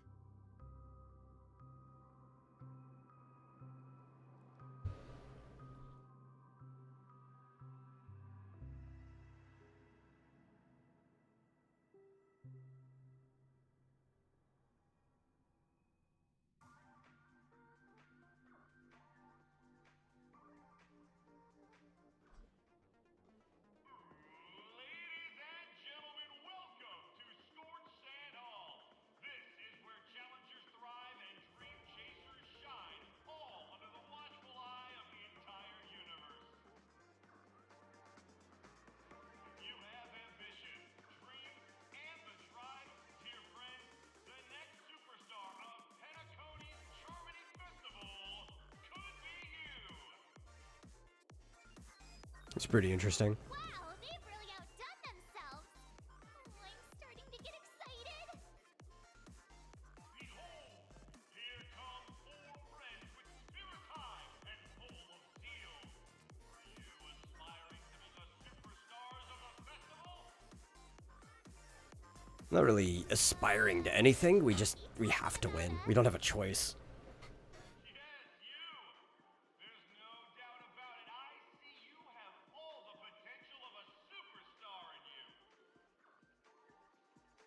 Excuse me, you 4. What are you hoping to get out of all this? As the last group of contestants, how confident are you in overcoming all of the challenges? Would you be open to a brief exclusive interview with us? It'll be quick. Why would you want to interview us before we won anything? I mean, I guess just to have it in backup. You vie for the crown. The sword and rose! Protect the beauty! The beauty! Magnificent and majestic! A knight's head is hard as steel. Brother Lance Focus is stubborn as a heel. We don't all have to be winners. But if we don't have fun, we'd all be sinners. People are pouring in. Kinda feels like all sorts of baddies are showing up. Let's get in there quickly and enter the competition. Ladies and gentlemen, please make way. Make way. Coming towards us now is one of Penacony's top 10 wealthiest tycoons. Mr. Ideen. Okay, so we haven't met him before. But I keep hearing about him. You get these Ideen tokens that you use for the games and stuff. Allow me to introduce myself. Oh man, he's old. I'm the director of Soulglad's factory, Ideen Leader. My 4 friends, introduce yourselves to the audience across the cosmos. Hello, everybody. I'm Himiko, a nameless from the Astral Express, and these are my companions. Don't you guys need to hide your identities? Nah. Decided anyways. Penacony is plastered with our posters. And because the Astral Express is so well known, the family won't dare to make any rash moves. Yeah, we're perfectly fine. Do we have a Galactic Baseballer? We do have a Galactic Baseballer option. Always pick the Galactic Baseballer options. Hello, everyone. I'm the Galactic Baseballer. And she... say cheese. That's March's nickname.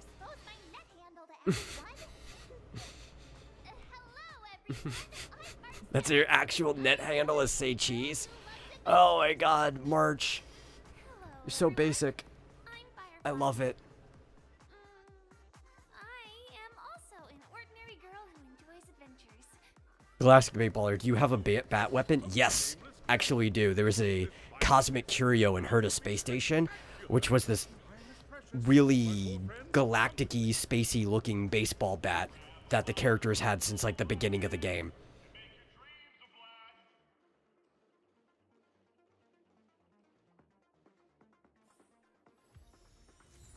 Which I don't currently have set. I could show you though. I think, oh, can I? No, I don't think it shows the weapon unless I let it idle. Currently I have Preservation set, which changed it to a Fire Lance. But you get different paths for the main character. So we can go over here to Path of Destruction. And I think if we let it sit for a couple seconds... No, that's right. It just does the Sparkle idle. He doesn't show the baseball bat. Does it show up in any of the Eidolons? It does not. Well, you can see it in the skills, though. Let's see. Nova Henry, add me. It's my Discord.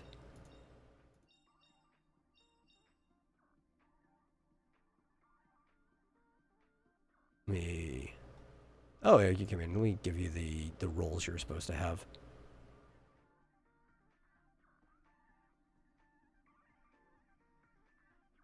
There we go. But I think it's a cool weapon. It takes a lot to make the Destruction Path Trailblazer work, so... At all. It's built around break damage. So we should just leave in Preservation, because Preservation is just the better class. Even though I like the baseball bat way more.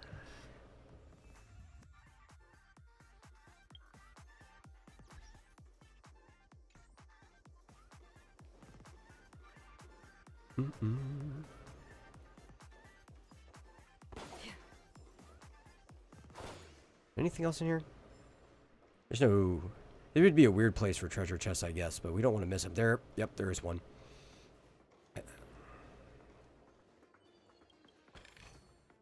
Don't forget to let your friends in on the action. Is there one on the other side? No. They usually don't do that anyway. Can you cross this? You can. Oh, okay. I thought we had to go around. Interesting enough. Okay, after I grab this, I'm going to leave this screen up for just a minute. I need to take a restroom break. I will be back in like, I don't know, 45 seconds.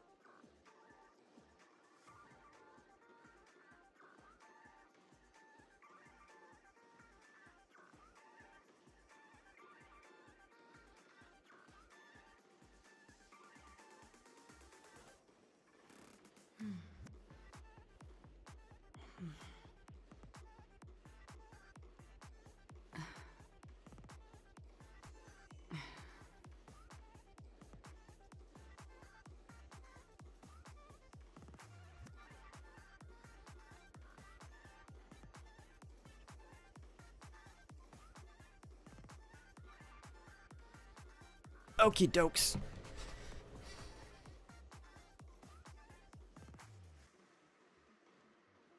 So you're still trying to figure out what fantasy race the Solarians in Mass Effect are supposed to represent. The Asari are obviously elves, but most other races aren't obvious. Most of them are elves, right? When you actually have to consider that there's different types of elves too, right? Because you also have like dark elves and stuff. But you do have other things that aren't inherently elves. That's right. This event is a miniature. Like I would actually take I wouldn't even call the Asari elves. I think they're dryads.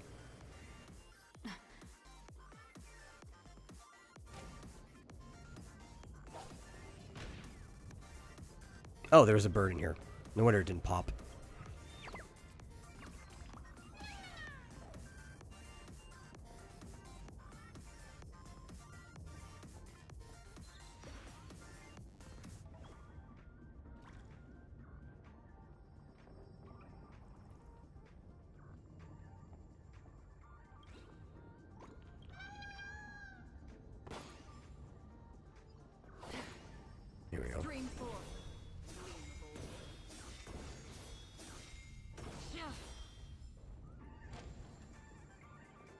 Oh my god, this is a really cool looking zone. I like this. Penacony's totally been the coolest place so far.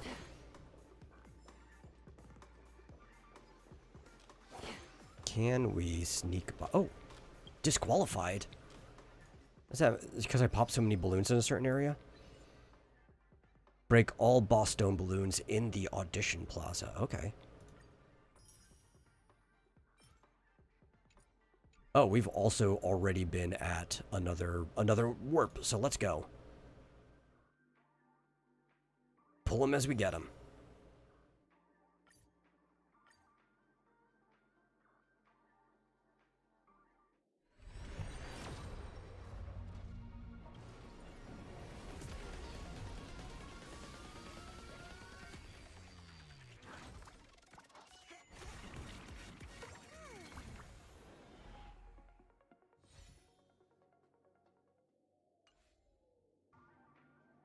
I guess we also got stuff from the sticker thing, right?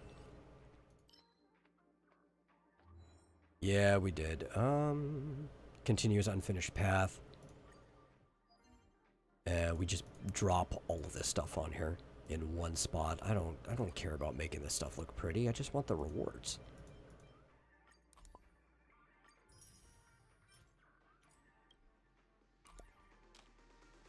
See, most of the alien races I think up aren't based on fantasy races. One of them is a reptilian bird-like fox race. Okay. Oh, that's right. I wanted to pick that up. I wanted to pick that up, and it sucked me into a cutscene.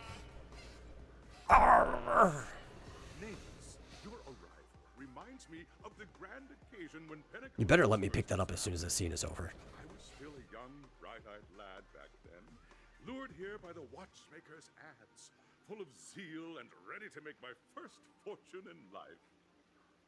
Once, during a particularly grueling day, I passed out and was resuscitated by a drink from Mr. Sousa. That sweet taste has since been etched in my mind, and that was what drove me to create the Soul Glad that we all know and love today. The dream-chasing era was truly a wondrous time. Oh, I miss those days. And the What would I call a con man race? is my homage to that time of Like, I don't know what kind of question that is. hope you make it to the finish and emerge as the next superstar. Right, like, would you want to give them a slur, like calling the Romani gypsies or something? Like, I don't know.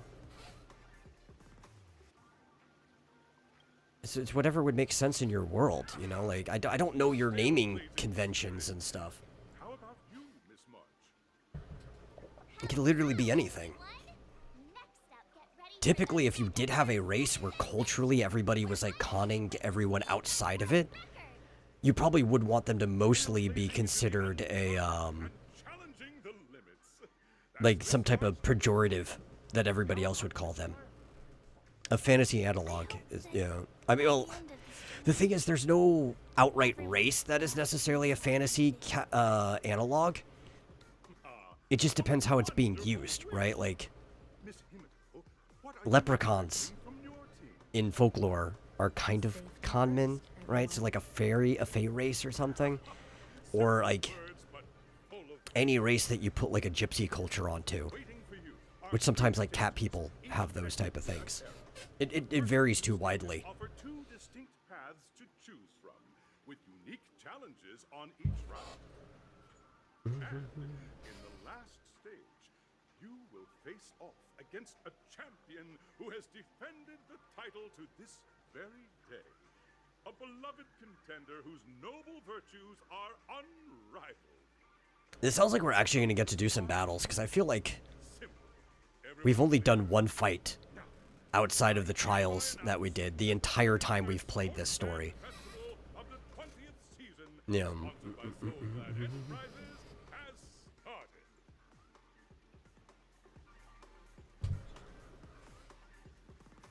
Everyone, as the Charmony Festival is drawing closer, we must reach the end as quickly as possible. Factoring in efficiency and safety, splitting up into 2 groups is the best choice. March and I haven't known Miss Firefly for too long, and Okay. aren't overly familiar with her. It's a good thing that you're agreeing with where I was going anyway, because if you didn't tell me to partner up with Firefly, I was going to kidnap her and we were going to be partners anyway. I don't have a problem with that.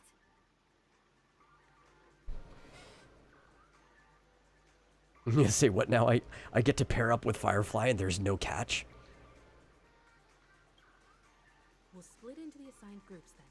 Let's not waste time.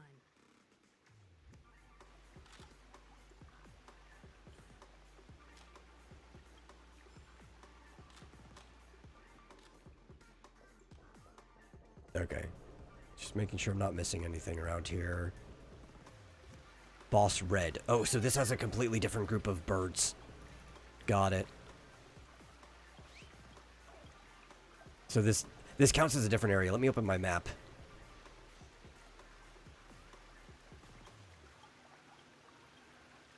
As soon as I'm done talking with him.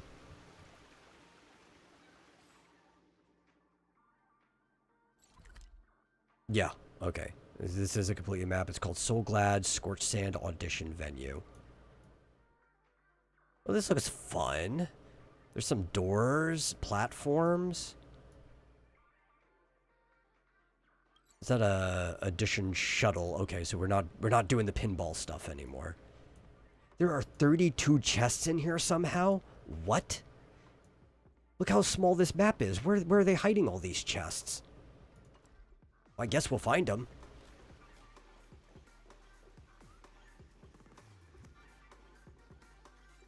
Welcome to the first stage of Soul Glad Enterprises' 33rd Scorched Sand Festival of the 20th season, Dream Play Fantasia. In this stage, you can choose between 2 challenges, the School of Acting or School of Action. Oh, I'm definitely picking action. You have to complete 3 performances from 3 scripts and move the panel judges. In the School of Action challenge, you have to defeat 3 groups of enemies convincingly and reach the end. Yeah. Combat. Let's go. That's what I've been waiting for. Like I'm gonna pick acting after all of that dialogue. It's cool that they give people an option though for like people who just kind of want to have a more chill story experience. They can just do the School of Acting. But I want to fight. That's pretty cool. I liked that. It was just aesthetic. It doesn't amount to anything, but it's cool. Okay, click the button on the tracks to select the challenge we want to go to. Oh, so which one is this? Action? Yes, action. That's what we want.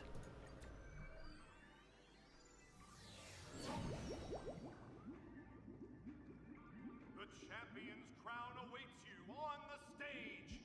Welcome to the arena of action stars.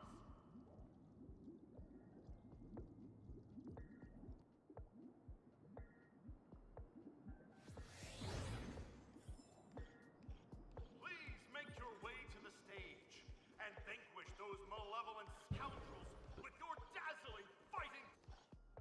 Competitors, allow me to introduce the rules of this challenge to you. There are a total of 3 stages up ahead, each with their own challenges. The enemies you will contend against are antagonists from the film Once Upon a Time in Dreams. Defeat them swiftly and decisively to set a new record. Well, I've got Akron on my team, so it should be easy to defeat anything decisively. Contestant with fiery red hair. Astoundingly, he overcame all enemies across the 3 stages in Fiery red hair. Oh my god. Time is of the essence. I'm trying to think. Who can I think of that's got fiery red hair that might have defeated everyone on stage in minutes? It's either Luca, which is probably not. He's probably still on Urilla 6. I don't know why he would leave. So it's probably Argenti has shown back up. It's the only other person I could think of. I want to pop these first. You gonna let me pop these first? Okay, cool. No chest over here.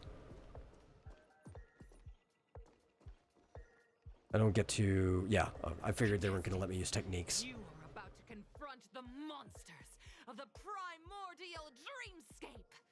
During this period, Penacony was nothing but a barren wasteland. The dreamscape was fraught with strife and disorder, with memory zone memes running rampant. Would have been really cool if you gave me Firefly as a trial character. Defeating them is your first step towards success. All the Soul Glad is ours! Don't even think about plundering the Soul Glad from Bubble Hound who's been forced to play a monster. I feel sorry for you because you are about to be annihilated.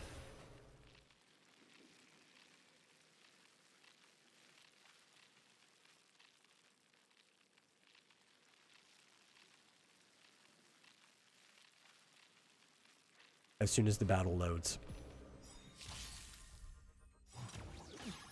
Oh, we're on auto. I don't want to be on auto.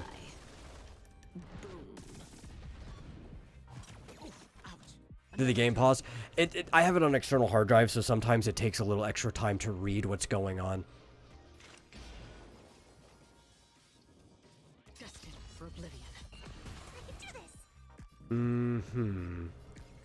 Let's see, I could heal him. But if I attack this guy, Akron gets to go. And I probably just kill everyone anyway, so let's do that. Relax. I weep for the departed. It too shall fall.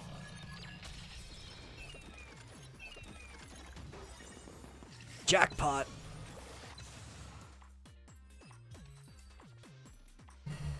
I think that was decisive enough, don't you?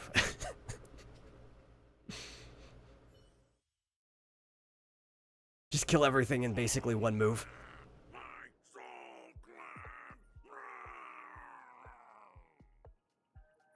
Pretty simple. I just hope these tests don't take too long.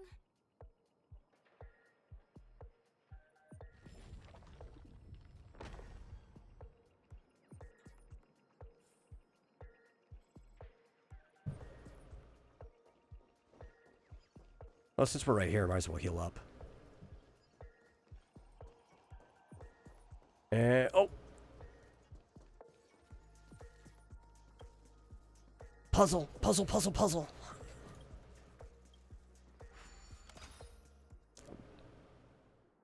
Puzzle means rewards. Okay.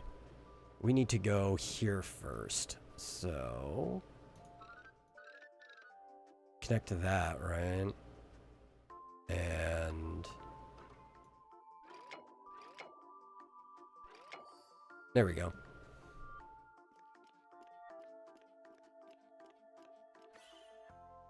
And that needs to go back that way. Hmm.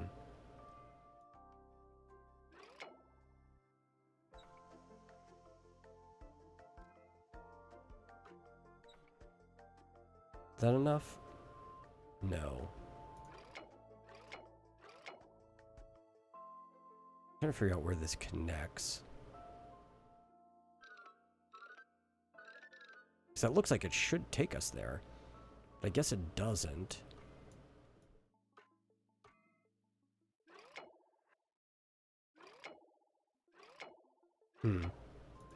Think about this. Because nothing else would connect that to that, and that's the important one.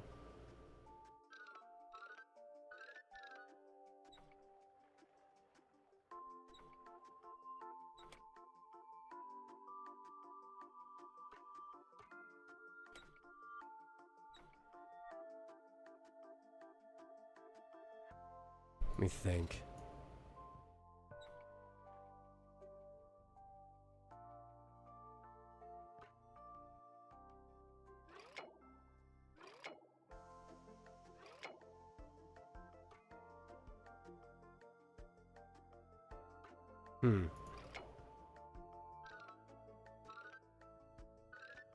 Guess the only one that actually brings you back across is that one. I didn't want to click on that again.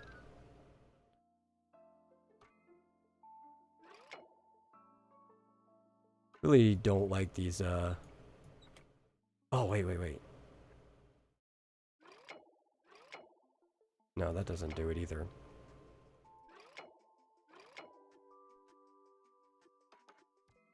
Oh, here we go. There we go. I had to pull it even further. Is the mirror always is the part that trips me up because I don't know where the things are going to connect.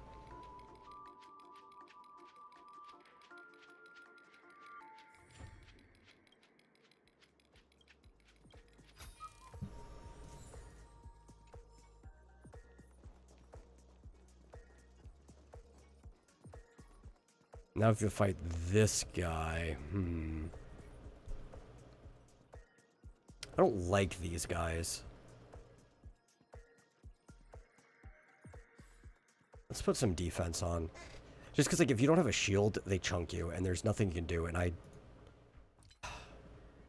cannot keep up the shield consistently with Jeopard, because the build's not that good. Let's just add some defense. We got, don't need that. This is like the only thing we have that does defense. I guess while we're here, we might as well take something. Yeah! Let's just be mean. Let's put the bomb on somebody. Why not? Wait. On a random unit. Oh, wait, that could be one of my units, couldn't it? It's just a random unit.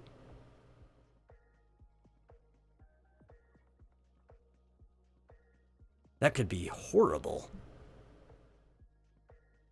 I'll use that on a random enemy. I don't want to use that before an actual, like, story event.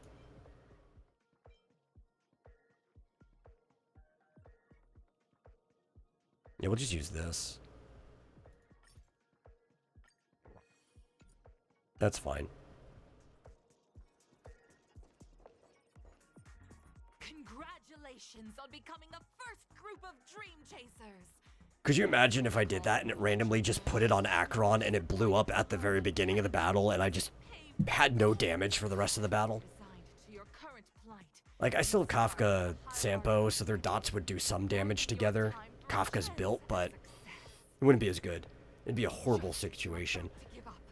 A downpour sparks a business idea. You enter the umbrella business! But just as things are looking up, you encounter a competitor. Defeat them and emerge victorious from this trade war.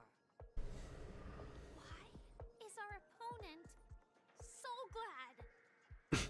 Because this is So Glad Enterprises' 33rd festivity auditions of the 20th season! Isn't this just product placement? Yes.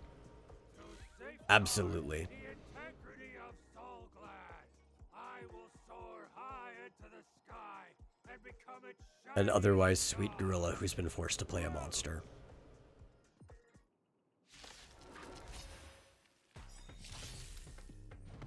Okay. What are you waiting for? God, that thing just chunks. I charge extra. This is where it ends. Destined for oblivion. Yeah, we need to place our healing on first. Just gonna boost everything. Fiends or devils, I'll crush them all.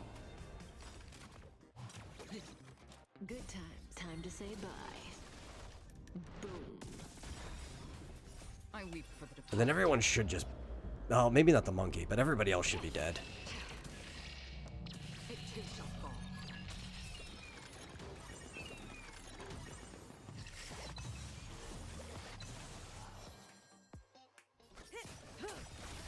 Good times. Never. I actually have no way of breaking this guy's shield aside from Acheron's ult. We're just gonna have to chunk him down. What are you waiting for? To betray my customers, I charge extra. Yeah. Bye, Fizz. Thanks for showing up. It was nice talking to you. Ooh. Oh, Kafka, that hurts. Still waters of oblivion. Let's get some healing in. I owe you Say bye to breathing. He should be dead anyway. We're just having fun. He wasn't dead. Stand still. Oh, okay. The world kisses me with pain, and I provide with soul glad in return. Whoosh! Ah, that sounds like something a psycho in Borderlands would say. That, which is good dialogue. I like unhinged stuff like that. But that does just totally sound like something a psycho in Borderlands would say. Aside from specifically the Soul Glad name. Though, actually, that sounds like a drink you'd probably get in that series too. Let's see.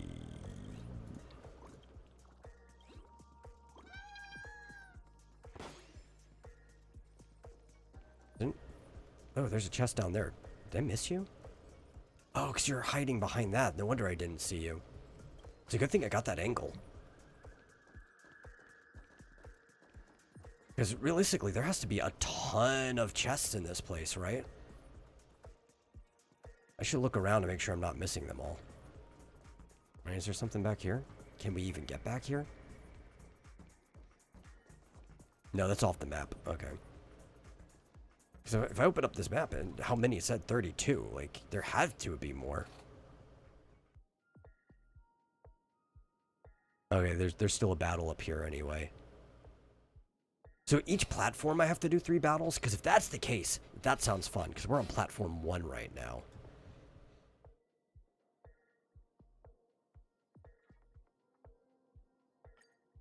Let's look. Yeah, we have 1 lit up. I wonder if that means after we're done, we can go back to the other sides. Because it looks like they're each their own map. Yeah. Yeah, there's a lot to explore in this place. It looked tiny, but it's actually huge. And the way we're bouncing around, too, it's like we're in the, Grand Kai's domain in, the filler part of Dragon Ball Z, where we've had that tournament. Okay, we don't get this until after we beat the guy. Okay. We have to unlock the stairs. Oh. Accidentally found you. I wasn't even paying attention. Come on.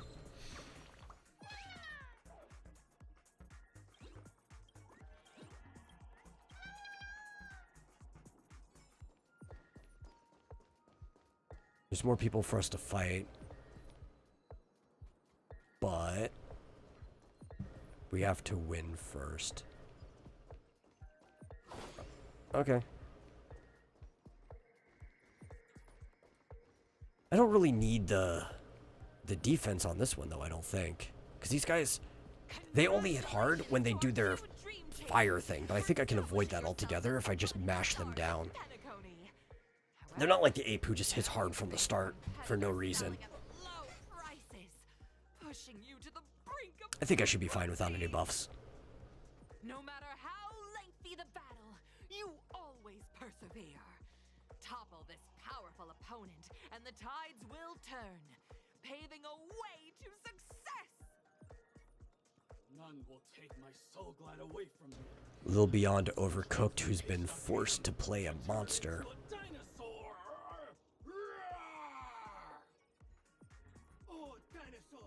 Big beyond Overcooked, who's been forced to play a monster. Grab a bottle of soul glad and make your dreams last. Okay, time to kill a robot T-Rex. Or 2. This is where it ends. On the still waters of oblivion. I honestly think this should be easy. Because these guys suck against dots. Good times. Time to say bye. Boom.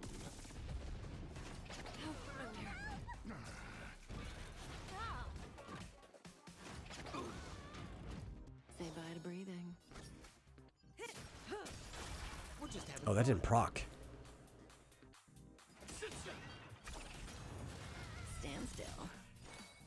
Okay, I want to do this first before doing that. We get them both roasting.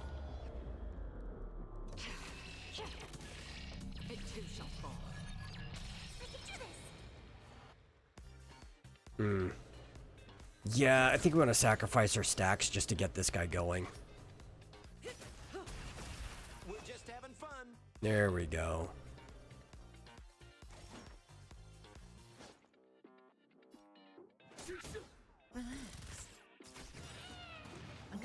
Oh, cool. We got them on both. Got them all on the right one anyway. Are you fighting dinosaurs? Yes, I'm fighting robot dinosaurs in a dream. And I'm about to overkill it by a lot.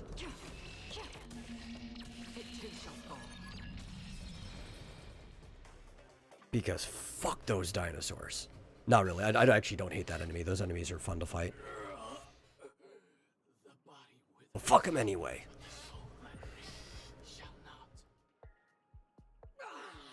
You truly are a beast, more than I can ever be. That should do it. Okay. Let's go. Yeah, you know, our main character is just running around with his girlfriend, Firefly. Isn't this fight way off from the actual storyline? This is the character I'm saving up for on my main account. This is the sort of magic only seen on Penacony. Anyway, let's get back on track. Where were we? Oh, that's right.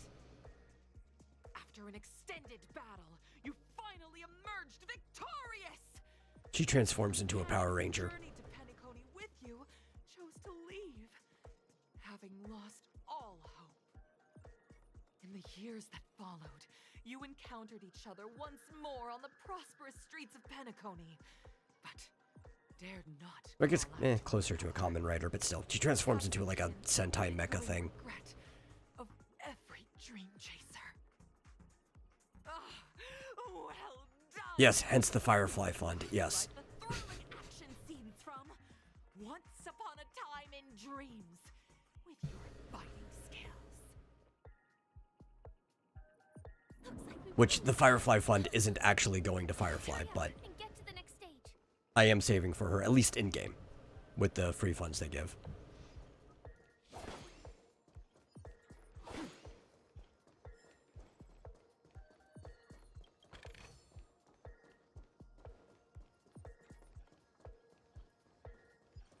Though, I wouldn't mind buying, like, an express pass with it.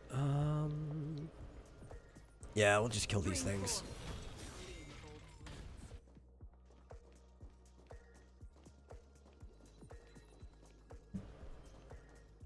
It sounds like there's a chest around here, but I don't know where it is.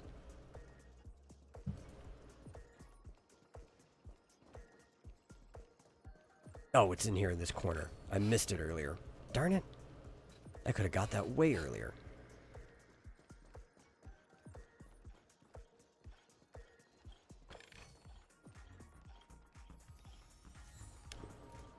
Ooh, what song is this? Some Like It Hot. I don't know what song that is by name. We'll just have to put it into the Astral Express and find out. Congrats to both of you for clearing the stage, but more. Are you having fun? Yeah, I don't actually believe in spending a lot of money on these games, though I do believe in supporting it. So at most, I would only ever get like the Express Pass, which gives you like 300 of the premium currency up front, and then drops like 90 per day over a month. And that's only like $5. Or I'll buy the Battle Pass for that patch period, which is like $10. I think that's more than reasonable for supporting a game that you enjoy playing. Which I will probably personally pick up the Express Pass for Firefly. Just let it trickle in. Gunfire and undergo Brother Hanu's trial, or time where you'll face Clucky's trial. Now, make your choice. I did not even listen to what the trials were, but I'm sure they will give me a brief overview, or at least the name, when I need to pick in the next area.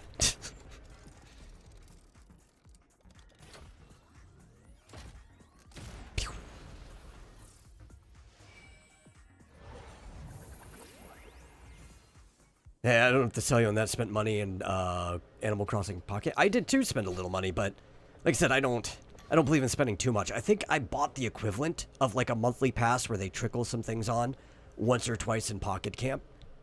Yeah. You probably spent way more than I did. I had more money to spend during the time that Pocket Camp was new, and I still refuse to spend too much on it. What is this? So that's a time trial, gunfire trial. I don't know which one sounds more fun.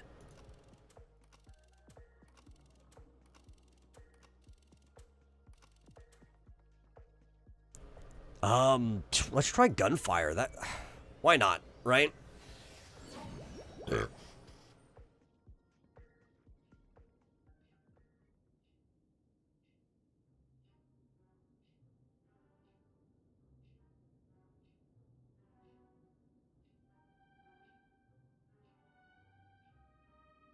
Yeah, you did the thing where they give you those leaf bucks or whatever every day. Yeah, that's pretty much what I did. You didn't spend much.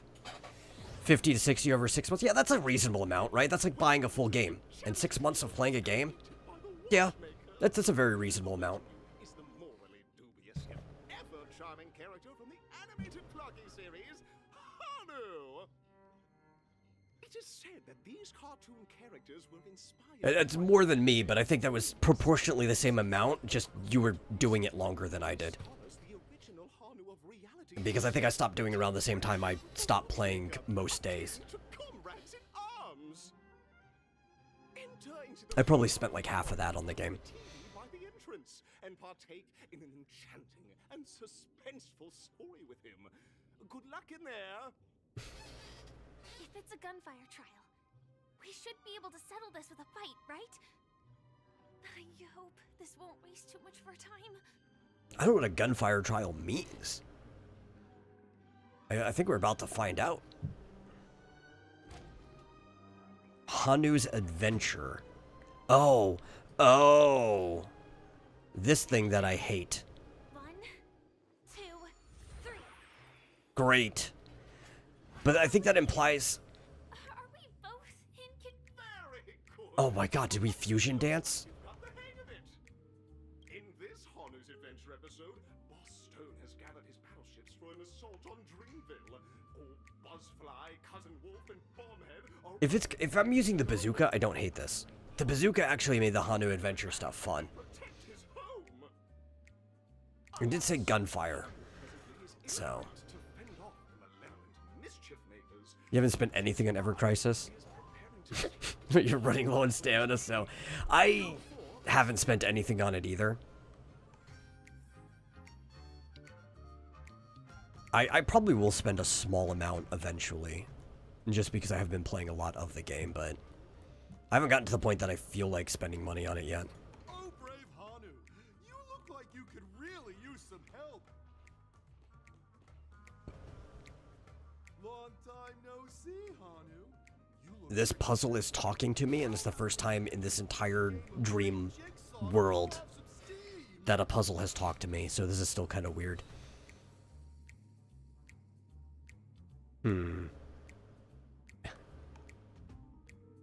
Really, that...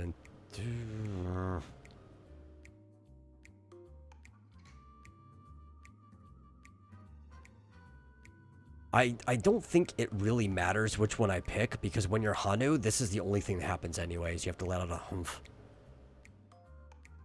Yeah, maybe if there's something interesting to buy. Probably won't just for stamina. That's the thing, too, like...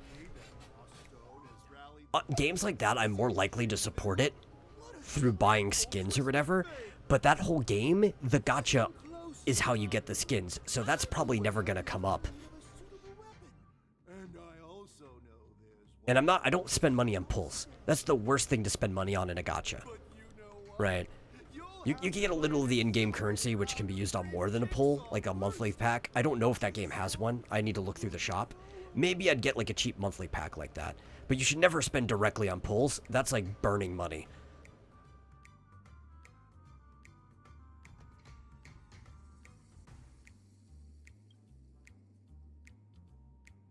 Now scurry along, Hanu, but tread carefully. Two ne'er-do-wells are also Especially when you can get enough pulls just from playing the game as it is. either outsmart them with the quick knockout or ensure they don't catch you in the act. I can't wait to see you finish the dream jigsaw. Best of luck, Hanu. Let's stay alert and make sure those monsters don't spot us. Okay, that guy's facing that way. We'll take this teleporter and see where it takes us. Look up there. If we can push that thing down, do you think that would do the trick?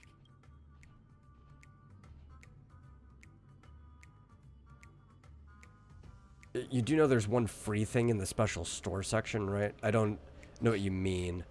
I know every single day in the Gill shop there's something free. I didn't check to see if there was something in the special section. I'll have to look later.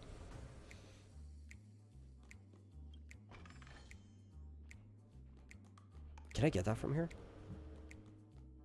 I can. Okay.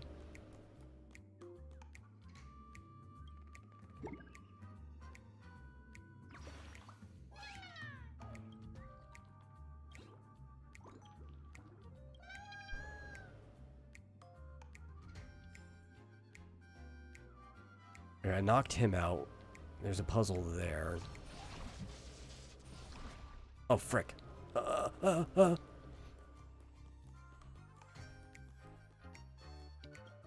didn't realize that guy was walking back so soon. You have to come back in here.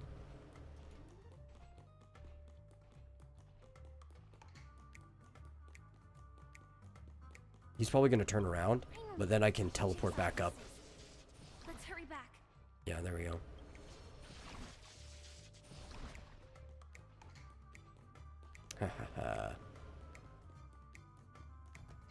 Couldn't catch me.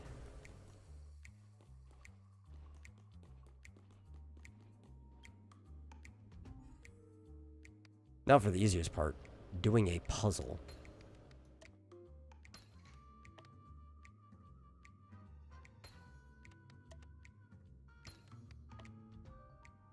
I would say a literal child could do this, but basically everything in this game is designed for a child to do it.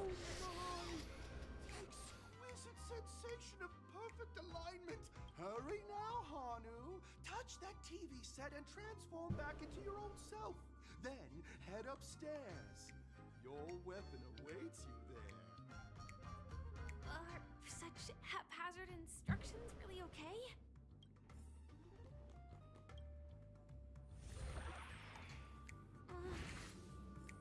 Disconnecting from that thing so suddenly has left me feeling slightly disoriented.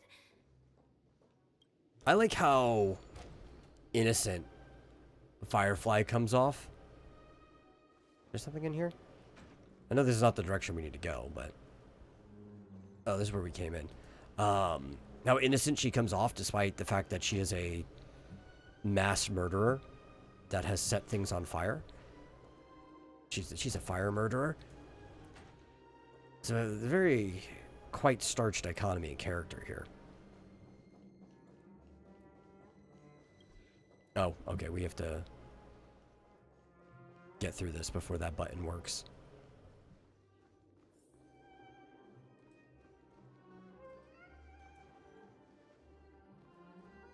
Is that Hanu?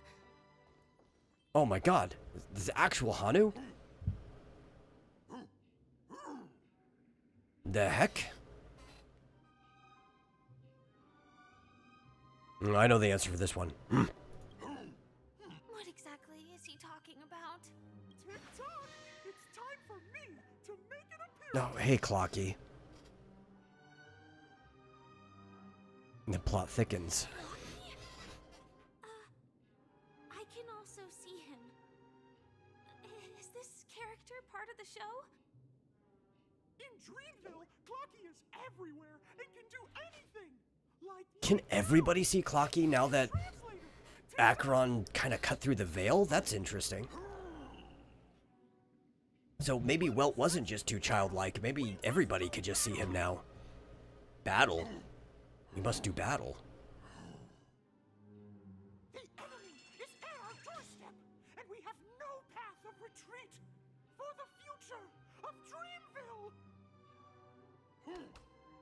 Yeah, in case you missed it, previously we were the only person who could see this clock guy.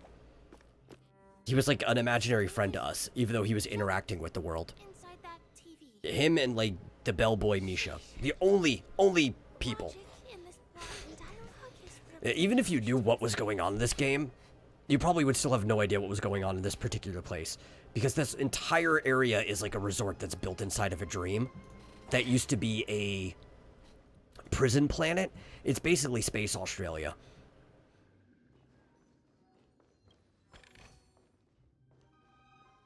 Well, here we go again. Oh, it's in his chair.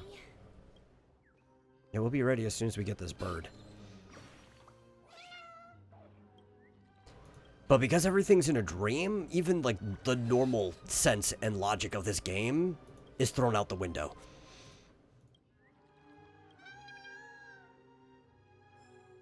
I was walking on walls earlier. Not today. Previous stream. I am gradually getting used to this. Huh. Who knows? I might even be able to perform some high-level moves with Hanu. Oh? Did someone say high-level movies just now? That's right, pal. The upcoming script is just exploding with all sorts of high-level shenanigans. Last we saw, Hanu was preparing for battle. Suddenly, he hears heavy footsteps coming from the hallway. Malevolent mischief makers have broken into his home. Oh no. But brave Hanu won't go. Yeah, one of the things that is built around is also basically Disneyland. Because it's centered around this clocky character, like Mickey Mouse, who had like his whole troop of people. So there's a lot of like cartoon-themed things that are happening in this world. Hanu's favorite bazooka just so happens to be in that storage room. So there's a move on. I'm guessing Hanu is kind of supposed to be the equivalent of Donald Duck in their troop. Convenient plot twist. It'd be even more awesome if the organizers allowed me to wear armor.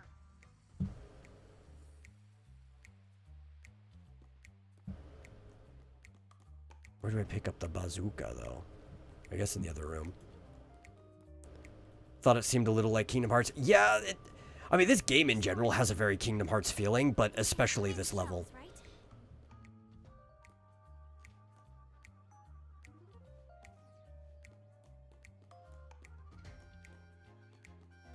Okay.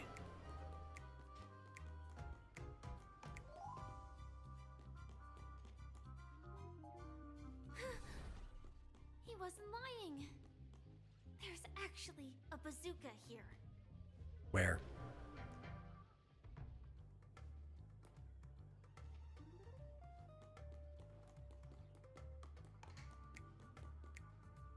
I'm looking for the bazooka. Oh, there it is. Okay. There it is.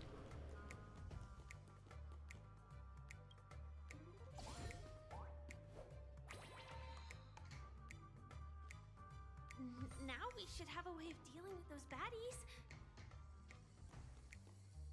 Yep. This thing feels just like the Soaring Locust too. Somebody's attention. Whew. Pew. So in this mode, when you kill somebody, you get to pick up another rocket.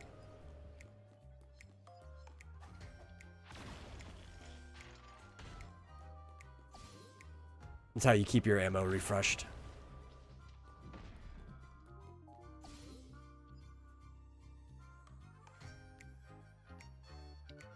Oh no, more people came in. Do I need to hide? Careful. It looks like we've got more company. Get ready to fire.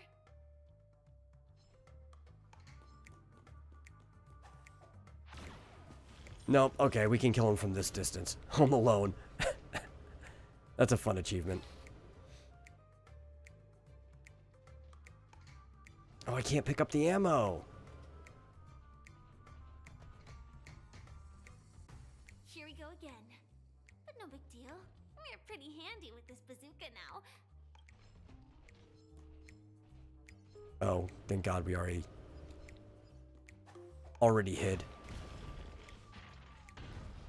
Ha ha ha. Oh, no, no, no, no. Hide.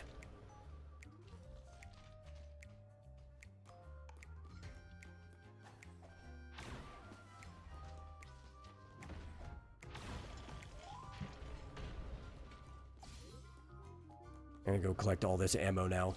I don't want to run out.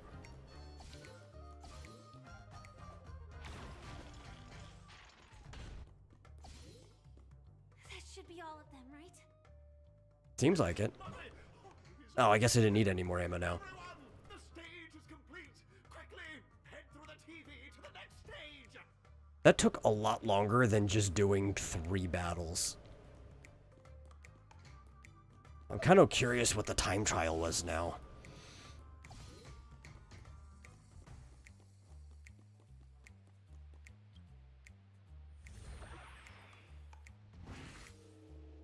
Well, that's that. But it is gonna be hard to let go of this bazooka. Never mind. Let's hurry over to the next stage.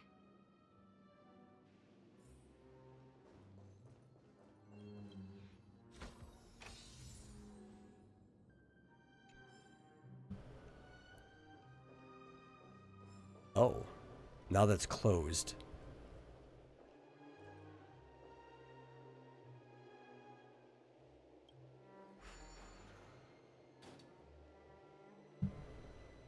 Oh no, I wanted to go up. Which floor? Head to floor 1. That's where we want. No, or not. Okay. I thought maybe we were on some other floor. So I'm gonna have to actually climb to get to that puzzle. How do we get up there?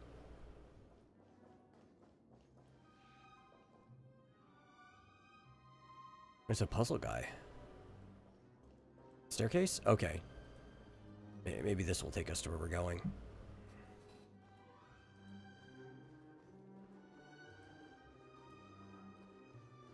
No, that looks like it takes us out. I don't want to go out. I want to go up.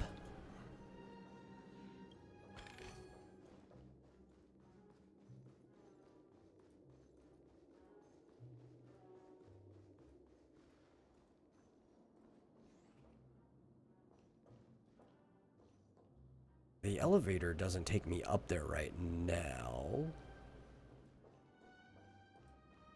I guess I would have to turn into Hanu to go back that way.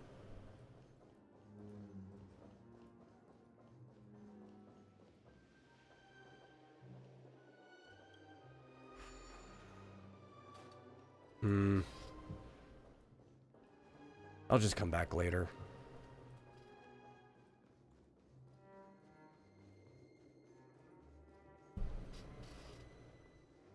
It's not that important, it's just a side puzzle.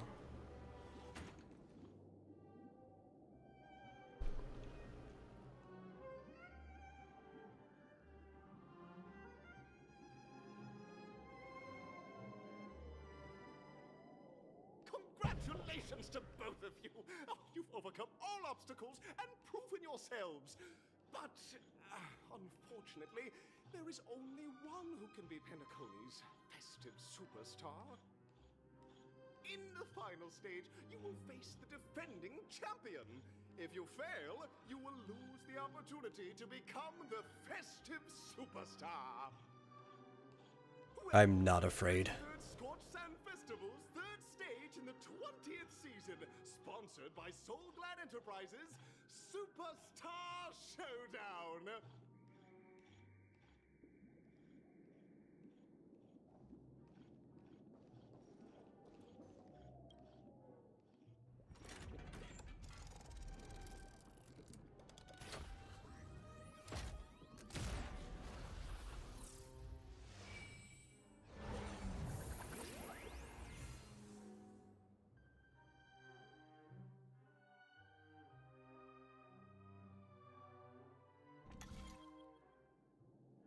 Okay, so we click a button.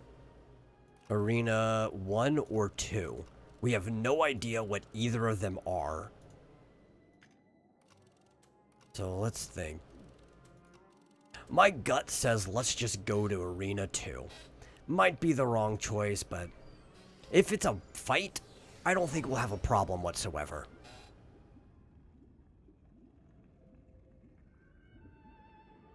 I just hate the fact that I'm probably going to have to come through here again just to unlock everything else anyway.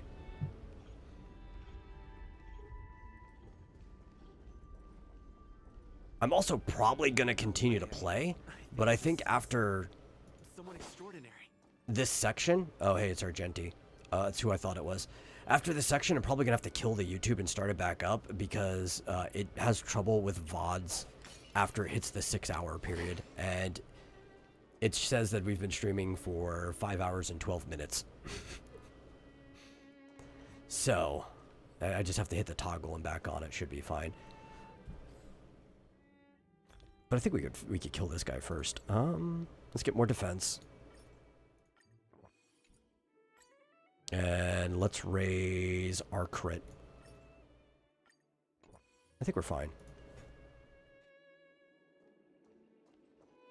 Haven't seen Argenti in a while. It's good to see he's still alive. Are you a knight of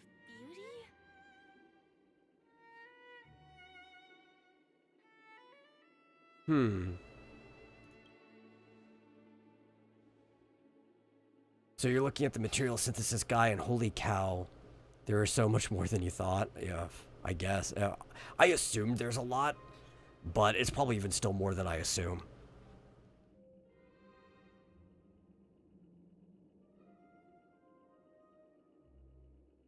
Why does Argenti not have a voiceover? His voice isn't playing. Is it a file problem? That's weird.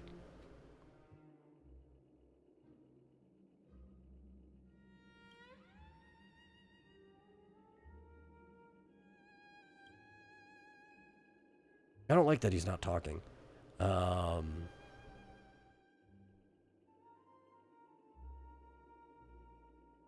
Didn't realize you could control the likelihood of getting a higher star one. I didn't know that either. I'll have to look into that later. I'm begging you, I speak the truth, Argenti. Let us through. I don't want to have to destroy you. Okay, I guess I'm going to have to destroy you.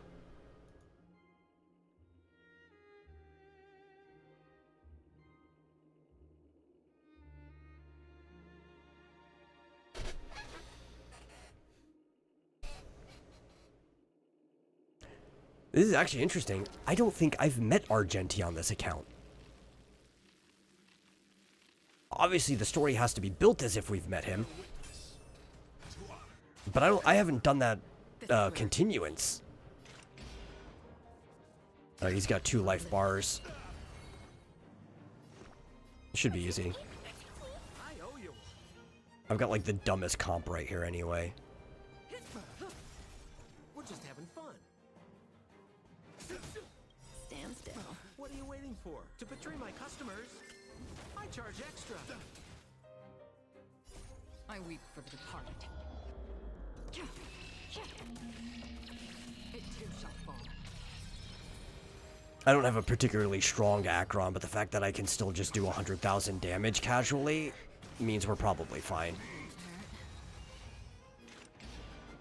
Still waters of oblivion. Stay put. Thieves or devils, I'll crush them all.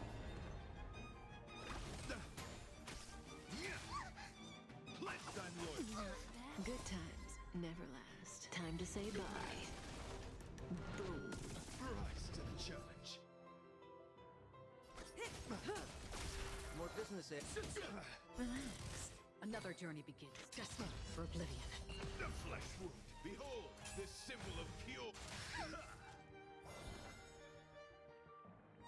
pure. Like doing damage casually? I do too. It's one of my favorite things.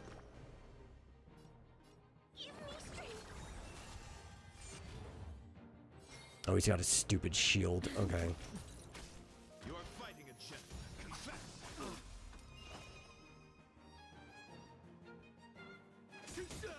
Stand still. I weep for the departed. This should get us into the next phase, I think. Yeah. It too shall fall. Oh, 200,000. Okay, nice.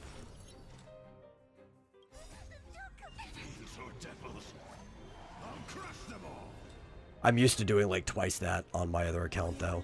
To betray my customers, I charge extra. To the challenge. Still waters of a But we're fine. Bear witness to what duel commence. You can hold everyone back again?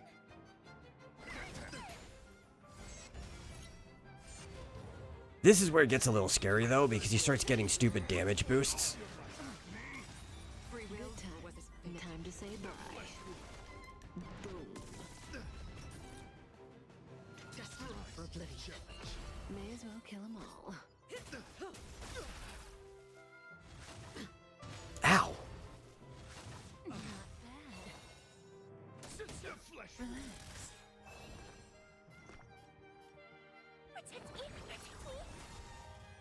I weep for the As long as I could just kill his shield in one Akron ult, the little things he spawns, I think we're always fine. Rise to the challenge. Rise to the challenge. Put forth all your might. Another good Ow. times. Never last. Time to say bye. Boom. These are devils. I'll crush them all. Oh, I don't have skill points. Okay. Behold, this symbol I'm gonna have to build those back up. Rise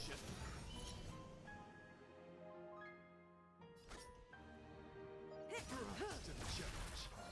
Got to rise to the Stand challenge. still. Rise to the Oh, challenge. I thought that'd be enough. Darn it. free will, or was it fate? Still waters of oblivion. Confess. What's the fate? What are you waiting for? To betray my customers, I charge extra. Oh my god. What is it? They just killed Kafka. Holy Schmidt.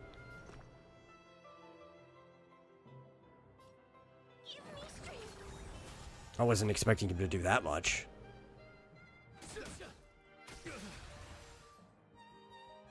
Looks like he's beat, though.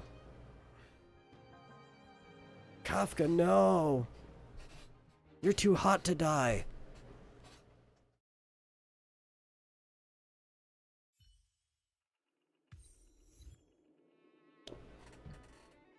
We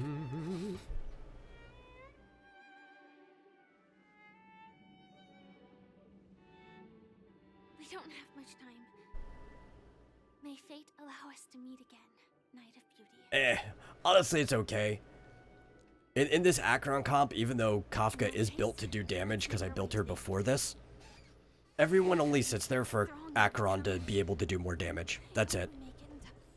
It's the only reason anyone else exists. Plus, I can always just revive. We got like healing spray somewhere? Yeah, we just spam these on her. Boom, healthy again. It's like she never died. There wasn't any treasure over here I missed, was there? No. Okay. Or, I mean, if I wanted to save my stuff and I wasn't being lazy, I could have just walked back to the space anchor, but I was already at Argenti. I don't want to walk back.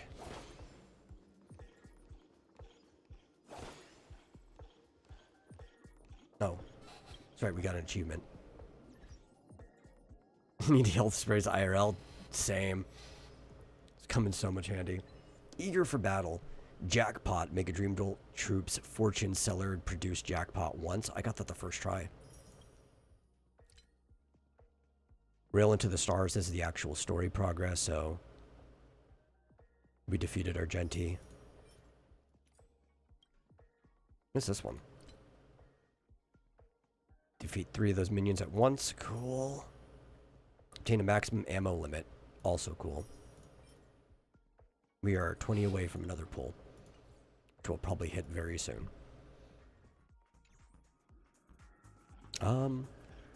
Okay, you know, let's go. Let's go. Yeah, let's go.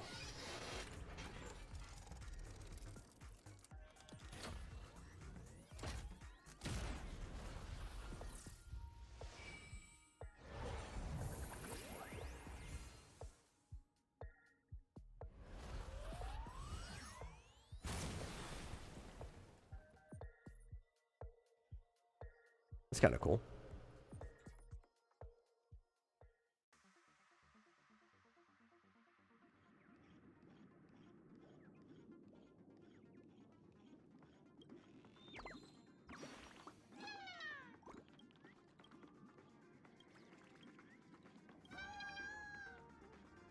Okay, that's at almost 5 hours and 30 minutes. Specifically, Mars, since you're watching. If you want to continue watching on YouTube, I'm going to have to kill the stream and the YouTube side and boot it back up, just because of the nature of VODs. So you'll have to go find another one. But I guess it'll be back up in a second or two.